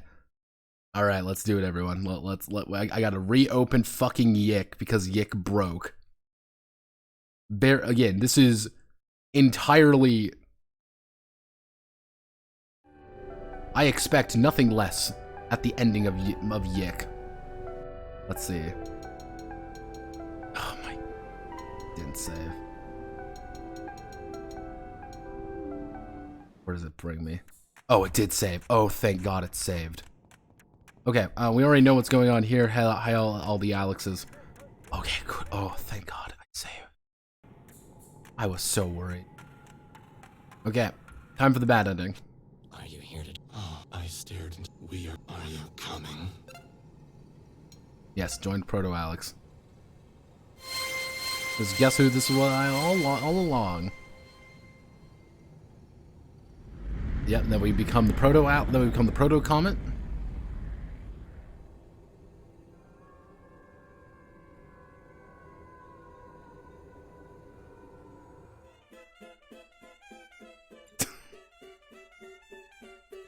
That's the bad ending.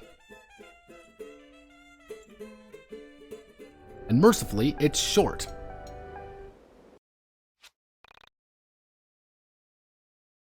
Keyboard.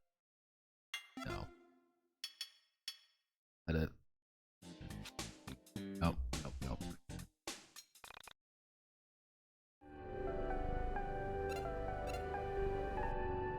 Yeah, that's actually a bad ending. My God, and you gotta remember that is a bad ending. So here's what we're gonna do. We're gonna open this up real fast. We're going to set this as the correct one, Alex YIIK. And we're going to, there we go. We're gonna put that right here. So we're going to do YIIK second ending. YIIK second ending. Ending 2. So what's let me find ending 2 real fast. Ending 2 is, yeah, when you get the second one, let me see. In the final stretch of the game, instead of driving into the city for the new year, look behind the tree in Alex's front yard, find someone. From there, go to your computer, read the special email. You'll be able to leave out the back door in the house this time, giving you access to the van again, allowing you to go to the KNN building. Yes, that's what you have to do.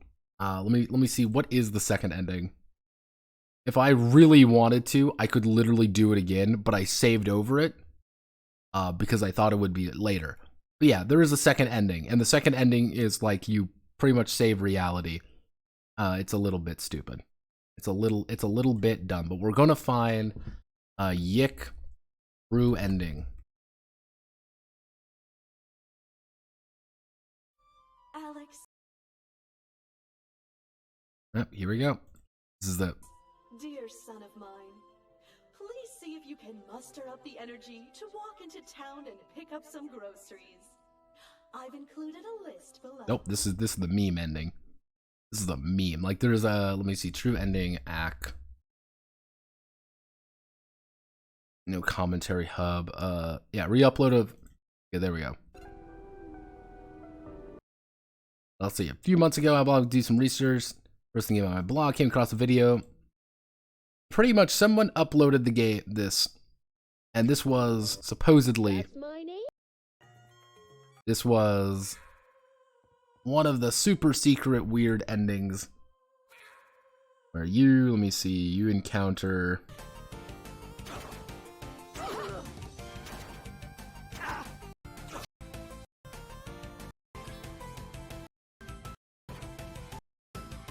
Yes, you actually fight Wilfred and the Essentia. You fight them a lot earlier.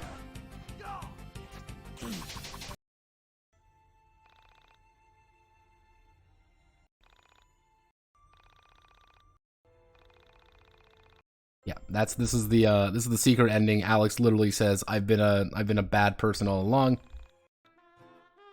My against armed with this knowledge, make the best choices. I miss them every day, but every day a different way now, closer to the now.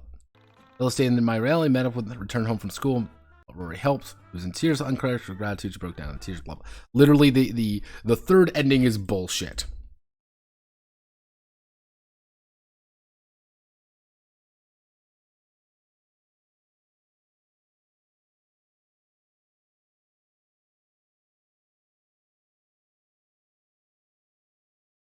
Yeah, it was like, yeah, unironically easier to play yourself. Yeah, no, I'm like, oh god, I forgot it was 17 fucking minutes long. Yeah, the entire game is bullshit because if I remember correctly, ending 1 is you turn off everything, you kill the other two. Oh no, very sad. Ending 2 is you go back to the KNN building and pretty much fix everything. That's kind of the idea, being like, you pretty much save your reality. And then the third ending, kind of the unused ending, is using your knowledge ahead of time. You manage to fight Wilfred and the Essentia earlier. You manage to go there with your friends before your reality is fully destroyed, and you successfully manage to save the world. Not well, but you return to the end, and Alex becomes a better person for it. The issue, you say 1.5 will add more endings. And you missed me earlier talking about this a little bit, Varric. You missed me earlier talking about this a little bit. But I genuinely do not know if 1.5 will add more. I don't know. I can genuinely say with all my heart, I do not know if 1.5 will add more to the game. Devs said so. The devs also said they would make a functional game. You gotta remember that. They said that with 1.25. That was gonna fix the game entirely, and it still sucks. Like that's the issue. They said 1.25 fixed the game. They did not fix the game. We literally had a bug right at the end when I was showing the bad ending. I am not hopeful for 1.5. No, 1.2. 1.25 is the preview. Of course, it's the preview. The game still sucks. 1.5. Again, it's the thing, Varric. This is the one important thing, Varric. You got to remember. I didn't sit through a preview is 2 hours, 3 hours. Here's a basic little demo of things. 1.25 was not a preview. 1.25 was an update to a game that failed horrifically. They got universally panned by literally everybody. 1.25 was a desperate attempt to fix the game and said, we can fix things more. We can fix it. I swear. Guys, trust us. 1.5, though, here's the issue. I do not think they can make 1.5 better. They can claim all they want with how great and how awesome it's going to be. We can fix it. They can claim all they want. No, Varric, don't you fucking lie, you little bitch. Don't you lie, you little bitch, you little Russian little bitch tiger ball fuckhead. No, they changed the entirety of combat. They added the beatdown mechanic because everybody hated combat. They added the affinity system because the affinity system was shit. It was a bad system. They needed to change some things. They changed the entire nature of combat, a central mechanic, because it was bad. They added the reduced monologue option. They added story mode options. They added a lot of things to speed the game up, and it fucking failed.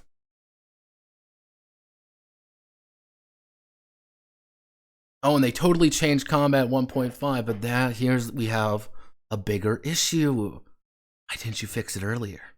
They released a bad game. That's the issue. Axe Studios made a terrible fucking game. They're trying to fix it. They're trying to. Fool me once. Shame on me. Fool me twice. Shame on you. Fool me 1.5 times. Shame on my wallet. I think that's one of the big issues. That's why 1.5 is free. You still have to buy YIIK, Varric. You still have to buy the game. Am I saying it's impossible for them to overhaul literally the entire game? And I do mean the entire game. They're going to need to fix the entirety of combat. They're going to need to fix up the entirety of dungeons. They're going to need to fix half the dialogue, like majority of the dialogue they need to fix. They need to rewrite the entire script tier. They need to gut the entire fucking ending of the game. Will they, though? They can claim a lot of things. And people have claimed a lot of things over the years. But will they? I don't know. Because the problem is, you have to have all those original elements in the game. And you're going to have to get all the original voice actors. They've been making YIIK 1.5 for more than 1.5 years. Yeah. But you're going to need all those original voice actors coming in. They're going to need to get all the original stuff in. They have not been working on it for 1.5 years. I can guarantee you that. I can guarantee you there's not been a 1.5 year. These guys are doing stuff on their free time, as their real jobs. This is not a 24-hour experience. This is a free update to a game that's almost 4 years old. A game that did not do well at all. Out of the meme purchases, mind you. 1.5 is going to bump it up, don't get me wrong. But can you ever fully fix YIIK? No. You can't fully fix YIIK. Simply because everyone's going to Google it and they're going to see those original videos. They're going to have to see that combat. If you gut the entire thing, you have an issue of Theseus' ship. For those who don't know, Theseus' ship is kind of a paradoxical existence. If you replace every single part of something, is it still the original? And I think one of the issues with YIIK is that I think they want to remake the entire game, but it's like, do they have the skill to do such? I don't think they do. I do not believe they do have the skill for it. Because their first game, Two Brothers, flopped horribly. It failed miserably. Let's actually look at Two Brothers right now. Two Brothers right now. Two Brothers, Steam. Two Brothers on Steam. This is Two Brother, mostly negative. Axe Studios, mostly negative. It can't do it. Love Letter Classic 8-bit. But it's like, oh, it's horrifically buggy. It's a fucking nightmare bug fest disaster area that's not very good. Whatever they do, so we already have an idea, like, this isn't a very good game. This came out 2013. Axe Studios' only other game is YIIK, which is sitting at a mixed perception. Yeah, and a lot of people meme on it. This is the big thing. Yeah, like, you meme on things. I want a refund, it's like I'm giving video games gifts, supposedly, people meme on this game. So it's like, is this entirely very positive, genuine? I don't know. Now, interestingly enough, this is the person who published it, this, Years Brid Games. They have a publisher. They publish, like, classics such as Valhalla and World of Horror. Those are actually pretty damn good games. Those have been pretty popular. YIIK is the bad one. YIIK is the unfortunate one. And I think there was maybe a little bit of like, you better fucking fix this. I heard that YIIK was an improvement over Two Brothers. YIIK ran. I've looked in stuff into Two Brothers, actually. Two Brothers was a fucking mess. It didn't work. It was a buggy shit. And they abandoned it. And that's why I think a lot of people didn't have a lot of faith when it came to when YIIK 1.25 and stuff like came out. The fact that when YIIK came out, it was a shit show. And then by 1.25, they actually updated it, quote unquote. Because they updated it, they're like, oh, we're doing it, but then it became a little bit more pretentious, and then it became a little bit more like, we don't know what we're doing. Oh no, it's a fucking mess. I think that's I think the grandest sin YIIK commits is that it is such a big game, such a massive game, literally created by people who are not good at making games. I think it was two people who got a shit ton of money from a publisher because they said they could do it. They said that they could do it. Don't worry, guys. We can make this game. We can make it. It's going to be great. Because here's the ultimate sin. This is the problem with YIIK.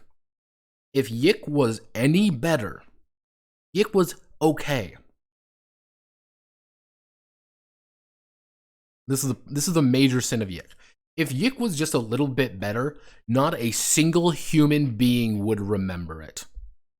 But it wasn't. YIIK was a fucking disaster area. It was bad. And 1.25 was their desperate attempt to actually make the game playable. And people still meme on it. There's a reason people aren't like, 1.25 fixed everything. No.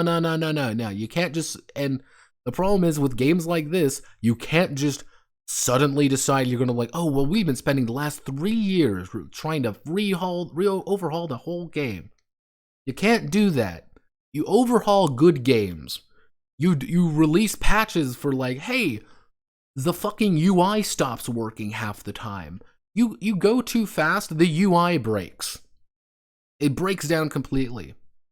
Hey, we released a patch making it so that the enemies legitimately do not just fucking just kill themselves desperately trying. We released a patch making sure Alex doesn't instantly kill everything at a certain point or do nothing. You fix the game before you try to like, I don't know how do you word it? You have to have a good game before you can re-release the good version of it. Because I'm not going to go into 1.5 with a smile on my face. I'm going to play YIIK 1.5 and I'm going to say, man, I hope this game sucks less. And you want to know what? There were some aspects of YIIK I actually like. I think some of the visuals did well. I think there was a lot of good ideas sprinkled in there about midway through. There were some ideas. But like, my brother in Christ, the YIIK is not a good game. And there's going to be some people being like, YIIK is good. No, you're being contrarian. YIIK is not a good game. From just a sheer raw gameplay point of view. And I'm going to talk about gameplay. I say I'm a mechanics man. I'm going to say I'm a mechanics man. From a raw gameplay perspective, combat is slow as fuck. It's not fun to be in combat. However, combat is a fundamental part of the game. So it's not fun to do the core loop. Every action you take takes about 3 seconds longer than it should. 3 seconds adds up. If every single action you do takes just that much longer to do, it's not fun. It starts getting annoying. It's frustrating. It's real annoying. How the levels are designed. That's bad. They're designed by children that make no logical fucking sense sometimes.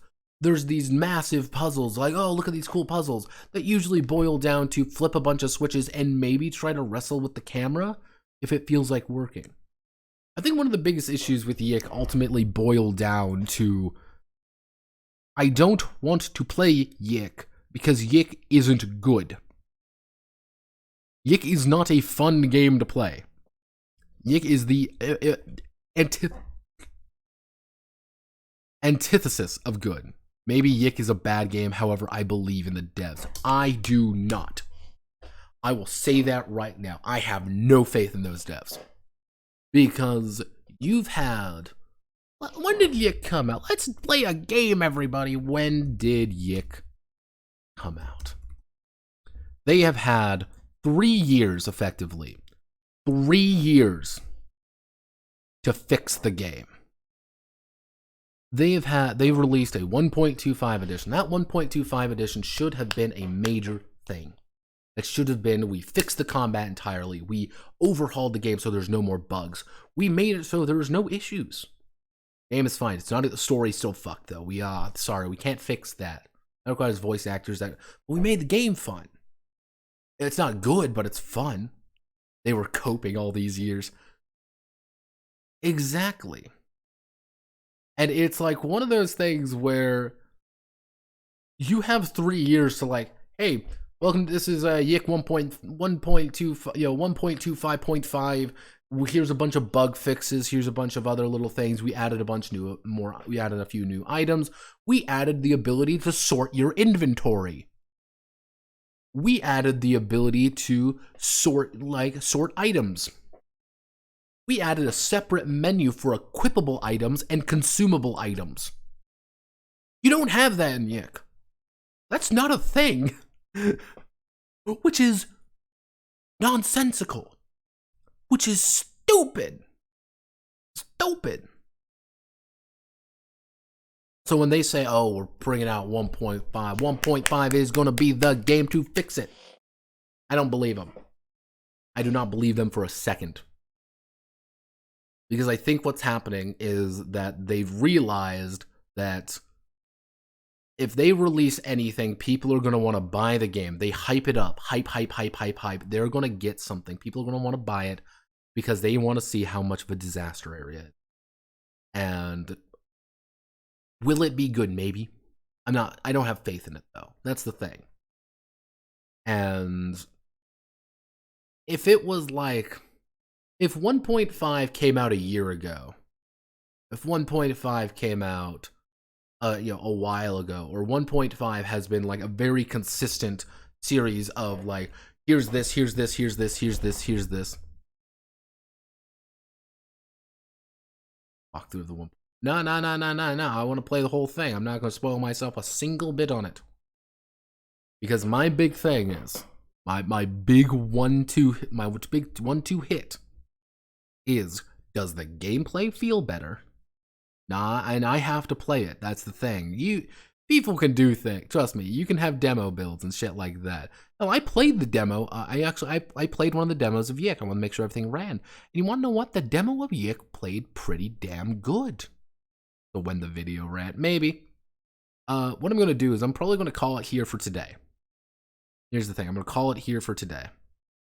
What I'm going to do is I'm probably going to do a video. I'll probably do a stream. Maybe on like... Wait for the other plus years. I might do a video on like Tuesday, like next Tuesday, kind of in the evening, kind of like how I've been doing.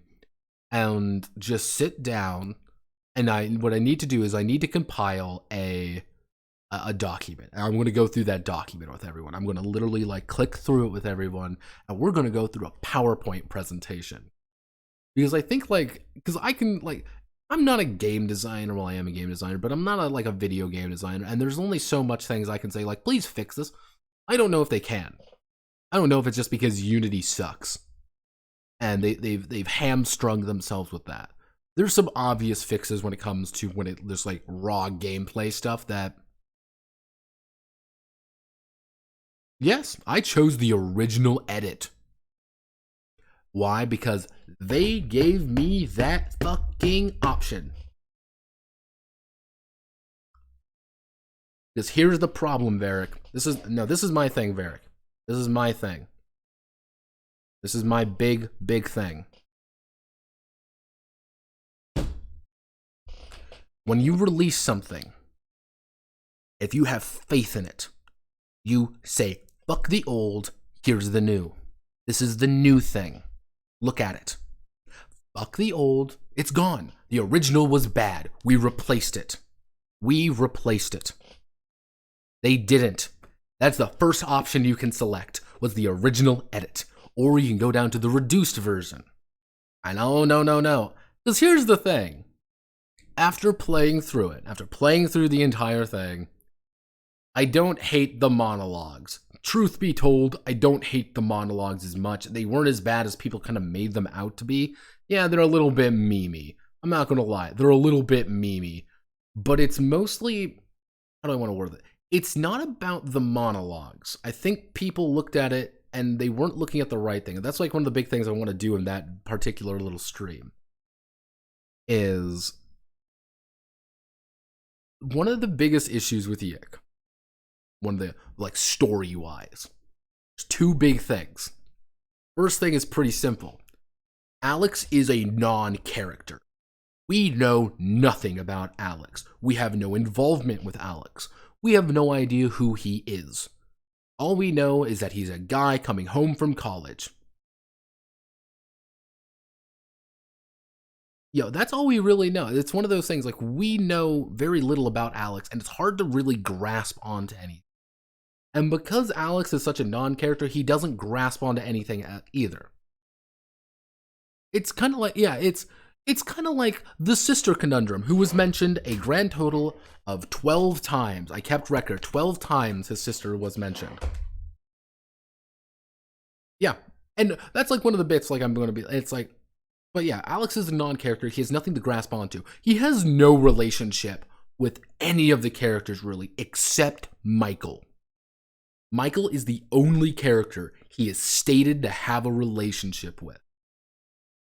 But they don't act like friends the entire time.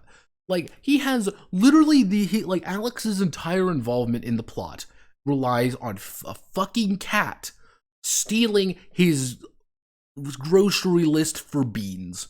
That is literally the entire preface of the plot. If you do not have a fucking cat stealing his bean list, the plot does not happen. You need, like, Alex needs to have a relationship with Sammy. Alex needs to have a relationship with some of the other characters, or at least a connection to the world. And here's the thing. If you don't want him to, you need to address that it's weird that he does not.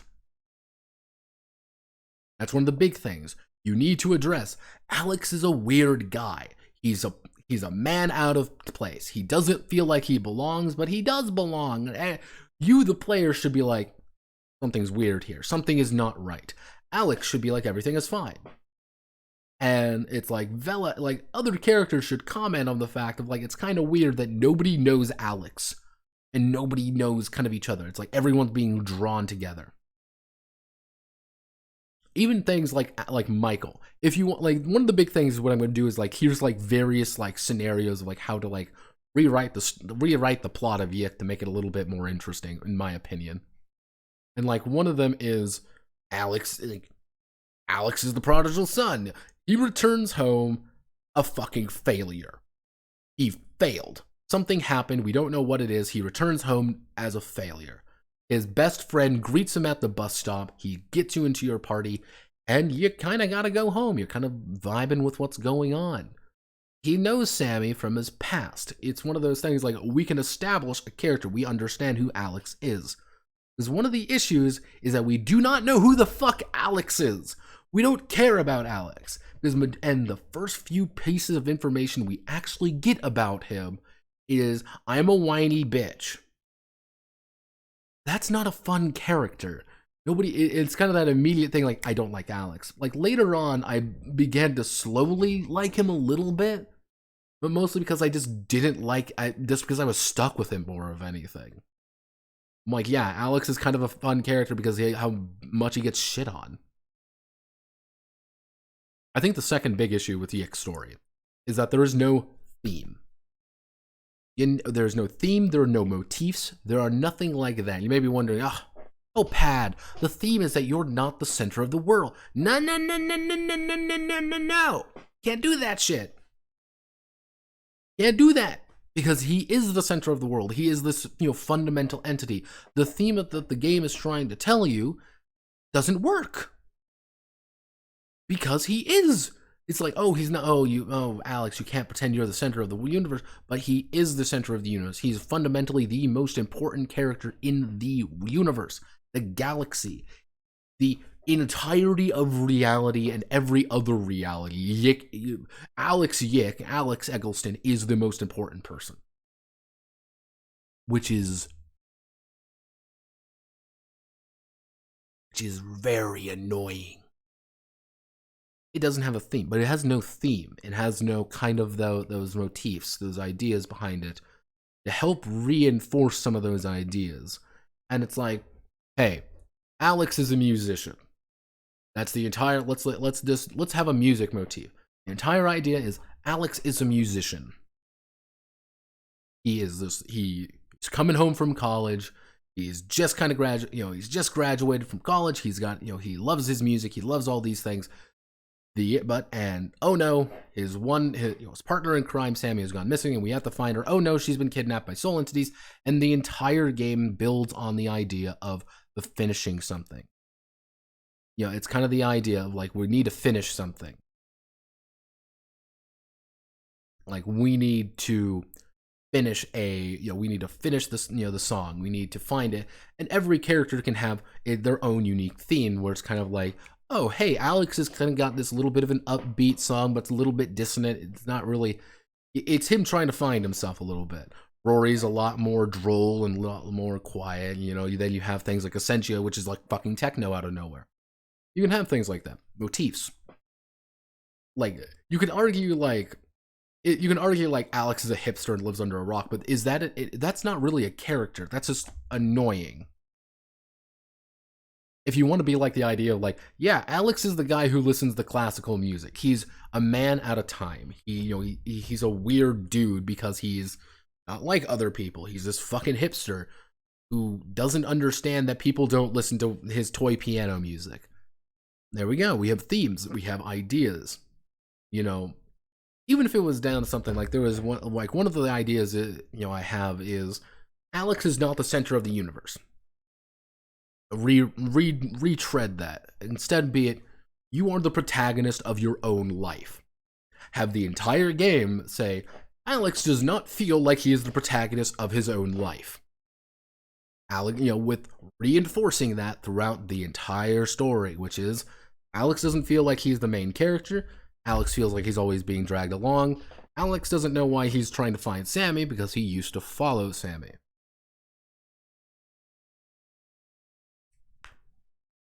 Yeah, and it's one of those ideas like once you kind of get that vibe, you're like, okay, we're learning something about him. We learn a bit more. We have a theme. We have the idea of Alex is trying to become the protagonist of his own reality and things like that.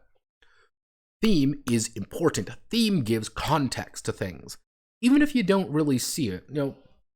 We'll do it, I have one right here. This is Lisa the Painful.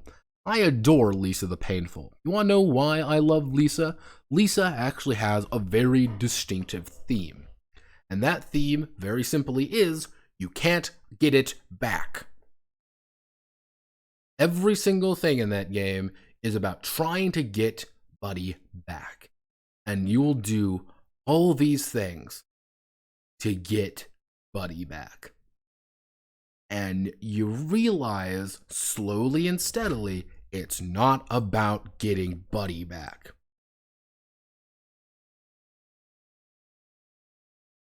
And yeah, I've met people like Alex too. They're not fun.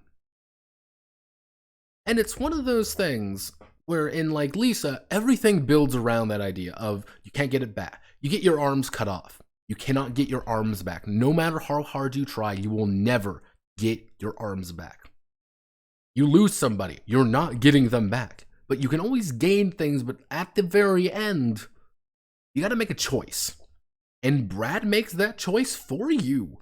It's a fucking one-way death march. And the the horrible things that you perform all mean something. With that central theme of you're not getting it back. And you even have, again, you have motifs, you have visual elements that continue to haunt him. The idea of, things like masks of, like a big one is masks. You're always hiding something. People behind masks are either out to get you or they're hiding something. Almost every single character who has done that is doing something like that. With Brad being unique, being like he's one of the few people who doesn't have a mask on. But others you meet do, and they are usually people who were hiding something, or who are hiding something. There is broken things, because it's one of those things like they keep telling you, with the Joy Mutants, for example. Let me bring up a Joy Mutant, because I love Lisa, by the way. They keep telling you things like Joy Mutants, they view things in such a childlike way. As the idea being Joy Mutants are pure instinct. They can never go back, but you're never changing. You have this childlike, perfect innocence to everything you do.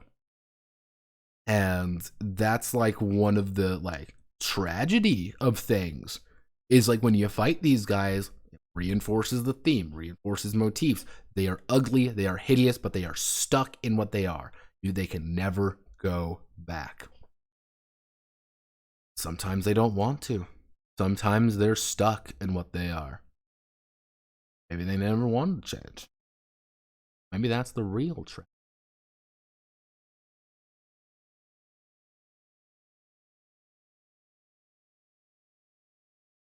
YIIK doesn't have any of those. I think that's one of the big ideas, is YIIK does not have those centralized themes to keep it all together. Or, motifs or any of that, or even good character development. YIIK main's theme is fuck you. Yeah, pretty much. And the thing is, if you want to have a theme being YIIK, like YIIK's main theme is Alex is a fucking idiot. Alex is like the worst human being available. That could work. You just need to constantly reinforce the idea that Alex is a bad person. We're not supposed to like Alex, and the entire reason everything is going wrong is because of Alex. But this is the important thing. We need to like Alex. We need to understand why we hate him, though. Again, I use Drakengard as an example. The first Drakengard. Kame is a monster. Let me bring up Kame real fast.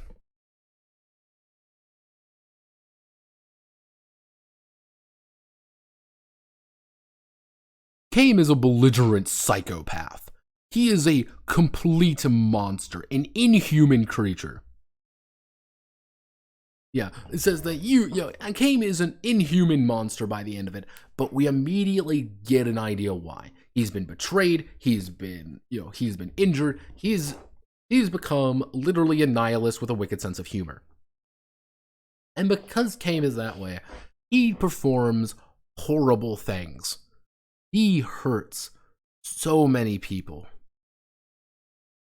But you still are kind of behind him the whole way, because it's more along the lines of like, holy shit, what the fuck is this guy gonna do next? And it's like, damn, this dude's worse than the villains. I need to stop him, but like, what does happen to him? And by the end, you cause the apocalypse twice. Because you came as a monster. He's a bad person. But you have that little bit at the beginning where it's like, Kame is this way because the world fucked him. Fucked him raw over a fireplace. And he doesn't care anymore. And it's one of the things, we never really got a moment like that with Alex, in which said, Alex is a bad person. However, Alex is a dick to everybody because he is this kind of person. He's been perpetually fucked with his entire life. He goes to college, and he comes back a changed person. And everyone's a little bit weird around him, which is more along the lines of like, hey, that was Alex, the guy we ruthlessly bullied in high school, and now he's just a dick, but he's also like a good person. Like we feel repentant about it, but he's also just this dick. He's just this bad person. But to do it requires a lot of good writing skill. Yeah, the idea is like, oh, Alex is a spoiled rich kid, stated multiple times. Well, that's the problem. It's stated multiple times. But he doesn't have any redeemable factor. He doesn't have anything for us, the player, us, the reader, us, the person understanding it, to cling on to.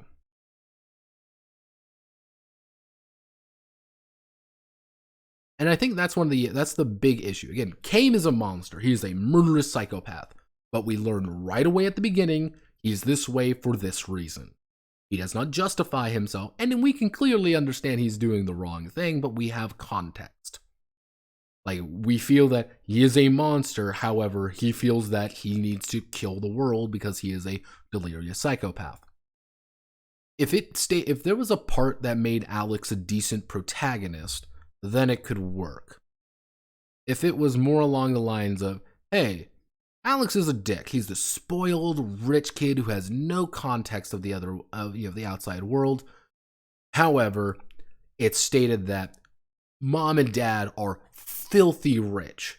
They're the ones who made Frankton, and you realize kind of right away, like, he's not the favored child. By far. That's why I say, like, you can use his sister very actively in that, which is the idea of, like, hey, his sister is, maybe he's got, instead of a younger sister, he's got an older sister. His older sister is quite literally the successful one. Everybody says, man, why can't you be more like your sister? Why are you not more like your sister? Why are you not like your sister?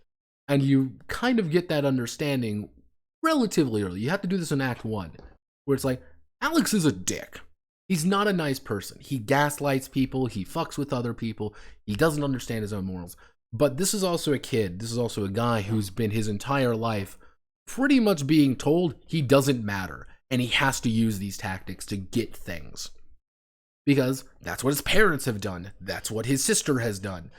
And he's just this broken guy. That's one of the big issues, is you need to establish something that we, the player, reader, person understanding this character, have to work with. We don't get that with Alex. We get told he's a spoiled rich kid. He gaslights people. He is not very nice to his friends. And he has a really bad time of he's very selfish. But we never get like a moment where it's like, here's a redeemable factor of Alex. People just like Alex. Even if it was down to found like, hey, Alex is a nice guy. He's just so cut off from other people that he doesn't quite understand what's going on. He's just this weird guy who's like, yeah, Alex is, and you would have to have someone like Michael, for example, be used as an anchor. Michael is, I wouldn't be surprised, honestly. I would not be surprised if that were the case. Michael needs to be a foil to Alex. Michael is the next door neighbor kid. He's friends with everybody. He's kind of nice to everybody. But he is, he doesn't come from the richest family. He doesn't come from the poorest family, but he's middle class. Then you have Alex, who is filthy rich. He, lives in this great house. Everybody kind of knows him, but everyone knows him because it's his last name, and he's kind of an asshole for it because nobody likes him. And people have kind of treated him poorly because he's everyone assumes he's just this rich kid asshole. And so he kind of adopted that persona. And then when he gets back from college, it's kind of weird that he's like changed a little bit as a person. People don't quite realize that about him. That's called a nuance. We use Michael saying what Alex is and what Alex is not. We know Alex and his interactions with this, fictional Michael Alex is a nice person. He literally just has no sense of right or wrong. Anytime you go home, there's $150 waiting for you because your mom gives you money for. He doesn't understand that. He doesn't understand that's weird. Every time you go home, there's like a bunch of healing items, there's a bunch of stuff there because Alex's mom prepares things for him because they are filthy rich. He doesn't care. There's a maid who comes cleans things. It doesn't factor in his mind. That's not how normal people live.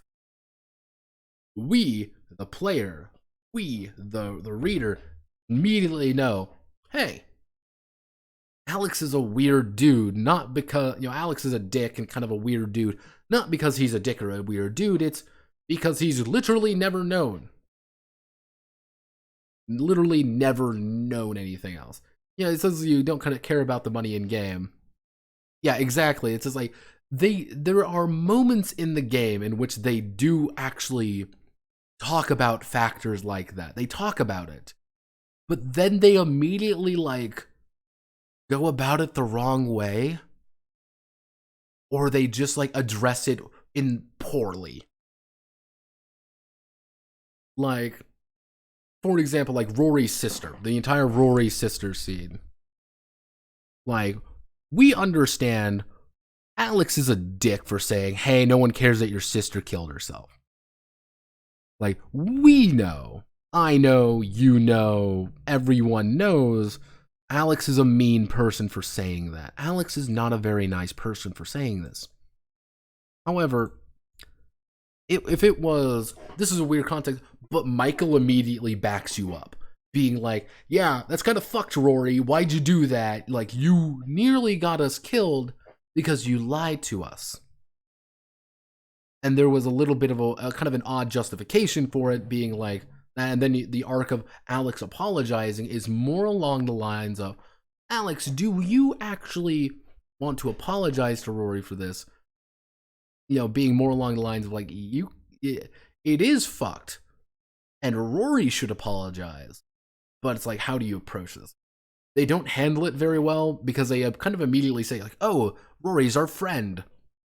You meet him 5 minutes earlier. You run around town with him for 5 seconds. And they're oh, we're friends.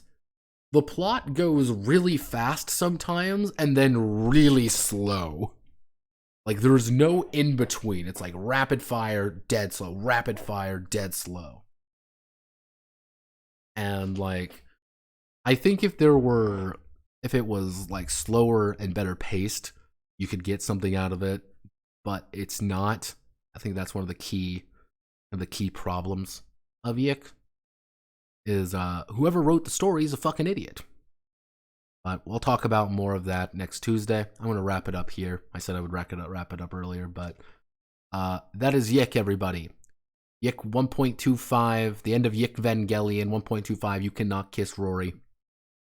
Hopefully everyone had a fun time. I'm going to upload all the videos probably tonight. That'll be probably my goal.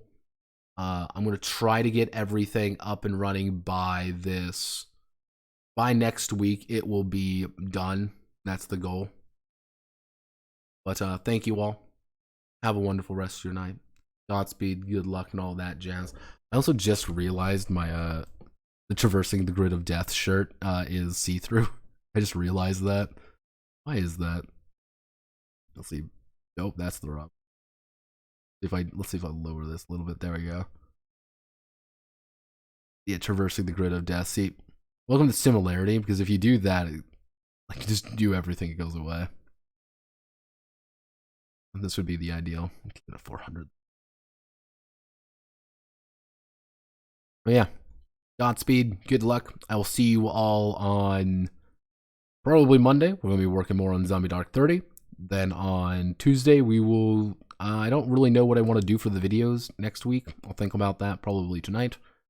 But we'll get everything done. So thank you all for watching. Goodbye. Have a nice night and all that jazz.